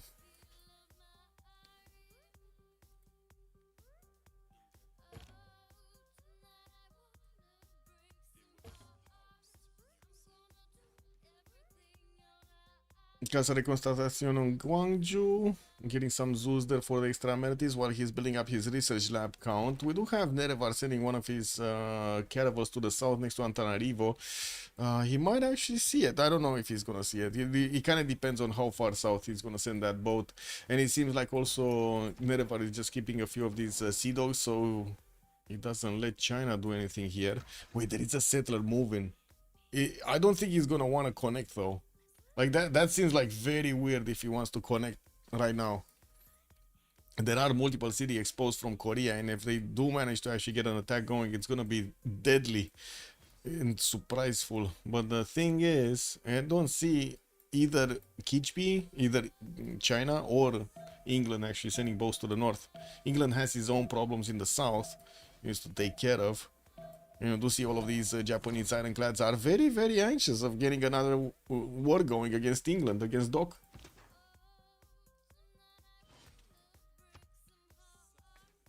Lots of gold per turn being generated by Dobroteam. And I do see Japan is still building up his ironclads.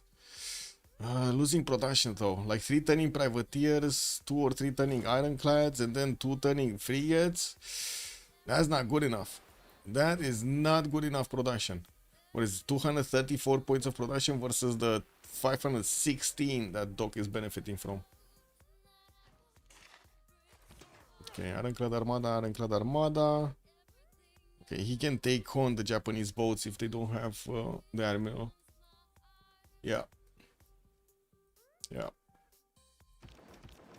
And he's gonna get the submarines. The submarines are also gonna be important there. They don't do that much damage against ironclads, to be honest.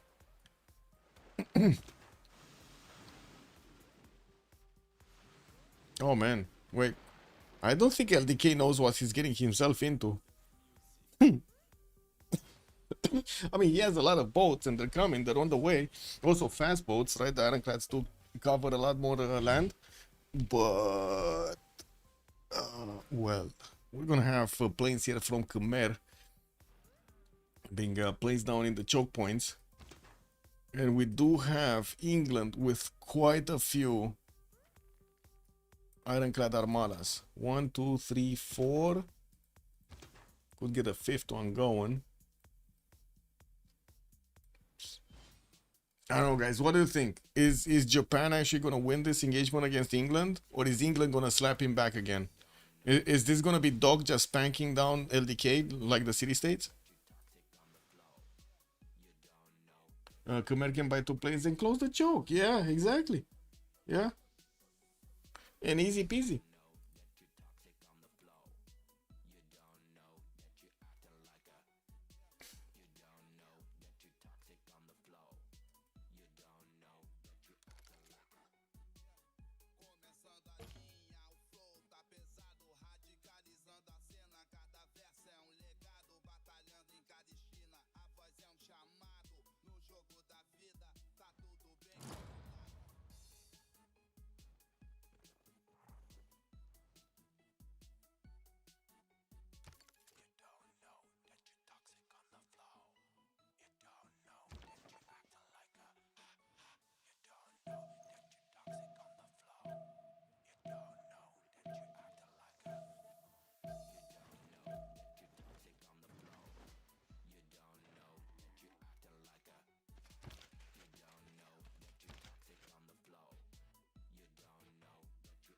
Jungle is around 1,000 production. Yep, 931 to be exact. But yeah, we do have also Stop It on 700 plus the face pattern of 233. Yeah, that's like on the side of Dobroteam, they kept on adding production points. Very, very slow to add production points on the side of Ulyss. Okay, looks like Japan did get a level 3 ironclad fleet. That's one thing that's missing on Dog's side. He just has a few Sea Dogs, and I guess he's gonna need to upgrade them into submarines to get the ranged attack, the stronger ranged attack. And we're gonna need to see what they're gonna do against these ironclads. Leech Ballistics, LDK Ballistics, Chaturianin is also 5 turns away from Ballistics. He's gonna get Cuirassiers, he's gonna get field cannons, and it's gonna be harder for both Norway and Korea to push through. Doesn't seem like the moment England is interested in doing anything to them. He's just getting his theater squares out everywhere so he can add more culture. Still, just 122, while Stop It is on 700 points of culture. Only 350 tourism, and that's something that usually doesn't end up adding up later on. 21 out of 95 at the moment to go. Getting his broadcast centers built, also trying to build Casa de Constatacion. Not gonna finish because Gangju is building it next turn.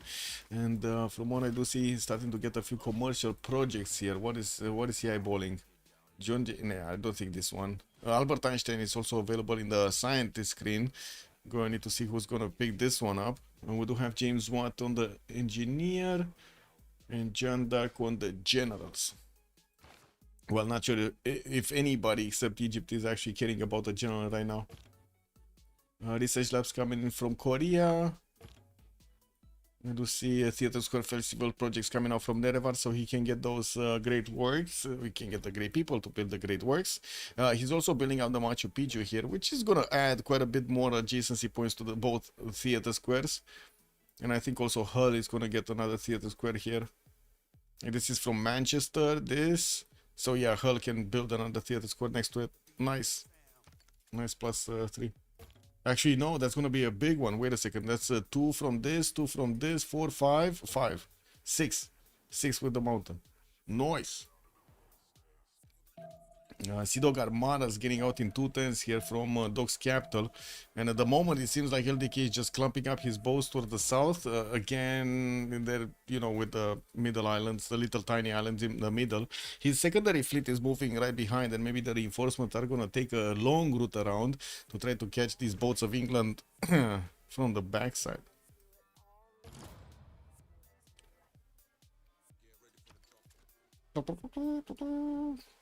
Still no planes from Stop It, from Khmer, using his military engineers to build up the pathways, and I don't see him. Oh, I do see, actually, I do see him getting the railroads going, so it's faster and better, and scooter and something.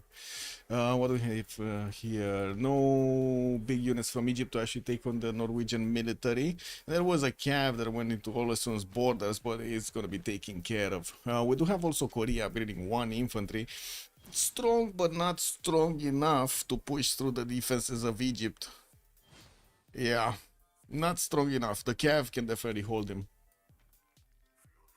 So that's not happening. That is not happening.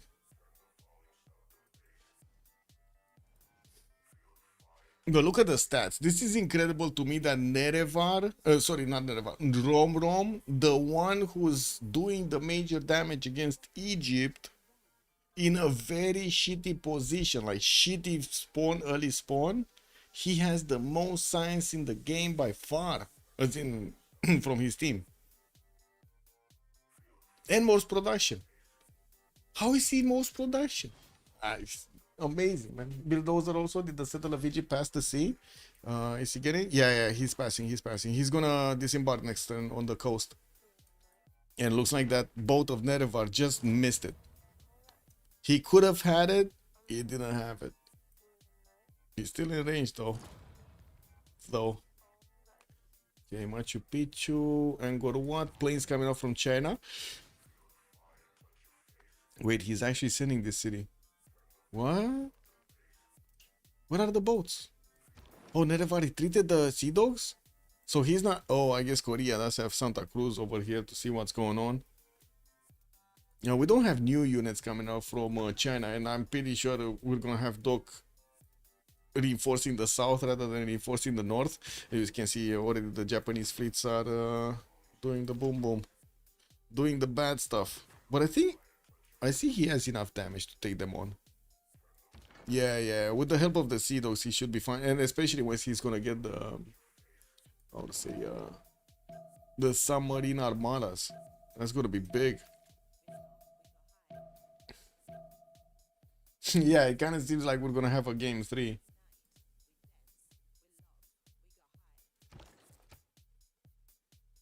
I don't know, what's the story, what's the read? We had some viewers that were also on Legion's stream, and they were hearing the the back channels, the communication channels, the discussion. What's the read on Ulyss's team? What are they saying? Okay, let's see the first moves. Looks like finally we got the submarines getting upgraded. There are quite a few armadas that popped out, and you can see the damage.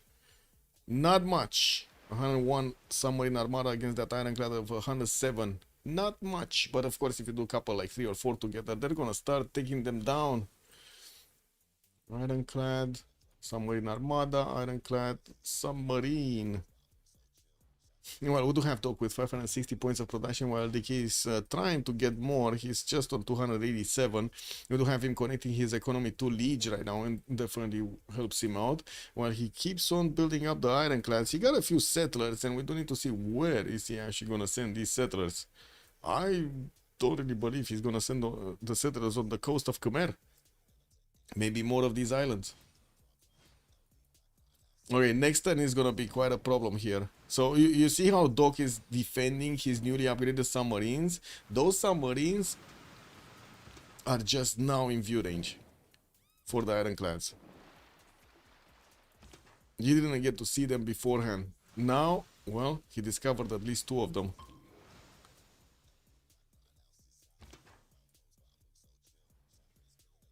Is this happening? Is this actually happening?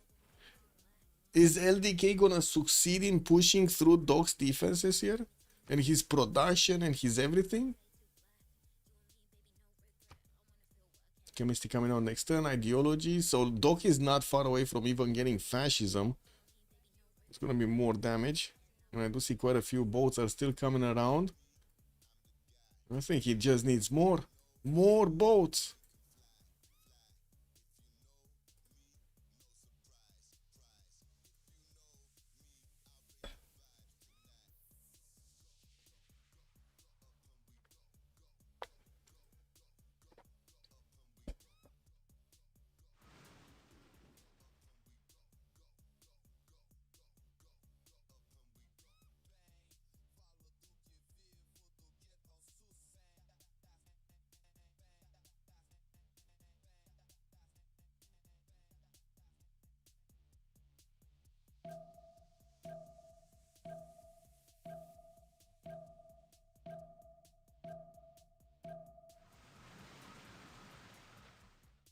Okay, so he's still nibbling away.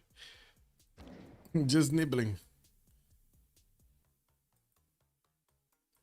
Okay, retreat of the Korean military. No new military is coming out from Korea. We did have also Changsha being placed, and the fighters did get out there. He does have the opportunity to actually get a canal if he wants to over there, and more cities are getting placed in between. While I do see also more banks for the gold, and Angkor Wat finishing up next turn. Okay, let's see what's going on here.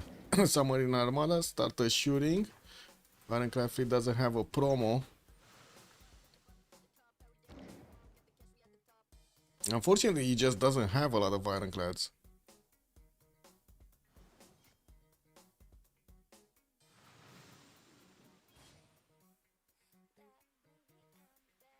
It's definitely something that he's missing.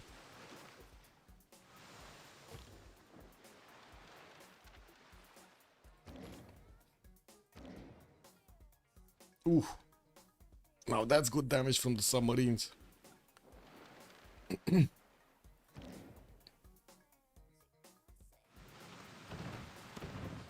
Ooh, and that's good damage from the frigates. So it looks like still Japan has some teeth into this, starting to attack into the middle units, and with not that many ironclads or armadas available for Dock to actually keep these boats away from the major fleet, he finds himself in a bit of a predicament. Now, we do need to see if the submarines are actually going to get him out of this. He bet a lot on actually getting the submarines out. Now, what do we have on Khmer? So 25 out of 125, 102. Doesn't seem like he's adding that much tourism. So he's 400 points. Oh, he barely added a few points. Where is he on the text? Rapid deployment in 3. So, okay, he's not far away from getting computers, and he's not far away from getting environmentalism. That thing, those both, like the tech and the civic over there, coupled together, do usually significantly increase your ability to get tourists in the game. Natural History Museum also finishing up next turn. More broadcast centers, so he has the extra slots for those musicians, and he's also very close, like 3 turns out from acquiring another one of these musicians.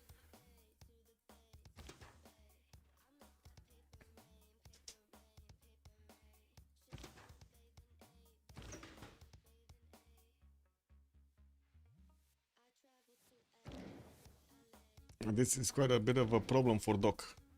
But I think that's all the boats, right, from Japan. Well, I'm saying that that's all the boats, but that's still a lot of boats. Yeah, we got him getting some more.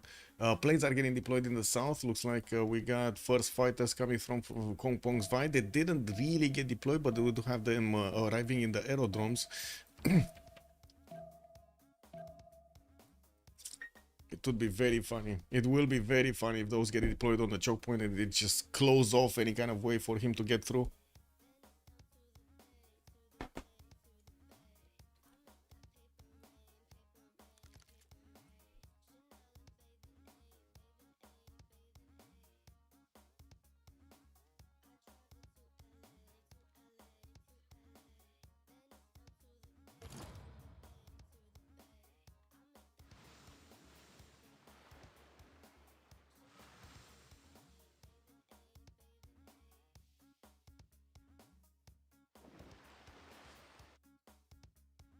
Against the AI, I'd consider building artillery as England to defend from the coast. Yeah, it doesn't make sense here, but yeah. Getting fighting 3. Fascism is coming out in 2 turns. So, okay, he needs to hold on for a few more turns to get that fascism up. It looks like he's also bringing some more of these ironclads, building them as quickly as he possibly can. Unfortunately, not able to do armadas from every one of his cities. Still needs to build the seaports, though, so he can get them up. He did manage to get them in Birmingham, though, so he's 2-turning them there, while the capital is 1-turning just simple ironclads. He's also not trading these units. He's just losing them, unfortunately. It kind of looks like Japan is pushing through and England is just taking the shots, not able to do much in return.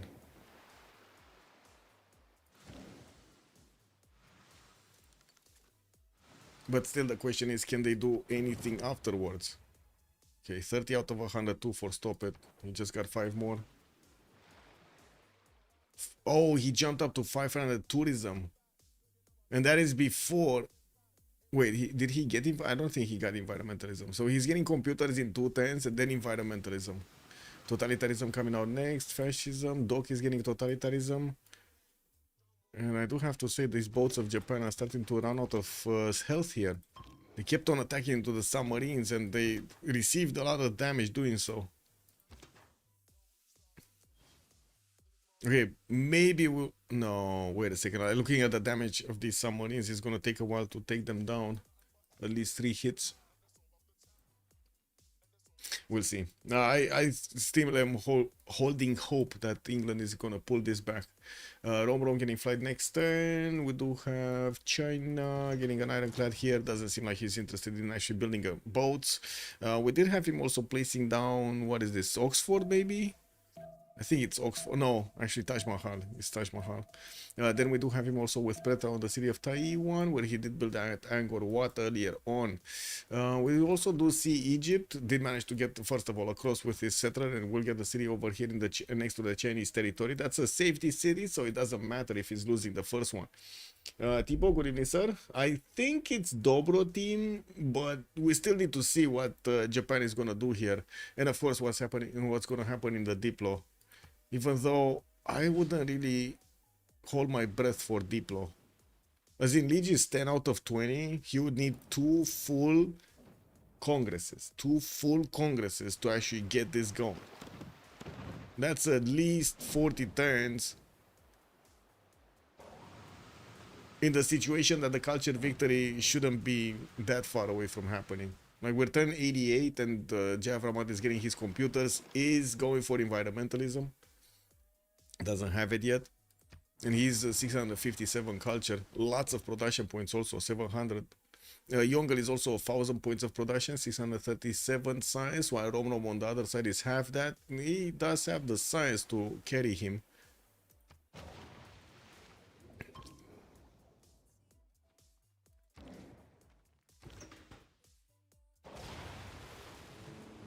Okay.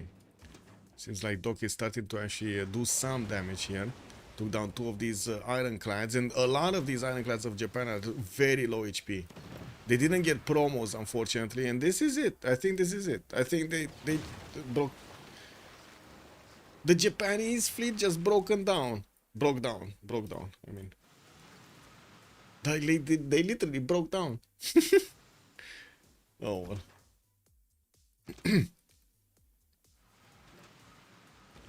Yeah, he's fine. He is fine. What are the planes doing? And they blocked the planes. He blocked the choke. Khmer blocked the choke. And that's it. I mean, we're going to have all of these Japanese boats, you know, stay next to Gifu until they're not going to stay next to Gifu anymore, because Gifu is going to be an English city. And that's it. No more reinforcements here. That's unfortunate for Japan. I mean, this guy is just not getting any luck right now. More ironclads coming through. Campus Research projects also coming out from Norway.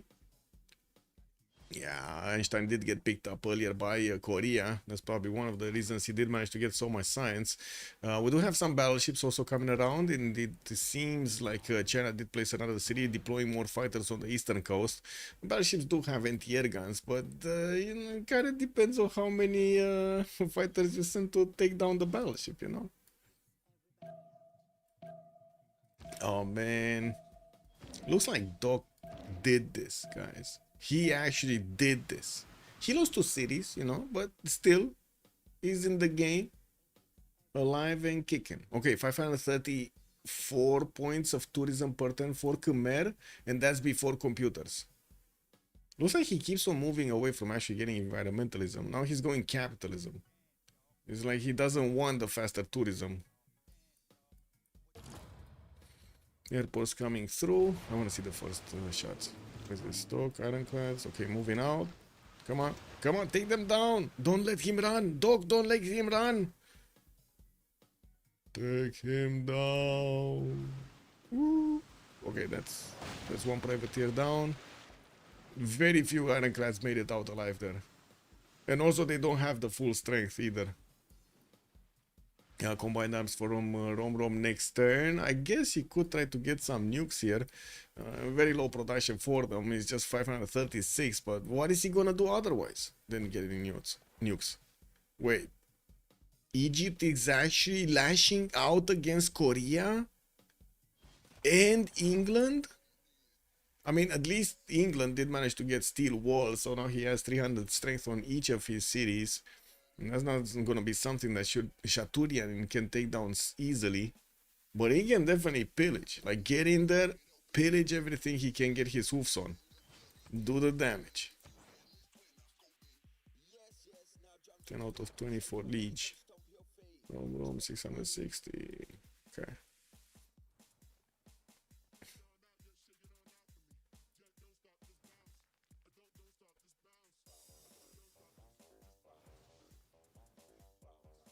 Yeah, shopping mall in 210 in Lingapura. Quite a few more broadcast centers coming up, and Stopet did jump up to 853 tourism. And again, that's before environmentalism. And what do we have him? He's on 37 out of 104. We did have Nerevar managing to double his culture output in the last few turns. Well, in the last 10 turns or something. He started to recruit quite a few more artists and musicians so he can get those extra points of culture on his side, building up the Eiffel Tower and getting as many art museums as possible. We do need to see if he's going to manage to actually slow this down, because it looks like Stop It is just going to be unstoppable. Especially since they're not going to... That was another chance, right, for the Ulyss team. If they couldn't manage to take down Egypt, it would have been a 4 versus 3 situation. It would have been harder to get the Diplo. Oh, look at Khmer just spam out rock bands from everywhere. 1, 2, 3, 4, 5, 6, 7 got bought. 8 got bought in a single turn. And we do have him with very good land to actually get them worked. England simmed up, has a lot of wonders. China simmed up, has a lot of wonders. Like, look at Oxford, he's building a Taj Mahal, has Angkor Wat, has Petra, University of Sankor. That's very good. That's very good. It also looks like Doc is not really interested in pushing this back. He's just getting a few more boats, ironclads, and building up his research labs. I think they're just waiting for a culture victory. Well, they keep away, you know, they keep as much as possible away Japan from doing damage. Able to spy from England in Changsha. There are quite a few boats actually from Nerevar getting through towards the western side of Korea. And I do see Korea does have tank army strength cities. Now this is gonna be a different beast of a game over here. Definitely Egypt cannot handle tanks. Like, it cannot actually handle normal tanks, let alone like tank armies. No, I guess Korea is going to be fine even if Egypt is sending some units there. And we do have also Norway managing to get his industrialization going, but the science is like just 150, 432 points of production plus the 180 points of faith and 250 points of gold.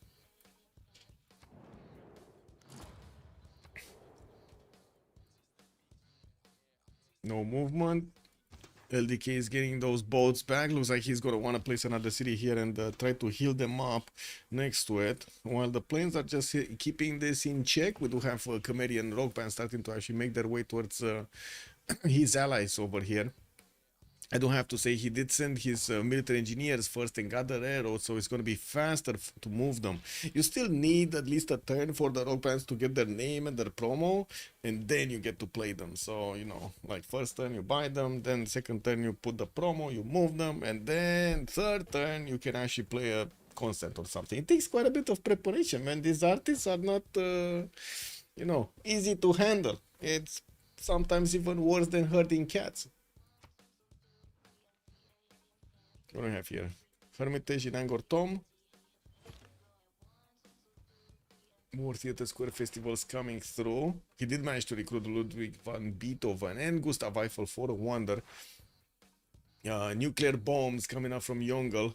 Much faster than Rom is getting them. And wait, we did have actually Doc getting his fascism, no? What's the religion, military alliance, fascism? Yes, there we go. +5 strength from fascism. That's why he's doing so much damage.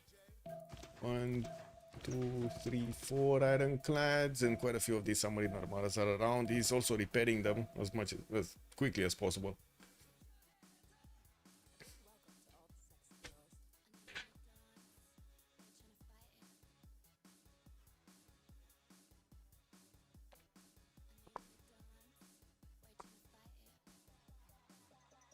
Oh, what's this? Is this the great spamming of Cleopatra pictures in my Discord? Loki's yeah.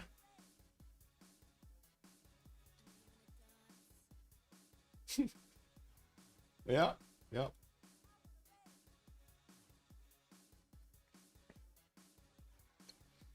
With rapid deployment, it's no need to wait to upgrade them. Okay. Atomic Snake. Come on.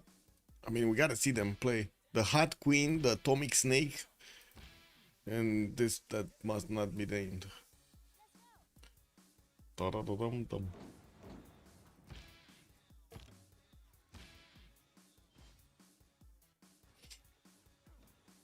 Oh, I see what you mean. Interesting. Nice.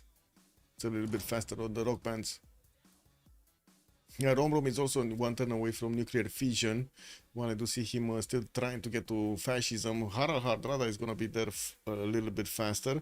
We do have him also getting a few more of these campus research projects. Still not that big of a military, but he's holding strong against Egypt.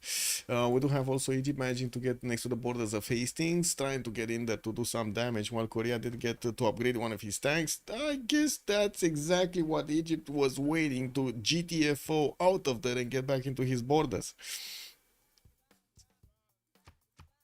What is the so 1,059 tourism per turn before the rock band started playing. 46 out of 105. He's not far away from actually getting to the halfway point, and the defender is Rom. Okay, now we have Rom on 104. He's on 330. Oh, wait, Rom? What? Nerevar should be the defender, not Rom. Okay. Well, Nerevar is still 12 points from getting to the same amount of envoys from Rom and starting to defend. So, yeah. Slowing down.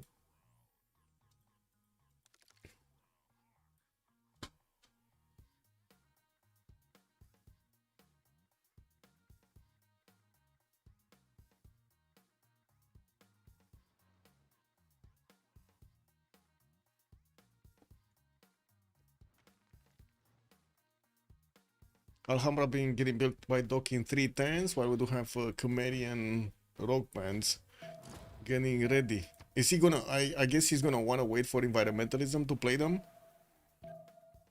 So like in 3 turns?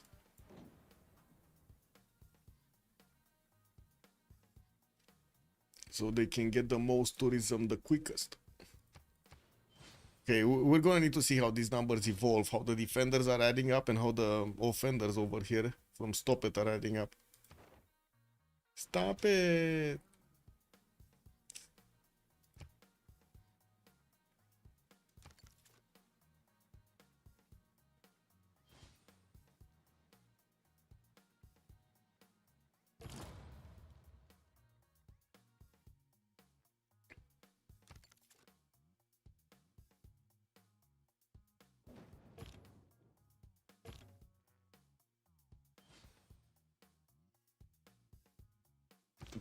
Okay, dogs started moving towards the remaining Japanese fleet here next to Takasaki. We got a few of these Japanese privateers also starting to get the vision, but I do have to say this is a full strength, full HP fleet over here that Doc is flying. And Japan, all of these are ragged up, banged up ironclads. Lots of holes in them, like water is getting out everywhere.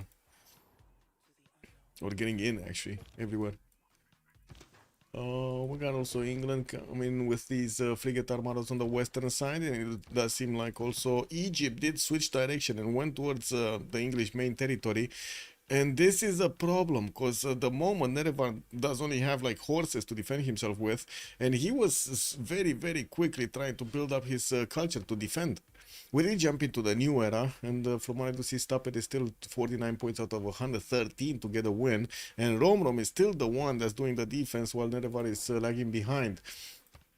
We do have 1100 points of production on Kichbi and also 800 points of science, 800 on Stopet, and this is 1239 tourism on his side.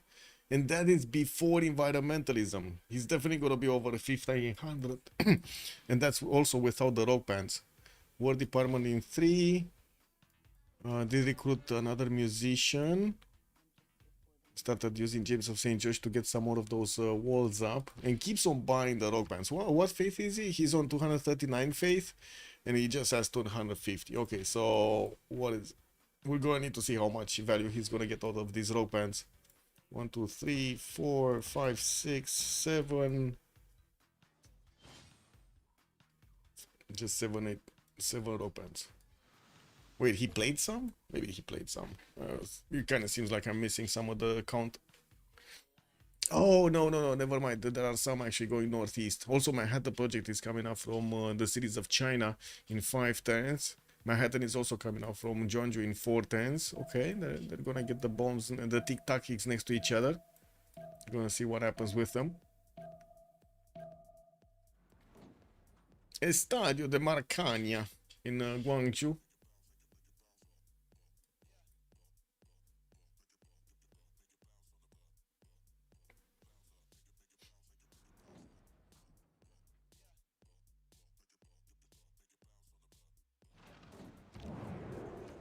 Okay.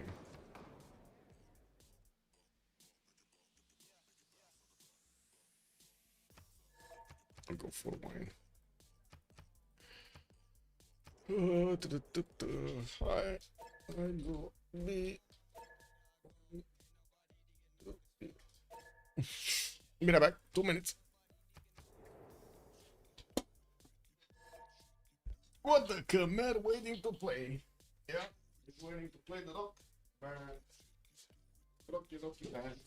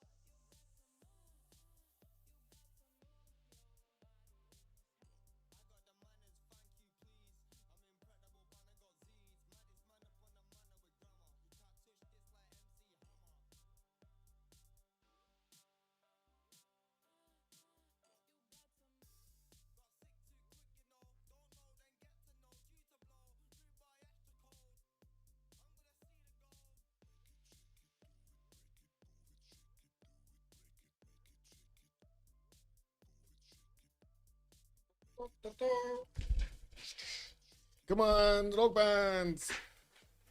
Romrom is trying to do everything. I mean, he is doing everything for his team over here. He's literally doing everything.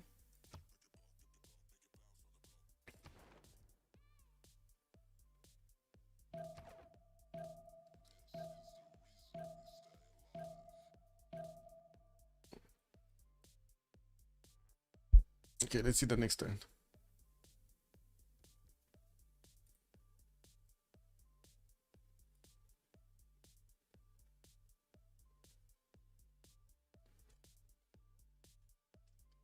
Wait.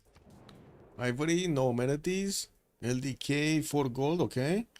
And Liege is gaining the 2 Diplo points. So they did manage to acquire more Diplo points on Liege. Stop It just got like 7 envoys, 7 of these tourists. I mean, 56 out of 114, and that is before the rock bands started playing. We definitely need to see how much is he gonna get from the rock bands. 0, 0, 0. He just got environmentalism and he jumped up to 1474 points of tourists per turn. And again, that's before the tourism from the rock bands is coming through. So he has one here. That's a space rock. This one is a surf band, perfect for the resorts. And the water park. So he's putting them exactly where they need to be over here to get the most out of their promotions. This one is a theater square. We'll need to get it closer. There are theater squares that are good right here, splendid ones. The night zombies are gonna be regular rock. They need the water park tiles.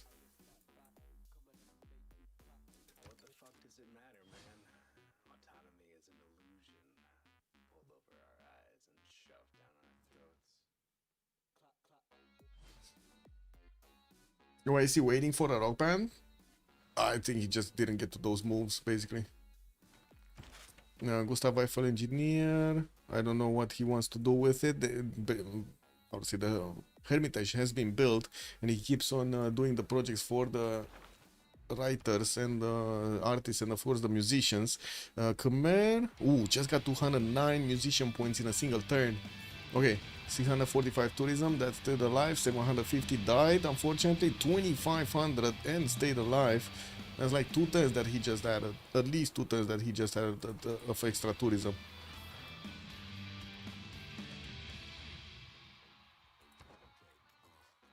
Alhambra is finishing up next turn also in Birmingham. And another 1000 tourism. This one looks like the furry cards might not actually get to play this turn. And we still have the night zombies that need to get somewhere useful. This guy played AD album sales, the modest laser, and another 750, and it stayed alive. The day cave actually stayed alive.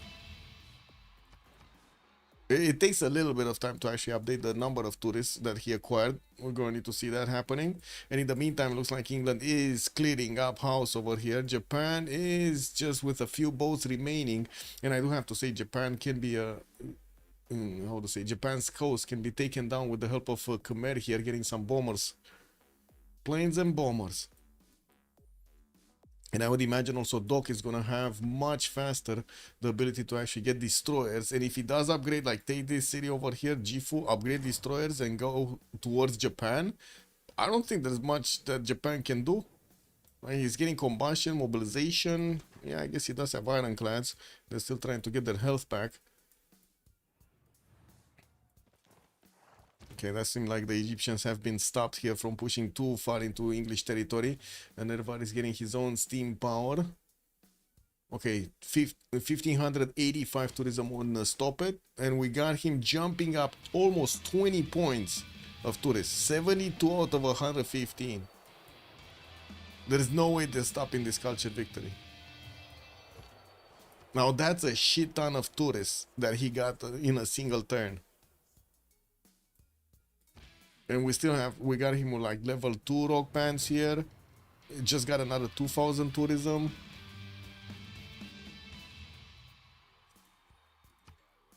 And there's not much culture. Like Nerevar is not nearly enough culture to actually defend this. We don't even have him defending this. It's Rom defending this. This is, yeah. This is what it is. It's a bit frustrating. I can feel the frustration coming out from Ulyss right now, you know? I would be extremely frustrated in this situation also. Aircraft carriers coming in from China. And we're going to need to see if he's actually going to want to deploy some tic-tacs over here against Korea. Definitely can get the nuke bombers. You do see that England is trying to put defensive anti-air guns here next to the cities of Korea with some battleships of his own. You definitely want to keep that away from happening. City got taken out. Looks like England does have one of those free infantries with him. And Japan just has a few boats remaining. Doesn't seem like he's going to manage to do anything with them. England is just cleaning them up with his ironclad armadas. Easy peasy cleanup.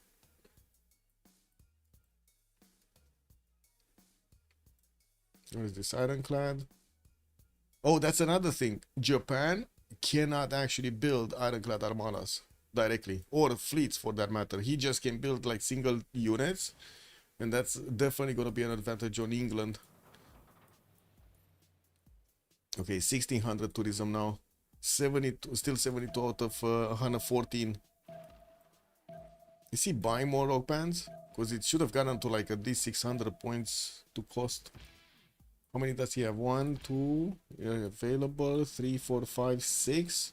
Okay, we still have 6 rock bands available for him to play with. 1 level 2. Just 1 level 2. I think he's gonna have 2 though. 3 maybe. He got a lot of valuable sales on those ones I checked. Okay, what is he? Still 1662. 93 out of 118. 21 tourists in a single turn.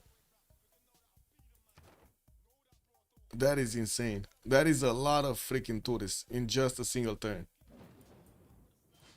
I mean, I gotta admit, it's been a long time since I've seen 20 tourists in such a close sequence. Usually it takes time to build up, you know, the tourism.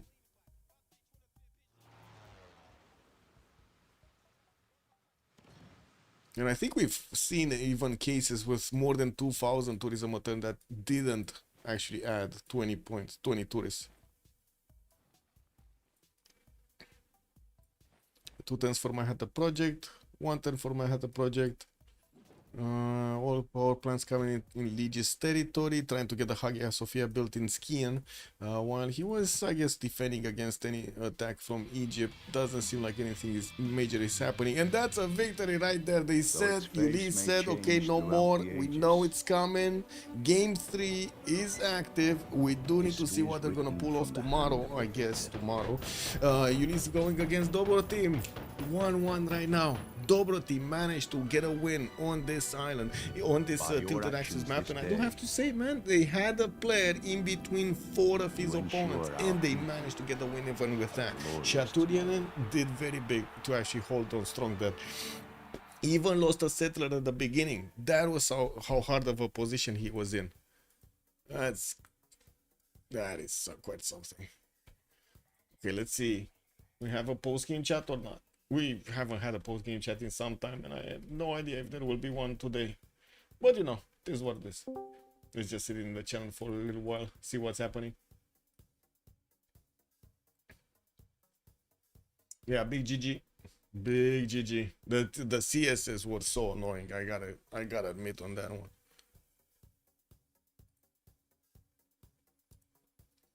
Let me also finish the prediction. 0 on Dobro. You guys voted 0 on Dobroteam? Somebody just got 55,000 points. Zilicium, congratulations! He knew what's gonna happen. He did it. He did it. Wait, what happened to my... Let's see.